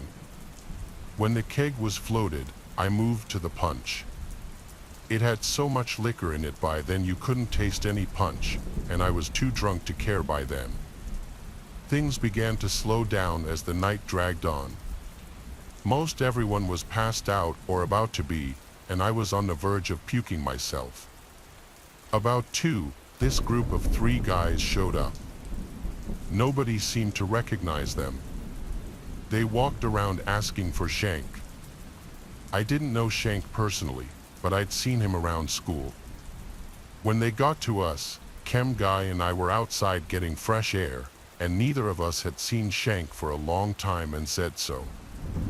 They moved on across the yard until they happened to run into him. He was sitting on a lawn chair with some honey in his lap. Chem Guy and I were sitting under a tree fighting back the urge to puke when some yelling started. We looked over and saw the 3 strangers shouting at Shank about something, and Shank shouted back at them, and we heard 3 loud pops. The strangers ran off just after that.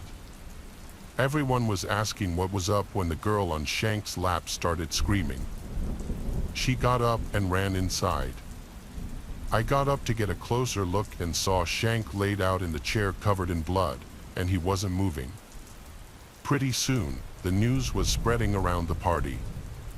Anyone who could move took off, and I was among them. I said goodnight to Chem Guy and left just in time as 2 police passed me less than a mile from the house, and I just passed out as soon as I got home. It was a miracle that I didn't hurt myself or somebody else. The phone was full of messages when I woke up. Shank was dead. I can't say I was surprised. Several of our friends had also been arrested for drinking underage, among them was Chem Guy, and all this made me happy that I got away when I did. That Monday, a bunch of people asked me if I'd seen what had happened. I didn't know who to trust, so I said no. I did talk briefly with Chem Guy, but he didn't want to discuss it, and that was probably for the best. I never heard why it happened, and I didn't care. It wasn't any of my business. School was let out for the funeral, but I chose not to go. The cops did come to the school a few times looking for witnesses, but everyone was too afraid to say anything. The shooters were caught later anyway and are all serving life sentences somewhere. I haven't kept up with the case and have no interest in what has happened since. I left my hometown to get away from stuff like this. All of it is very clearly related to gangs, and it's best it stays in the past where it belongs. I do hope that Shank's family is doing okay. Though, he seemed like a nice guy, and I think he had a little boy at the time. Believe it or not, life can be rough around there, and I'd imagine Shank would have wanted the best for his kid. I hope that he's able to get out when the time comes and achieve something. So many guys end up dead before they even get a chance around there. It is possible, though. If I did it, so can anyone else. I'm not a big birthday celebrator. I'm not the type to make a big thing and invite all my friends out or throw a party. My close friends know this, so usually, I'll do something more low-key with my family or close friends. One year in particular, after I went to dinner with my family, 3 of my friends were texting me trying to make plans to go out and do something. Not out to bars or anything. We were only 19 at the time and didn't have fake IDs. My friend John has a Jeep, so he suggested we go night off-roading on one of the trails about a half hour from our houses. It was this really huge state park that had trails big enough to off-road on. He had done it before. Technically, you're not allowed to, but past dark, nobody's in those woods. Since my birthday's in July, the days are really long. It doesn't get pitch black until around 9 o'clock, and I'd say that was around the time we started heading over to the park. My friend Carol brought a bunch of weed, and my other friend Joey brought a handle of vodka to celebrate my birthday. The plan was to hotbox the car in the middle of the woods and just get really up. John wouldn't be partaking in the alcohol since he was driving, so Perez to start an hour. The entrance to the state park's parking lot would be coned off, but since there's no night security guards, it's easy to just get out and move one of the cones and drive around it. We just were on the lookout for any cops before entering the parking lot. Once we passed the entrance, there was a somewhat long stretch of a narrow one-way road with woods on either side, and then eventually it led to the big open parking lot, which also was surrounded by woods on 3 sides and then baseball fields and a playground on another. John knew exactly where to go to get to the trails, which were technically for walking, but they were plenty wide enough to drive on, according to him. We made sure there were no cops sitting in the parking lot before entering the trail, though. Once we were on the trail, John turned his brights on to have better visibility. Some parts of the trail were definitely very bumpy and tight, where he'd had to drive slowly to be sure not to scrape any trees or bushes on either side. The trails were not made for cars, after all, so caution was necessary. It was definitely fun at first, where the trail would open up, where there would be drops. The bumpiness of the ride made it fun, almost like an amusement park ride. Carol lit up the joint he rolled and started passing it around. When we were deep enough into the trails, John stopped the engine and turned off the headlights. We sat in the car with the music playing and the bottle being passed around. The music was pretty loud too, so when all of us thought we heard something from outside, we genuinely went silent and looked at each other. John turned off the music, and we all said basically at the same time, "What was that?" or "Did you guys hear that?" We all agreed it sounded like a high-pitched screaming. John turned the headlights back on, but we didn't see anyone in front of us. Still, we wanted to move out of that immediate spot, so he drove a little further down the trail. Once we stopped again, we agreed it might have been a female fox we heard. From here on, we hung out with the music a bit lower. We were just chilling, making mixed drinks. At one point, my friends sang me happy birthday really loudly as a joke. Eventually, I had to go pee, so I just got out of the car and took a few steps off the trail into the woods. Midstream, I heard what I swore were footsteps nearby. I cut it short and went back into the car, telling my friends I heard footsteps. John turned on his headlights again, and he and I, being in the front seats, were the first ones to scream when we saw somebody standing about 10 feet in front of the car on the side of the trail. It was a woman with her hood up.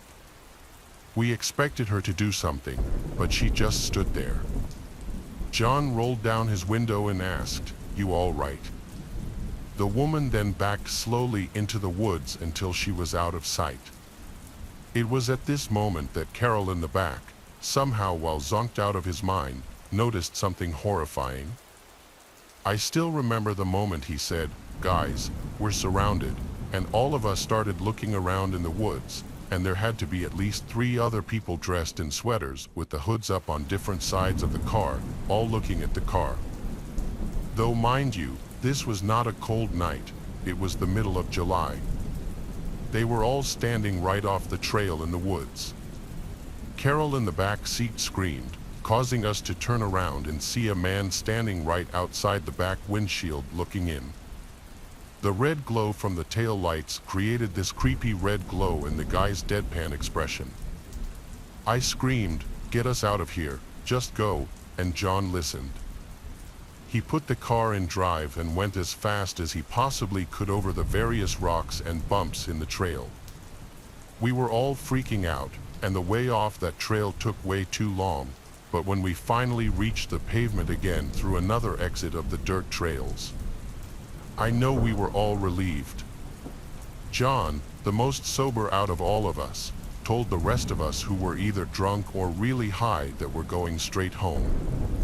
We thought about whether those people were just a group of young adults hanging out deep in the woods like we were, but it wouldn't explain all of them just creepily staring at us, standing still, nor would it explain one of them standing directly outside the back windshield looking inside the car, or the fact that they were all wearing hoodies on a summer night.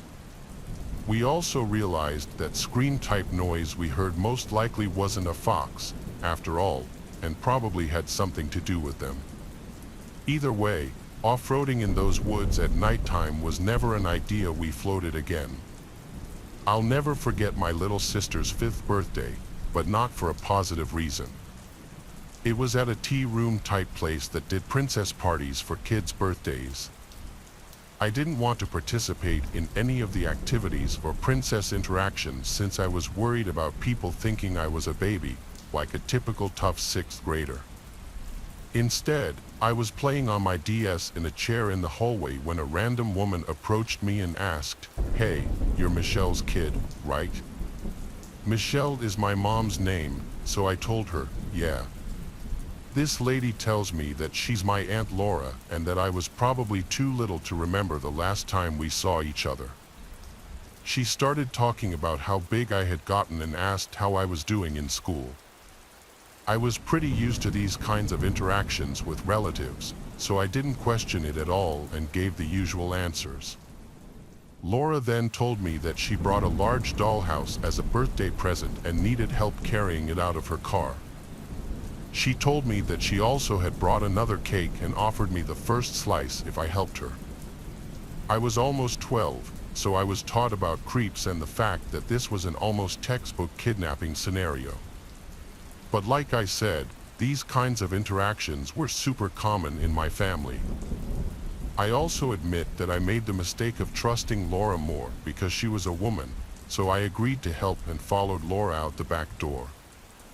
The car wasn't parked, it was still running with a man in the driver's seat. Laura could tell that the man being there made me suspicious, so she quickly told me that that was my Uncle Daniel and started urging me to hurry with the dollhouse before the cake frosting melted. I got a bad gut feeling. Why hadn't she asked Daniel to help her carry the dollhouse in, and why did they keep the car running when there were plenty of empty spots to park in?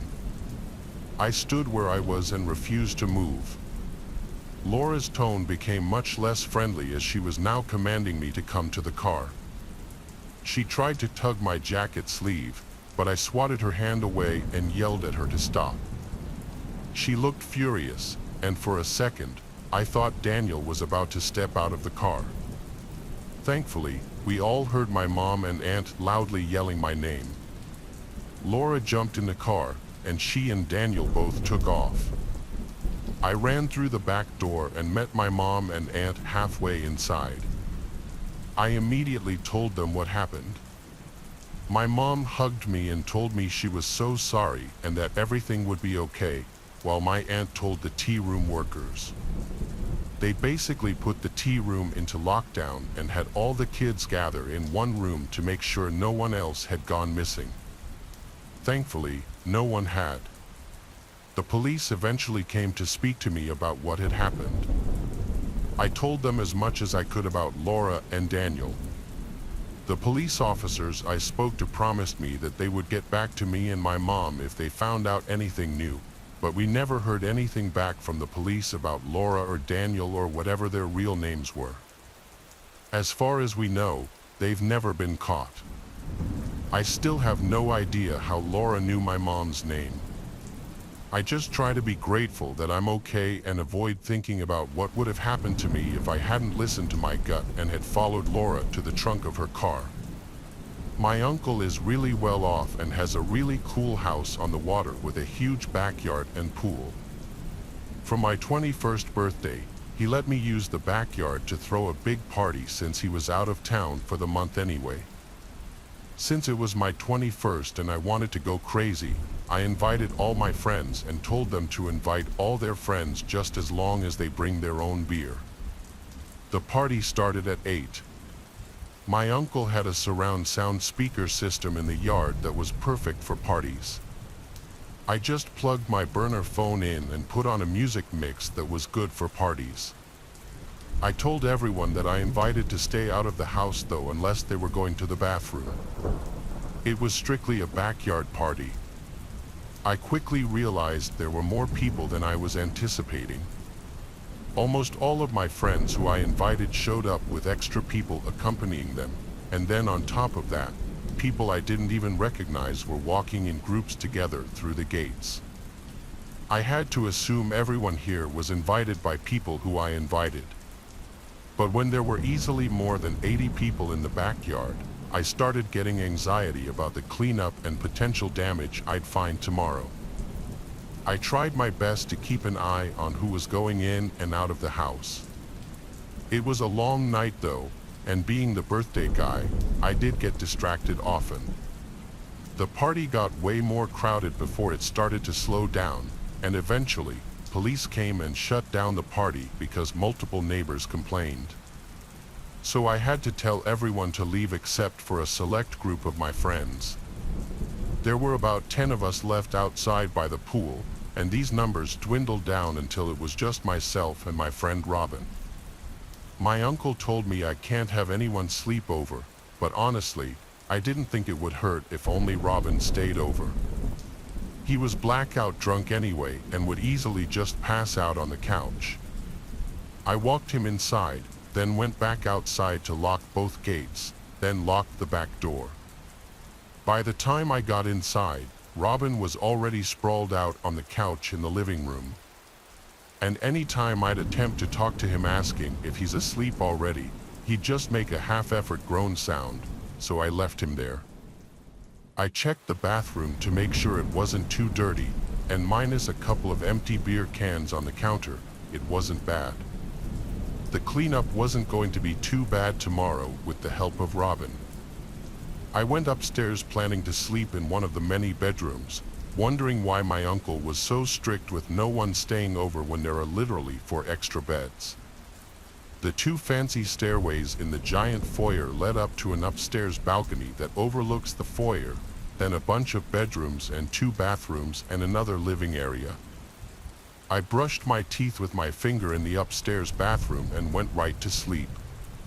I was drunk too, so I fell asleep with ease. I woke up about an hour later feeling really nauseous. I mixed way too many liquors. I had to run to the toilet to puke.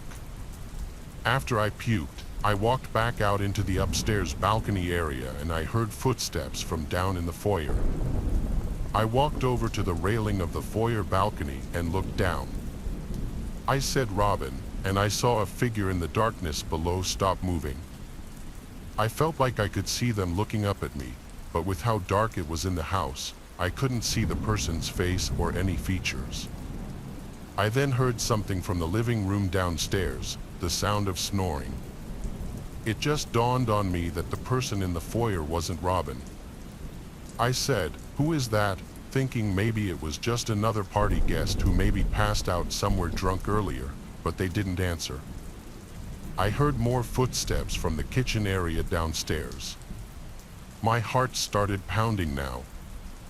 I said I'm going back to sleep, pretending like I thought they were just party guests, when in reality I was going back to the bedroom to lock the door and call 911 right away. But then I remembered Robin was down there. I had to try to warn him. I called his number and someone picked up. Before saying anything, I said Robin at least 3 times. All I heard was breathing on the other end. I hung up the phone and dialed 911 now, and while on the phone and whispering to the 911 operator, the doorknob to the door twisted around and then there was a light knock on the door. I asked the operator in a whisper if I should say I'm on the phone with the police, and he said no, don't announce my presence. I asked what about my friend Robin, and he paused for a second as if he didn't know what to tell me. Then he said just wait in the room until police arrive. If they think my friend is asleep, they probably wouldn't harm him. I could tell even the operator didn't really know what to do about that, but I figured that was the best option too. At this point, All I could do was wait in the locked room waiting out the intruders until the police got there. The operator told me police were arriving now and that they would try the front and back doors. The police were able to enter through the back door, which was left open by whoever the intruders were. Only then was I instructed to go downstairs and meet them. I woke up Robin and explained everything to the police while he listened, still drunk and confused. I searched the house seeing if anything was missing, but it wasn't my house, so I didn't really know what was there beforehand. My uncle's bedroom was locked, and he didn't have many valuables just sitting out in the open. The police searched the entire house before leaving. They said they'd keep an officer on the block for the night, which made me feel a little better. I never told my uncle about this until one day he asked where his Cartier watch was. Apparently, it was stolen right from the kitchen drawer by one of the intruders. It was then that I had to tell him the truth, and obviously, he was anything but happy. He never asked me to reimburse him for the watch, but he also never allowed me to throw any kinds of events at his house again, and I can't blame him for that. This happened when I was maybe 9 or 10 years old. I was invited to a friend's birthday party, and there were about 10 other kids there. It was a friend named Tom, and he was not my best friend, but I knew him pretty well. I also knew just about everybody else at his birthday party. The party itself was at Tom's house, which was maybe 5 minutes away from mine. It was a really populated neighborhood with lots of houses. I remember that the party was both inside and outside because this was during the summer. I didn't know much about what was planned for the party, but when I got there, I was pleasantly surprised. Tom's parents had done a good job of setting everything up. I remember they had video games inside of the house and lots of snacks inside as well. Then, in the backyard and front yard, they had activities like bags and mini golf and some other stuff. So, after getting there, we played some games and eventually had pizza and cake. Then, when it got a little bit later, everyone kind of spread out. Some people were playing video games inside, and others went out to the yard. I remember that Tom was inside, but I went out into the front yard with 2 or 3 other kids. We were hanging out there, and it was beginning to get dark. I don't remember exactly what we were doing, but I remember that I was looking out into the street, and I noticed this clown. Well, it was a man dressed up as a clown. I'm not sure where he had come from, but he was walking down the side of the street out front. We soon noticed that he was walking in our direction. We figured that Tom's parents must have hired the clown. It was probably a funny joke because Tom's parents were funny people. So, this clown guy walked right up to the front yard. He then approached me and the other kids that were there. Then he waved at us without saying anything. We didn't really know what to do. The clown guy started making hand signals and stuff, and then he walked up and grabbed one of my friend's arms. He started to walk away with him before my friend pulled himself away. The clown then turned around and took a few steps towards us. We all began to move back and away from him. That's when the clown started to run in our direction. I remember that we all just took off running and went back inside the house. We still thought it was probably a joke, but it seemed kind of strange. The clown did not follow us inside, but after getting in the house, we told Tom, who told his parents. Tom's parents said that they did not hire a clown. They were not expecting anybody in a clown costume. We got the creeps when we heard that, so some random guy dressed as a clown who just approached us and acted all weird. We all went outside to look, but did not see him. Tom's parents then called the police. They made everybody stay inside for the rest of the night. We all went to the windows and looked out of them. I remember, like, a couple of minutes later, we saw the clown jogging down the street. When he passed by the house, he turned and did a little wave towards us, then he was quickly out of sight. The police got there maybe 5 to 10 minutes later. The clown was no longer in the area, though. Not long after, everyone's parents came and picked them up, so I left. We never found out who the clown guy was or what he was doing. This is something that took place when I turned 18 years old. For a little background, I'm a female. It was the summer, and I had recently graduated from high school. Around my birthday, on one Saturday, my parents had a birthday and graduation party for me. It was at our house, and quite a few people showed up. We had food catered, and the party was mostly in the backyard. First, lots of family came by, and then many of my friends started showing up as well. The party lasted for several hours, and everything was going well, but towards the end, that sort of changed. It was probably around 5 p.m. Many people had left, and just a few family members were still there. I was sitting in the backyard with everyone, but I got up to get something to drink.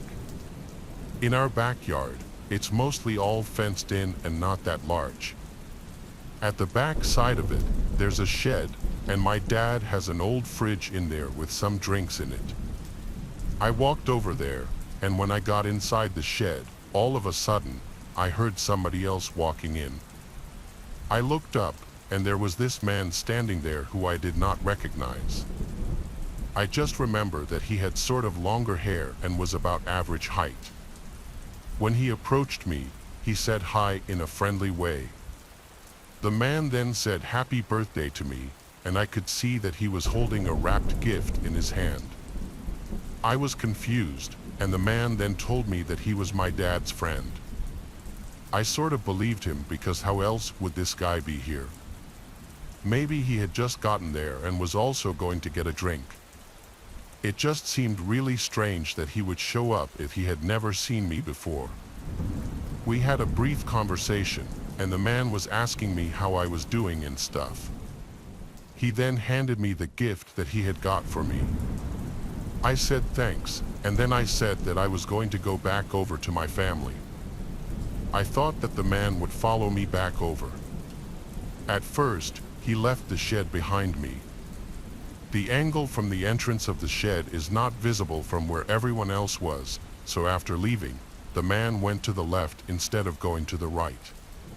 And he went behind the small area between the shed and the back fence. There's about 3 or 4 feet until the fence that separates the backyard from the alleyway behind our house. I thought it was really strange that he was going back there, and I didn't know why, but I didn't question him. Instead, I just walked back over to the rest of my family and friends where I had been before. I remember that I went over to my dad and asked him if one of his friends was going to be there who I didn't know. He said no, and I then told him about the guy. My dad seemed just as confused as I was, and we went back over to look for the guy, but he was completely gone and must have left. That made the whole thing seem pretty creepy. I was still holding the gift that he gave me, and I decided to open it up. When I did, I saw that it was a framed photo. The picture was photoshopped of me and the man standing together. It was the creepiest thing I've ever seen in my life, and in the photo, the guy was wearing sunglasses. So it was harder to tell his exact identity. My parents and I were so confused by the whole thing. We tried to figure out who this guy could possibly be, but had no luck. I never ended up finding out who the man was. I'm just glad that I haven't seen him since. I'm going to tell you a story that still makes me angry to this day, even though it happened back when I was a kid. This was when I was about 12 years old or so. I went to the local school and was a shy kid, but I did have several friends. I remember there was this one kid at my school named Edward. We had some mutual friends and certainly knew who each other were, but I wouldn't say we were friends and we never really hung out. I didn't know a whole lot about Edward, but we had a class together and sat sort of near each other, so I would often hear him talking to other people. When I was talking with my friends, he would sometimes stop by and talk with our group. I remember one of my friends said that he got invited to Edward's birthday party that weekend. Then, to my surprise, the next day Edward invited me to his party. He told me his address and the time and said to bring a present for him. He wrote that information on a post-it note, I remember, and then gave it to me. I felt good for being invited to his party. As a shy kid, I did not get invited to a whole lot of birthday parties. Edward was not really known as that cool or popular, but he certainly had a lot more friends than I did, and I thought well of him. I hadn't known that he considered me to be a good enough friend to invite to his party. So when Friday came, Edward's party was that night. I had gone out with my mom the previous day and got Edward a good present. During the school day, one of my friends who was also invited told me that he wasn't going. I guess he had to go to his sister's recital or something. Anyways, that made me more nervous to go to Edward's party because I would no longer really know anybody else there that well. So that night, my mom drove me to Edward's house. It was going to be a sleepover, and she said that she would pick me up the next morning. I was dropped off right on time, and then I walked up to the house.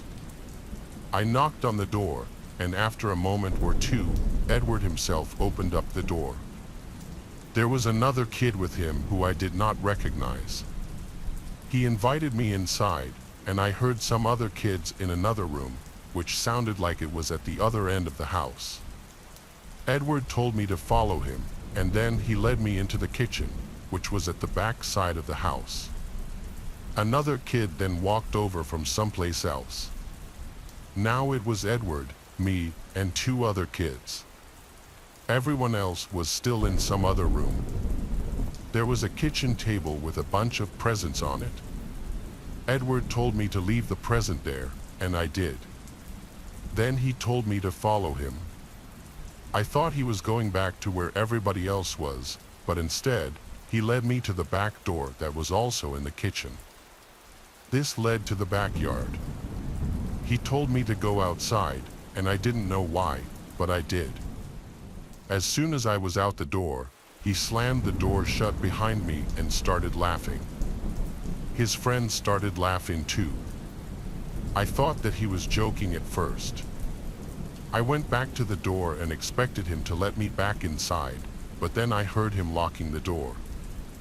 He then said something like, "Later, loser." Then he covered the window to the door and walked away laughing. At first, I didn't know if it was still a joke or what, but after standing outside for probably 5 minutes, I realized that it was no joke and he was not coming back. Then I felt really bad. I was too embarrassed to go knock on a door and try to get back inside. I didn't even want to anyways. I just wanted to go home, but I didn't have a cell phone back then.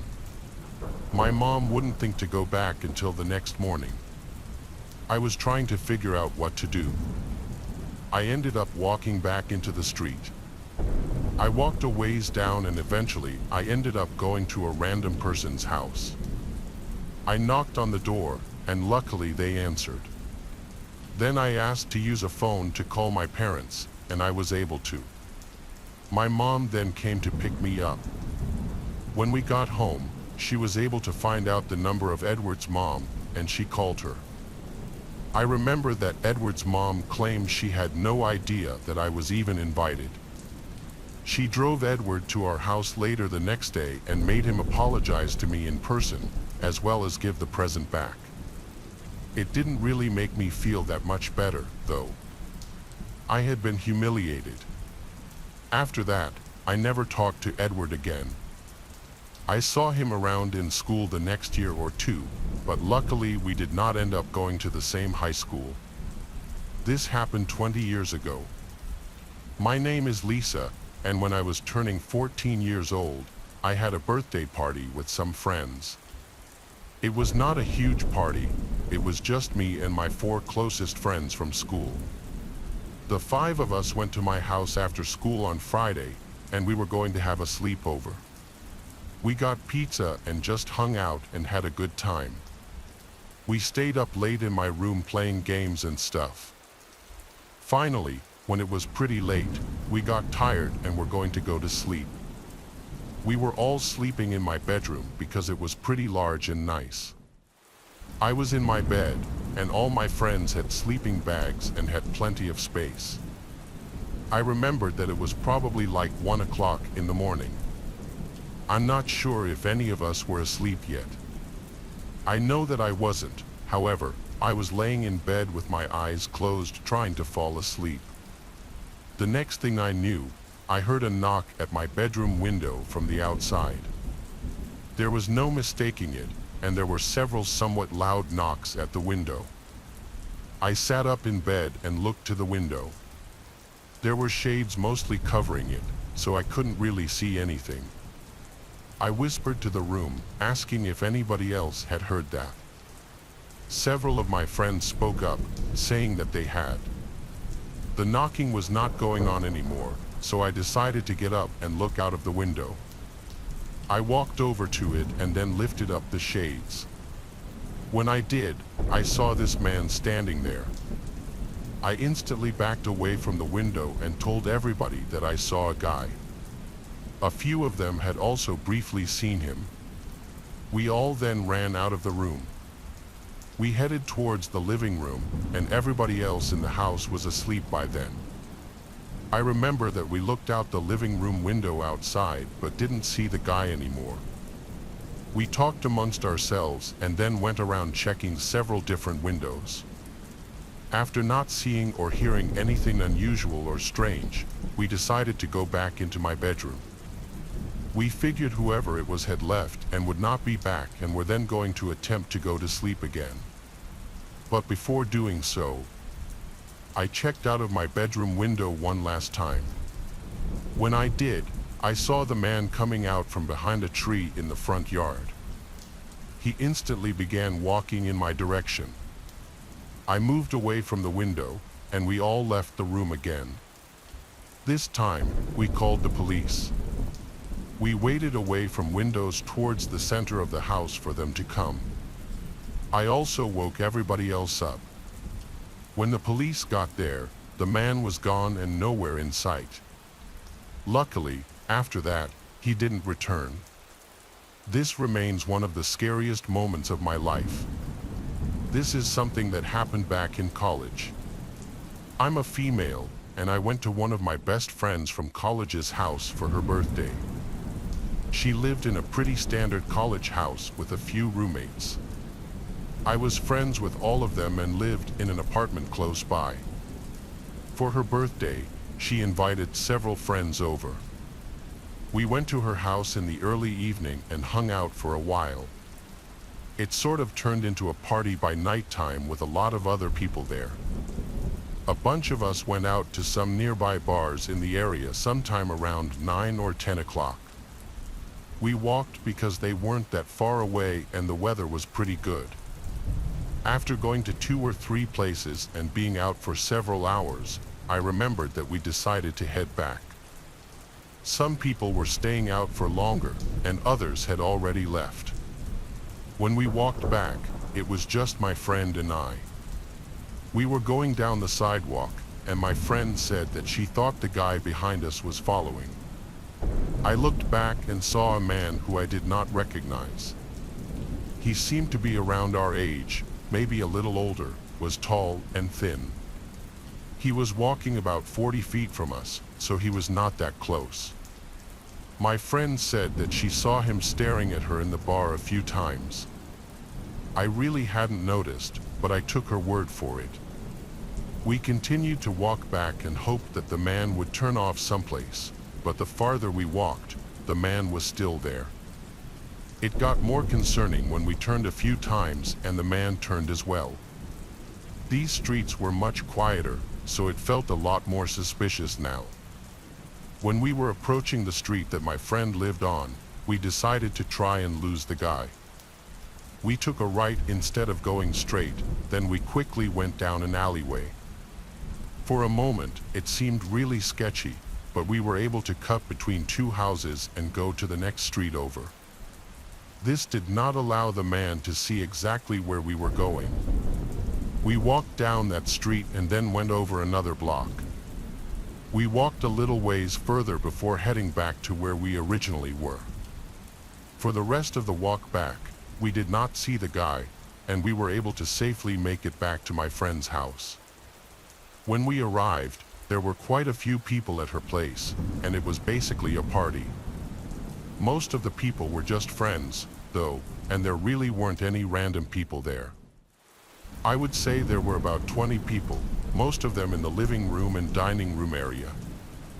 We hung out with some people downstairs for a while.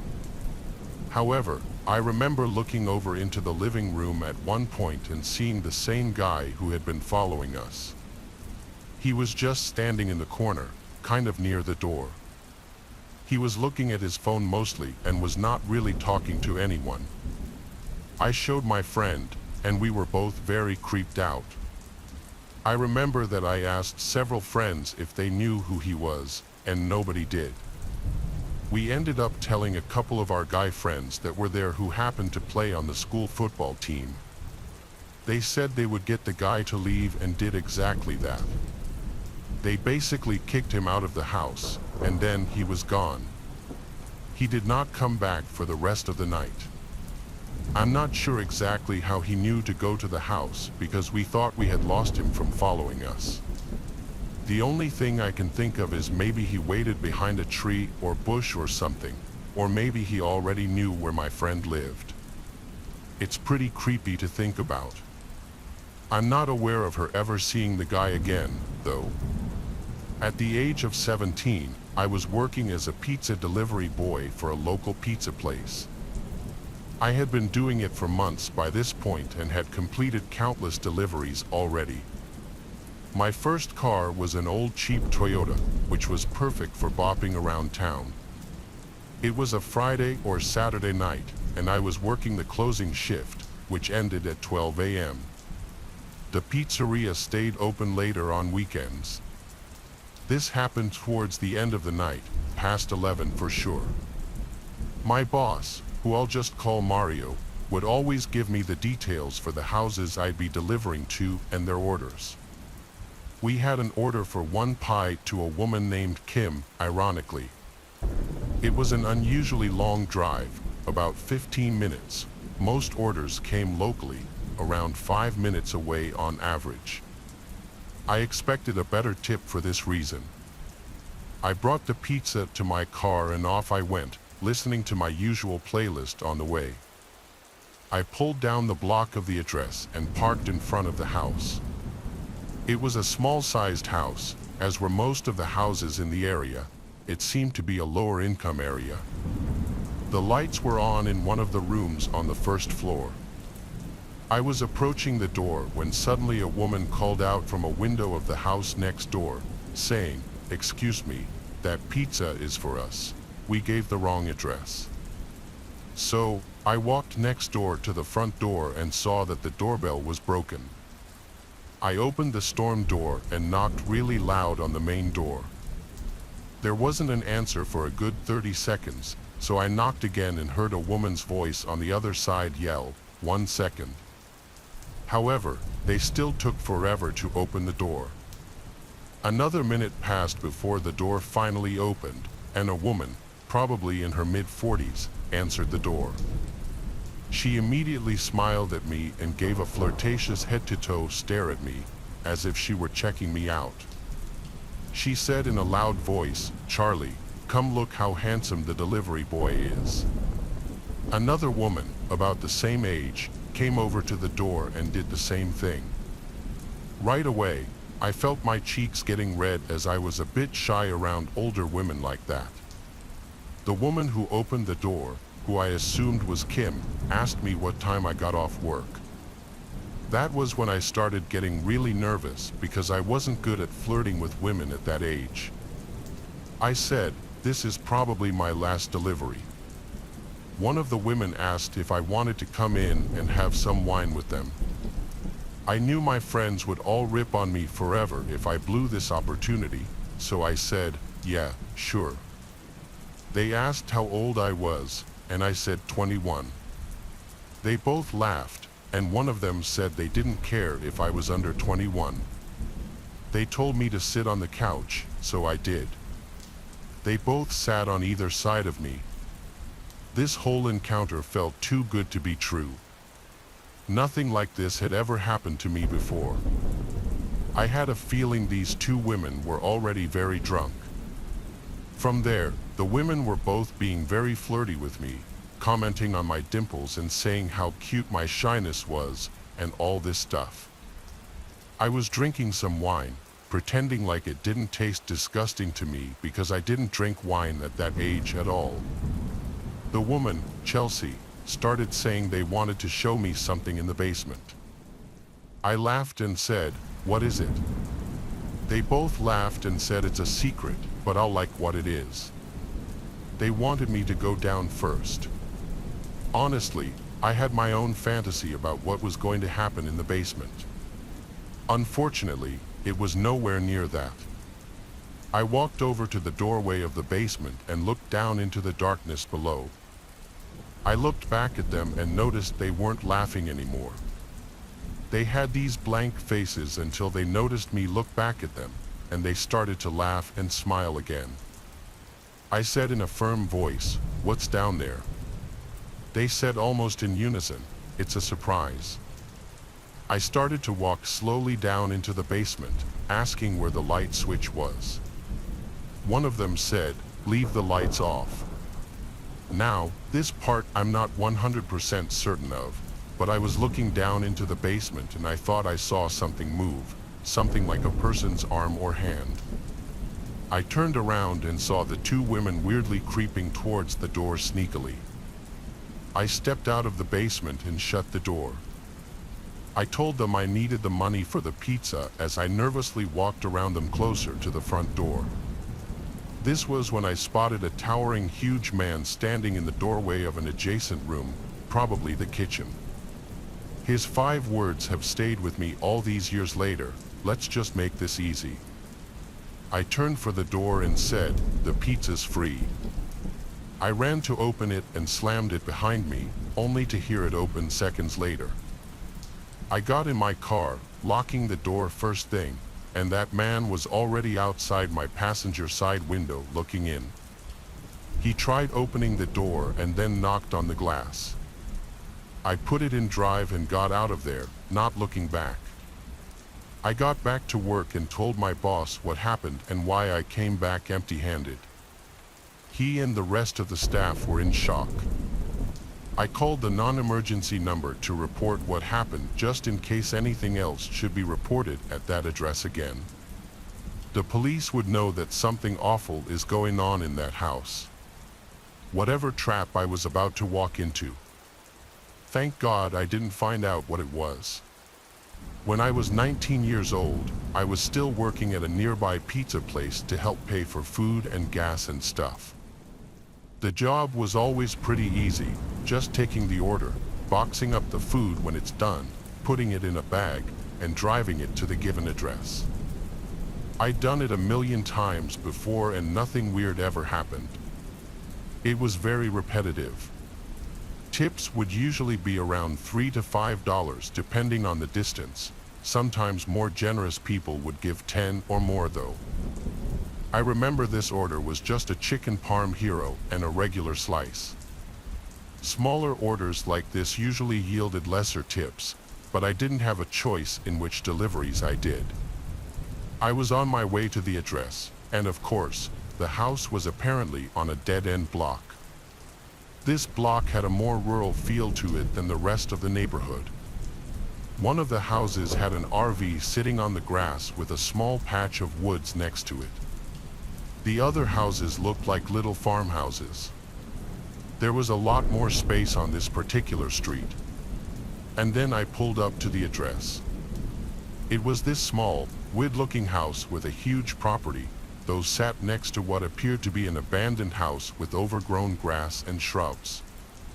It was probably around 6 p.m. and it was getting pretty dark out, so it was around the time people would start putting on their lights inside their houses, but all the lights in the house were off and I noticed the front door seemed cracked open.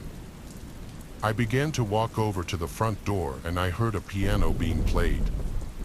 It sounded like it was a couple rooms away, at least muffled by some walls or a door or something. I knocked on the door and then rang the bell after a few minutes, only the doorbell didn't work. The piano was still playing. I felt weird just walking in, so I walked around the property towards the back. The backyard was a literal mess, things scattered all over the grass.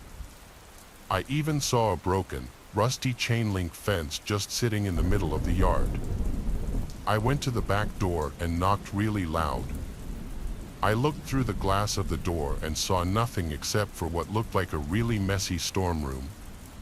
Clearly, these people were not neat freaks, to say the least. When nobody answered the back door either, I went back around front and called one of the guys at the pizzeria to confirm the address with him. He took a second to check what he wrote down and he confirmed that I was at the correct address. So I went back to the front door, pushed it open, and heard the creepy sounding piano music still playing. I yelled, "Pizza's here." The piano stopped.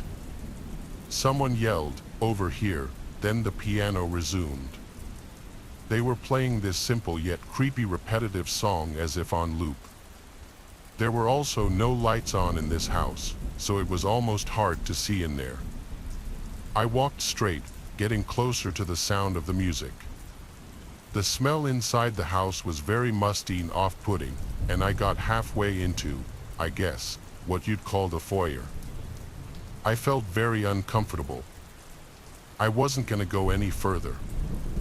I yelled from by the front door, "Sir." The music stopped, this time for good, and now there was just silence. I backed towards the door again so that I would be closer to the outside. I was expecting to hear footsteps coming towards me, but no, it was just dead silent. I said, "Sir," and a voice from another room said, "Yes, sorry, I have trouble walking. Could you just bring it in here, please?" I asked, "What room are you in, sir?" And he took a moment to answer back, "If you just walk through the living room, I'm in the dining room." There were no directions on the phone to do any of this, so this was very strange. I thought for a second about my next course of action. I felt bad leaving in the case that this was some old, feeble man just living in a messy house. I started walking through the living room and there was an opening that led to what I presumed to be the dining room. Me being my overly cautious and paranoid self was still suspicious. Instead of walking straight into the dining room, I peeked around the wall just enough for one eye to see into the room. I saw the piano, but there was no one sitting at it. I also didn't see anyone in the entire room. With that, I quietly but quickly walked back towards the front door, shut the door behind me, and drove back to the pizzeria. I explained that I got a sketchy vibe inside the house. My boss was completely understanding, especially when the alleged customer didn't call back asking why I left. That said everything. I didn't really understand the logic in trying to commit a robbery in your own house, and nor did my boss or coworkers. So later that night after work, I looked up that address and that house was foreclosed on months ago and it had been vacant. When I told this to everyone, they had the same mouth-dropping reaction I did. I was truly mere steps away from probably getting robbed, that or someone was trying to play a horrible prank on an unsuspecting pizza delivery guy. It was my last week working at an Italian restaurant. It was a half pizzeria, half Italian restaurant, so my duties would switch from shift to shift. Sometimes I'd work the front register in a pizzeria, sometimes I'd be a busboy in the restaurant side, and sometimes I'd be doing deliveries. I liked doing deliveries the most because I'd make tip money. So it was ironic that I left this job with a horrible scarring experience doing a delivery. It was a late-night delivery, of course. This is when the shady things happen. We got an order for 3 specialty pizzas. It was a big order, probably like $70 worth of pizza. It was on the bad side of town. This was already a minor red flag. Good thing I drove a crappy old Civic and wouldn't draw any negative attention now in that area, or so I thought. It was a 15-minute drive at least, and when I got to the house, I went up to ring the bell. The door opens within seconds, and this Latino man opens the door halfway, sees the pizzas, opens it fully, exposing the pistol in his hand. I'm not a gun person, but if I had to guess, I'd say it was a Colt 45, but I wasn't really paying attention to what kind of gun it was. My heart basically dropped out of my ass at the first sight of it and realizing the situation. Then 2 more Latino men came to the door and grabbed me while the first one still had me at gunpoint. They were yelling in Spanish at each other. Then the guy with the gun says in broken English, "Give me all of your stuff." I said okay, as I could barely breathe or speak due to my panic. I grabbed my wallet, which was all I could really offer him. He then yelled, "Phone," and I gave him my phone as well. It was a Motorola Razr, the iPhone of the 2000s pretty much. One of them even forcibly grabbed my wrist and yanked off my watch. Thankfully, it wasn't an expensive watch. After this, one of them grabbed my ID out of my wallet and read out my address. Then they threatened me, basically saying if I told anybody about this, they'd come to my address and kill my whole family. I said okay, I understand, wanting to cry for help and for my life, but I couldn't. They then pushed me out of the house down the stoop, causing me to land on my hands and knees and start to bleed, slammed the door shut, and all I had left on me now were my keys. I didn't return back to the pizzeria. I was too shaken and disturbed. I went home, noticeably quiet and shaky. My parents picked up on it. They also saw my scuffed up shorts and my bloody knees. They knew something was wrong, and they tried prying it out of me. I had to tell them the truth. I told them I was robbed at gunpoint on a delivery, and they had our address and threatened to come kill us if I reported them. My dad, who had connections with the police department, right away called the number of one of his close friends, and they immediately did a background check of the person living in that house. His name was Rodrigo. He had 4 prior felony convictions.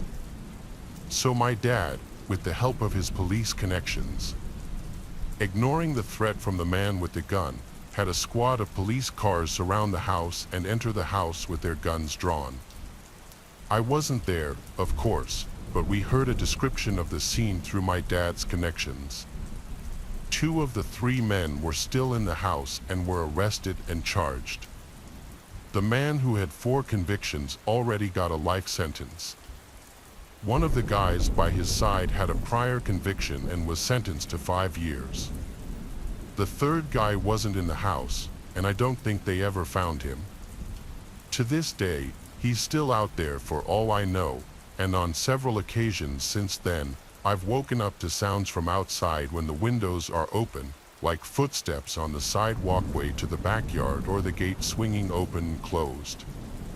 It could just be my imagination or being paranoid, but I do still worry for my and my family's well-being.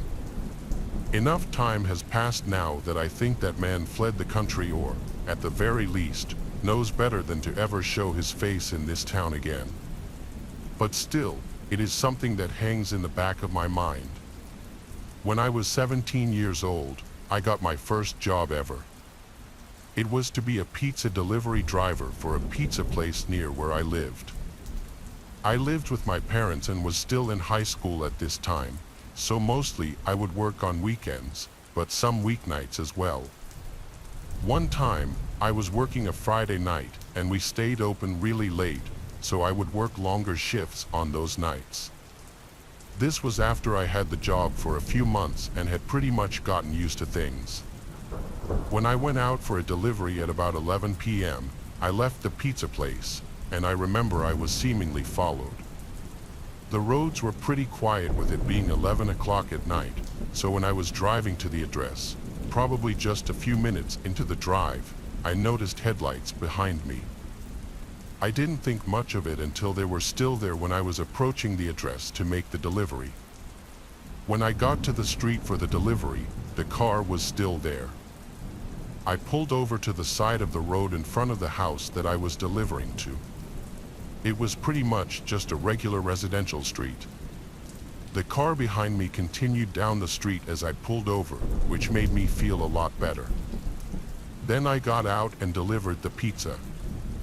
I got back into my car afterwards, and then I started to drive back to work. I turned around and headed back down the street, but when I got to the end of the street, I saw headlights behind me again. It was probably the same person. They ended up following me almost all the way back to the pizza place, except they randomly turned away within a few minutes of it. I was able to get back, but I found the whole thing very strange. I had no idea why anybody would be following me like that. I had another delivery to make a short time later.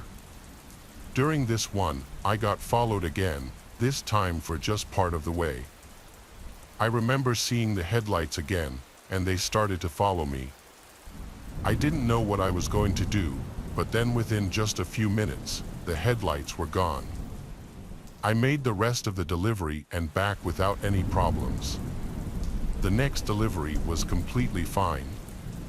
I didn't notice myself being followed at all, but the one after that, the car returned. By now, it was well after midnight. This time was very similar to the first. The car followed me almost the entire way to the house and back, but not quite the whole way.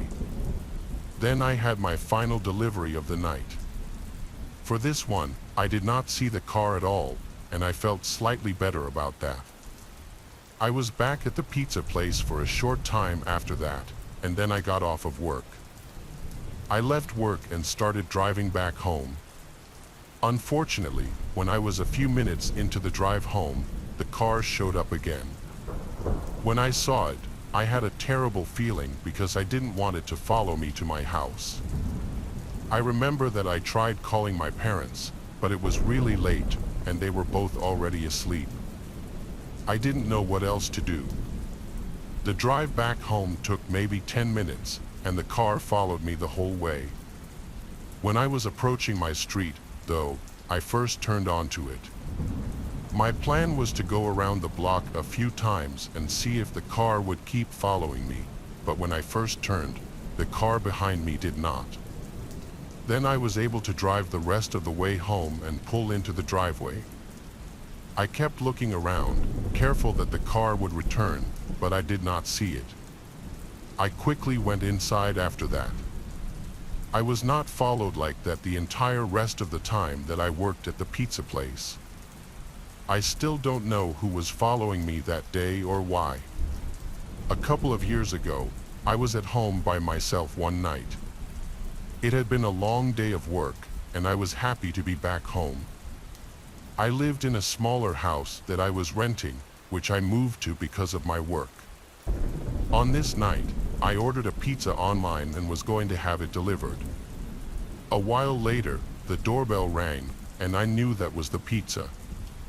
So, I went to the front door and opened it.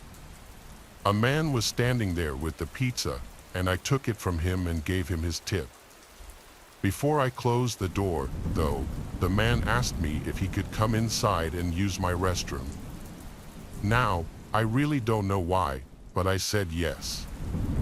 I didn't want to say yes. I didn't want the guy in my house because I didn't know him at all, and obviously, I should not have let him.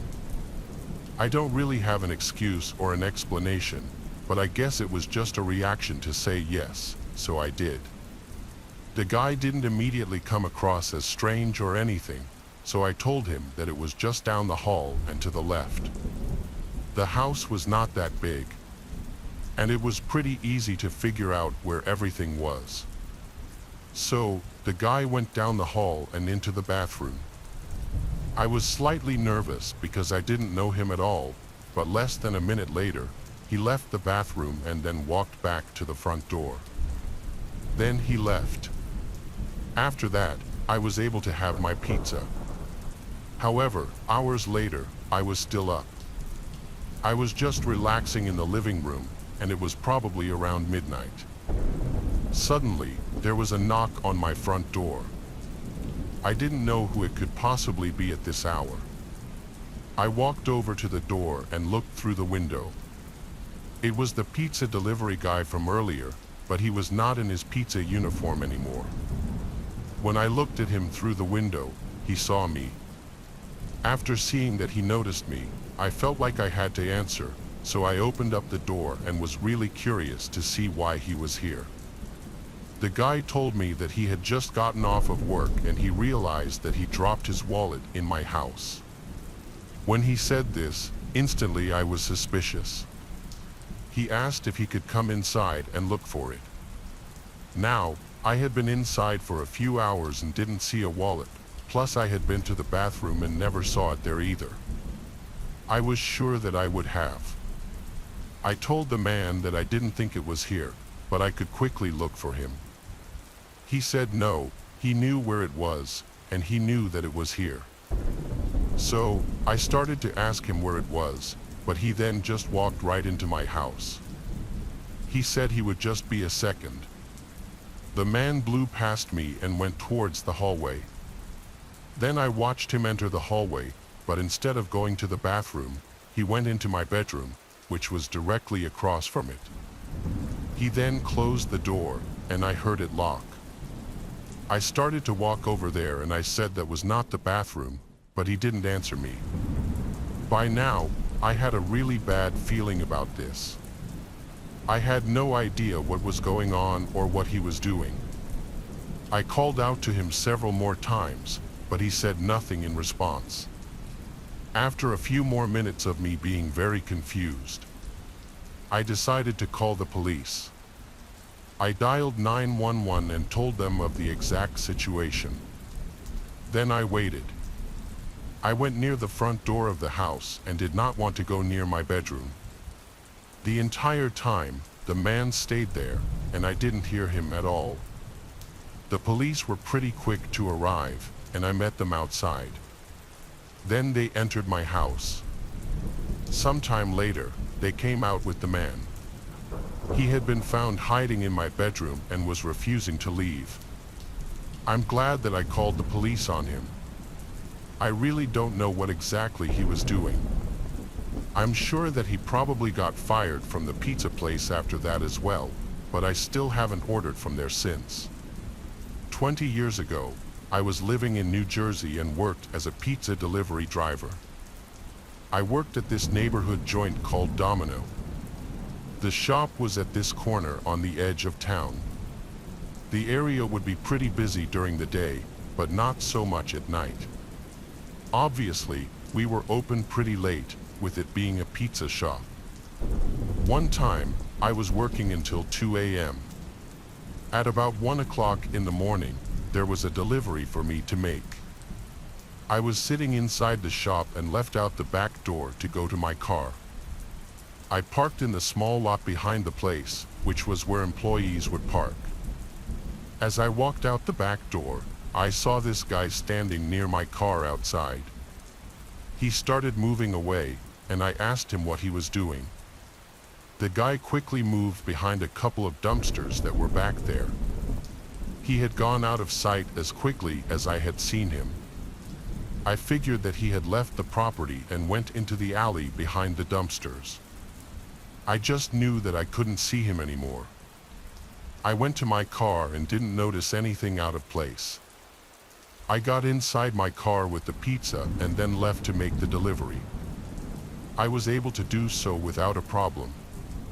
After getting back from the delivery, I went back inside. A while later, I got my next delivery to be made. I left through the back door again. This time, when I left, I did not see anybody by my vehicle. But when I was walking towards it, about halfway there, I heard footsteps behind me. I looked back and noticed the same guy. He was walking in my direction. I went faster and got inside my car with the pizza. The guy kept going towards my car quickly.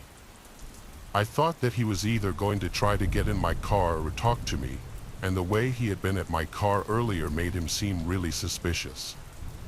He got within a couple of feet of me but did not try opening my door or knocking on my window. He just kind of stood there. I didn't wait around to see what he wanted, and I started up my engine and quickly left. I went out and made the next delivery. I was gone for probably about 15 minutes or so. Then I went back to work again and parked in my usual spot. After getting out of my car, I was starting to walk back to the back door, but I quickly noticed that the man was still there. He came out from behind a nearby vehicle of a coworker. He was then standing near the back door to the place. I didn't know what he wanted, and I decided to walk away instead of going to the back door like I usually did. I went around on the edge of the parking lot. I then walked around to the front door, which was locked by now. I rang the bell, and a coworker saw me and unlocked the door. I quickly went inside and told them about the sketchy guy. We ended up calling the police to report him, and nobody left the store until they arrived. They checked out the area, but the man had gone by then, I guess, because they couldn't find him. After a while, they left. I got another delivery that night and didn't see him at all. That was the creepiest thing that ever happened when I worked there. Happened back in the year 1996. I was 13, and one night I was at home with my older sister, who was 16 at the time. I remember that our parents were gone for the night, so they gave us some money to order a pizza. After our parents left, I went into my room to play video games, and my sister was in her bedroom. When I got hungry, I left my room and told my sister that I wanted pizza then, so we ordered. I'm not sure what time it was, but it was dark out. While we waited for the pizza, we hung out in the living room. Then, I remembered that the pizza guy got there. After he rang the doorbell, my sister went over, answered, and paid the guy. She then brought the pizza into the kitchen. I was still in the living room watching TV, but was about to go into the kitchen. As I got up, I heard somebody suddenly trying to open the front door to our house. I stopped where I was and listened. They tried opening the door again. I wasn't sure if it was the pizza guy or what. I went over to the front window and looked out of it. I was just on time to barely see somebody moving away. They went out of sight within a second, though, and I really didn't see anything. It was just enough to know that somebody was there. The person had gone to the side towards the driveway, but also towards the side of our house. I kept watching but did not see them return. I figured they had left. So I then went into the kitchen, and I remembered that I told my sister about it. We looked out of a few windows but didn't see anything and figured that the guy had left. So we went into the living room and were having pizza and watching some TV. But not long into this, there was a knock at the front door. We carefully went over to a front window and looked out of it. When we did, we saw that there was this guy standing there on the front step. It was not the pizza delivery guy from earlier. Neither of us recognized him, and we figured that it was the same guy who had tried entering the house. We didn't know what we should do. I wanted to call our parents, but they didn't have cell phones at the time. So, we stayed in the living room and heard the guy knock once more, then he stopped. Things were very quiet for a short time. We looked out again, and the guy was now gone, and we couldn't see him. However, just moments later, we heard somebody try opening the back door to the house. Whoever this guy was, he seemed to be determined to get into our house for some reason. My sister said she was calling the police and then went over to the home phone. I stayed in the living room and hoped that the man would not try to break in while my sister was on the phone. I didn't hear anything more after she was told that the police were on their way. We looked out of a few more windows. We did not see the guy in the backyard or the front yard. Probably 10 minutes later, the police got there. We figured that the guy had left. I remember just hoping that he wouldn't return after the police had gone away. My sister mostly talked to the police and said what happened. I also talked to them a little bit too and gave my account. They said they would look around our property, and surprisingly, the police found a man hiding behind a tree in our backyard. It was the same guy. I really couldn't believe that he was still there. The police arrested the guy for trespassing. Neither my sister nor I had any idea who he was. I'm really glad that they found him. I'm a former pizza delivery driver. I got the job when I was 20 years old, and at first, I liked it a lot. I would not have to work that much, just a few nights a week. My car was fairly new, and I didn't mind delivering at all. The area that I live in is not super crowded, so the driving is pretty easy on the roads. I would also make lots of money in tips, so it was well worth it. After I had been working there for about 6 months, I was working one weekend pretty late.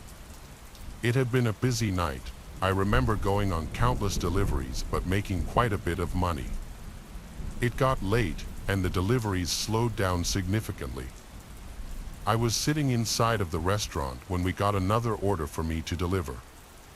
By now, it was probably like 1 something in the morning. It was an order of just cheese bread. I took the order, got the address, and then headed out to my car to deliver it.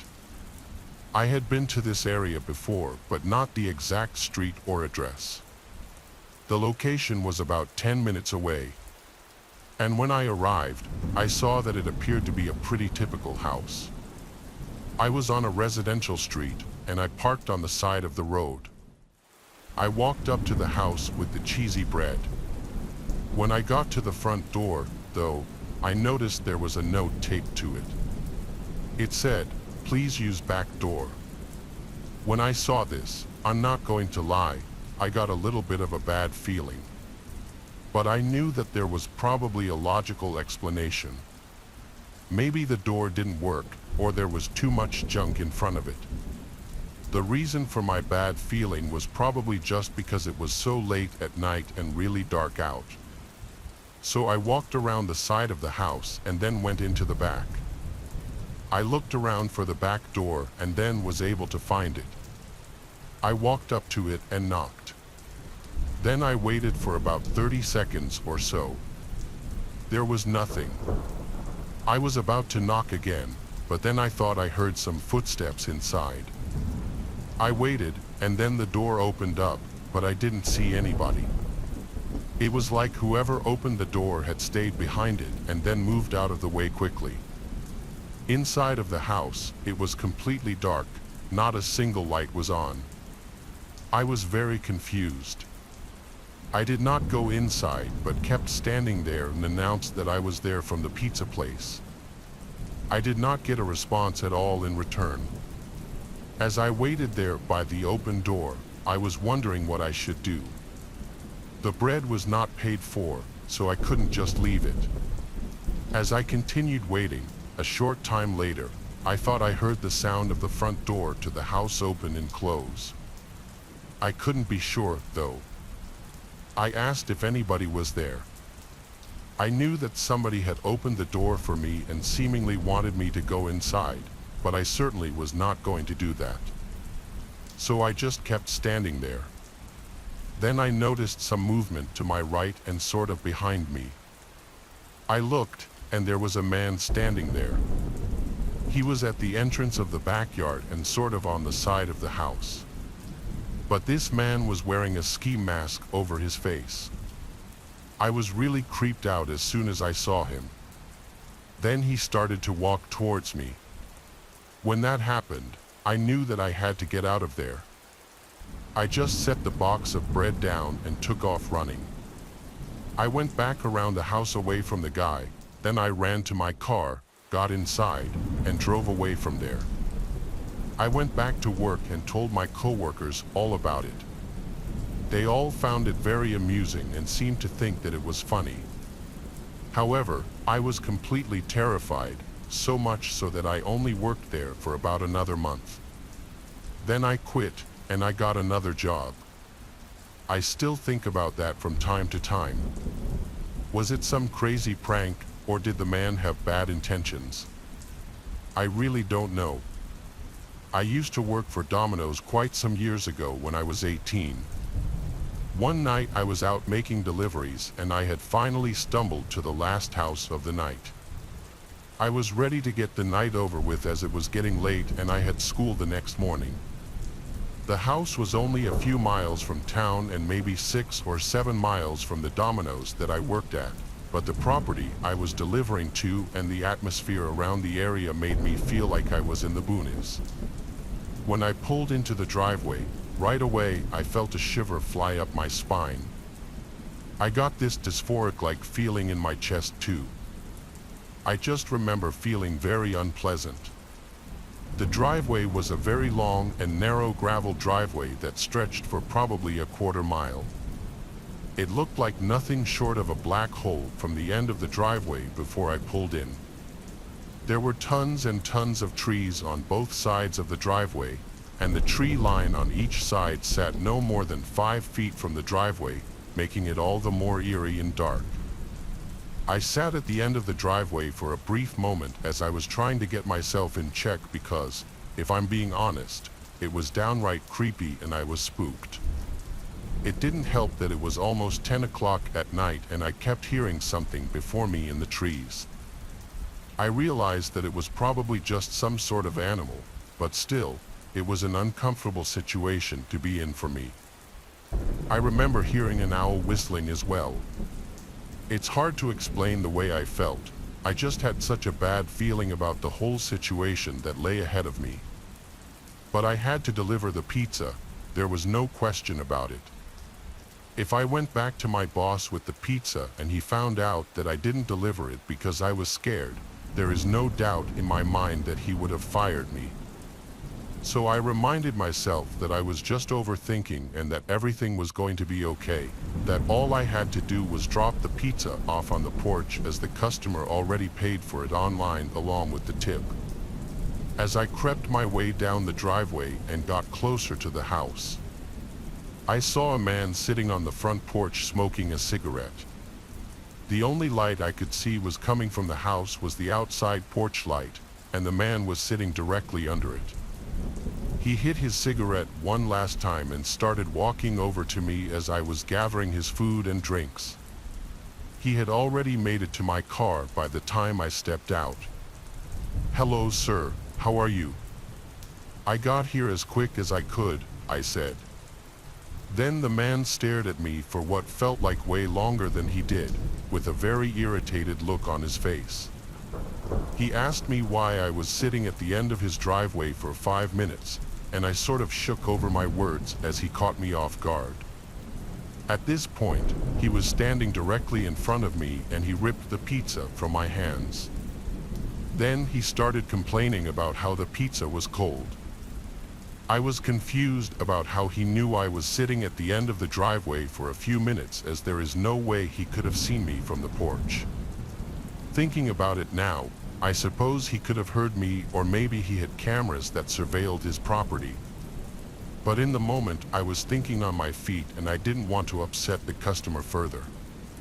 I just really wanted to get out of there, so I told him that I had no clue what he was talking about. The look on his face became even more distraught when I said that, and he told me that he hates liars. Then I noticed someone who came from the inside of the house walking in our direction, and then two others who were walking from the backside of the house towards us as well. My adrenaline amped up to 1,000, and at this point it was either fight or flight. I knew for a fact that something bad was going to happen if I didn't get out of there. I shot the rest of the food down along with the 2-liter that he ordered, and I ran to the driver's side door so I could speed away and get the hell out of there. But as soon as I opened the car door, one of the guys grabbed my head and smashed it on the car window, and I fell to the ground. Then the man made me hand my wallet and phone over. They told me to get out of there, and that if I told anybody, like the police, about what happened, they would come for me and my family.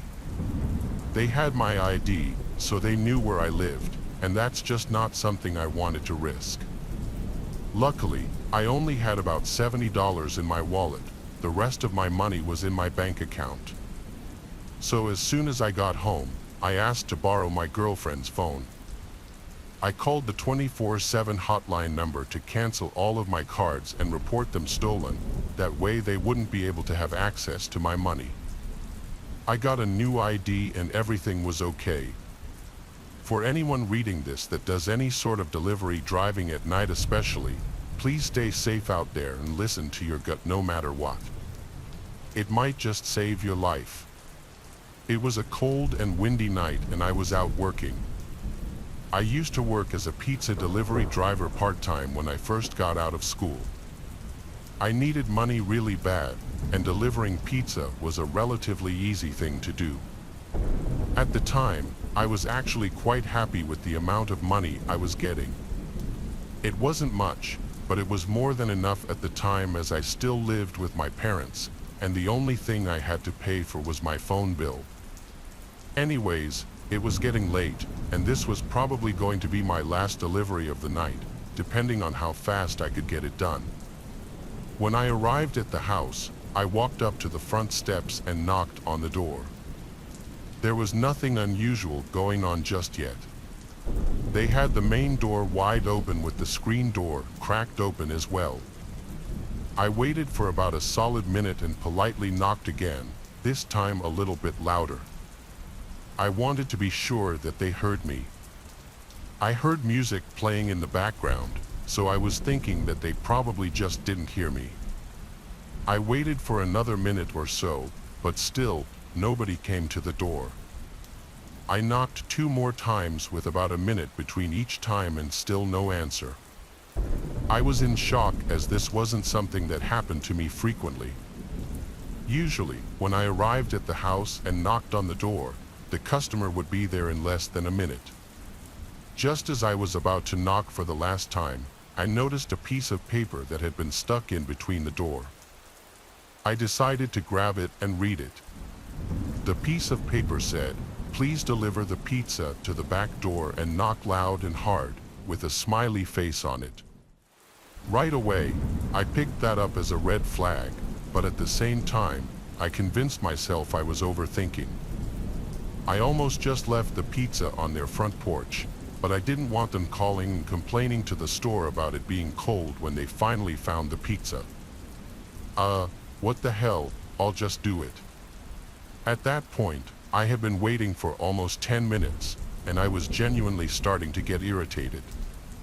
As I made my way around the house, the closer I got to the back door, the louder the music became, and that's when I noticed they were having a little campfire outside. However, there was nobody outside, so I slowly walked up the back patio steps and knocked on the door sort of hard, just like the paper said to do. So I waited for somebody to come to the door. I was growing more and more impatient. I was just about to say screw it and just leave the pizza on the deck and get the hell out of there, but out of nowhere, I heard a loud noise in the house, and briefly after that, I heard screaming from both a woman and a man. It sounded like they were getting into it with each other pretty bad, and I wasn't sure what to do. I waited for a few minutes, and the screaming continued. It was only getting worse as time went on, and I was really starting to get concerned. It really seemed like someone was getting hurt in there. More than likely, The man was physically assaulting the woman, and that's what it sounded like to me. Right as I was about to call the police, the man came running over to the back door and grabbed the pizza from me. He also apologized to me and said that he was sorry for the wait. I told him it was no big deal and asked him if everything was okay. He was trying his best to act normal, but the way he gave me a response and from what I was hearing a few minutes prior, I knew he was lying to my face right through his teeth. "Look, man, here's $50. Please just accept my money and go. What's going on here is between me and her, and it's none of your concern." I then looked at him with a really unsettling look and told him that I didn't want his money and started walking away, already knowing that in the back of my head, I was going to call the police when I got to my car. When I made it back to my car in the driveway, all of a sudden, out of nowhere, the woman came storming outside in my direction and started begging for help. She had been beaten so horribly you would not believe it. Both of her eyes were so swelled up that you could barely even see her left eye at all. She was crying, and she had bruises all over her body, and she was bleeding from her nose and her stomach. She told me that he had sliced her stomach with a knife and that he threatened her with a gun. She said she managed to get away from him by hitting him in the head with a hammer. She then ran to the other side of my car, got in the passenger seat, and told me to drive off. She was freaking out and screaming, telling me that we needed to leave before he came out there and killed us both. She was literally begging and screaming that I help her get out of there. So we drove off, and she called the police using my phone. I took her with me back to my work, and my boss was very understanding after I told him the situation. I ended up quitting the very next day, though, as it was just too much for me to cope with. I thought that I was better off looking for a different job, something that would be safer. You know, the woman who I rescued, Angie, called the police with my phone as soon as she got in the car, like I said. By the time the cops arrived, Thomas was dead. The man killed himself by shooting himself in the head.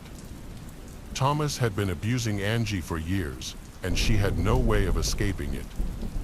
She didn't have a phone or any friends in the area, and he had been keeping complete control over her for the past 2 years. Apparently, she was pregnant, and Thomas didn't want to be a father yet, and that's what started the argument in the first place. He most definitely tried to kill the baby, but to no avail. Angie and I are now good friends, and we have each other on Facebook. I reached out to her recently to ask her how things were going, and she said she couldn't be happier and that she's in a new relationship with someone that truly loves her and cares for her. She even sent me some pictures of her and her daughter, and they seem to be in a much better spot now, which makes me happy. I worked as a pizza delivery driver at my local pizzeria for a decent amount of time in my late teenage years. It was almost 11 o'clock at night, and my manager asked me if I could do this one last delivery for the night. We usually wouldn't do deliveries past 10:30. It was a Saturday night, and we were much busier than usual, so I agreed. After all, I really couldn't have told him no even if I wanted to. I got in my old beat-up 2008 Pontiac Grand Prix and turned some music on to help me stay awake since I was getting really tired and was just ready to go the hell home. I live in a small town, so I knew the area very well, like the back of my hand. Ironically enough, I'd actually never delivered around this area before. It was a few miles out of town, and I'm positive it would have technically been a different jurisdiction or at the very least a whole different township. As I was getting closer to the house, I realized how unfamiliar the area was, but it didn't bother me much. When I got there, my GPS told me I had arrived, but I was still about a quarter mile away from the house. I was really confused, so I kept driving until I saw the next house. I was literally in the middle of nowhere, so I figured it was just the GPS being glitchy or whatever. I stopped at the next house, hoping that it would be the correct address. I pulled into the driveway, but the driveway was super long, and I didn't want to drive all the way up to the house and have it be a total stranger who didn't even order a pizza. So, I stepped out of my car and looked to see if there was an address on the mailbox, and there was. It was definitely the address I had in my GPS, so that gave me a lot of relief. I headed down the driveway slowly, and I don't know why, but I parked my car about halfway up the driveway. I walked the rest of the way up to the house. I knocked on the door and waited for a few minutes, but nobody answered. I knocked once more and waited, and still no answer. I was upset because that meant I pretty much just wasted all that time for nothing since my job really relied on tips. I put the pizza on their front porch and started walking back to my car. I picked up my pace a bit because it was really dark on their property, and they didn't have any of the outside lights on, so I had no source of light whatsoever. Before I got to my car, as I was walking, I started hearing footsteps that sounded like they were coming from the back of the house. I could hear the leaves crunching and the sticks snapping with every step that was taken. I didn't know who or what it was, but I really didn't want to stay long enough to find out. I got back in my car, started it, and slowly began backing out. There wasn't really any room for me to do a U-turn unless I were to drive all the way up the driveway and turn around, and I really didn't want to do that anyway.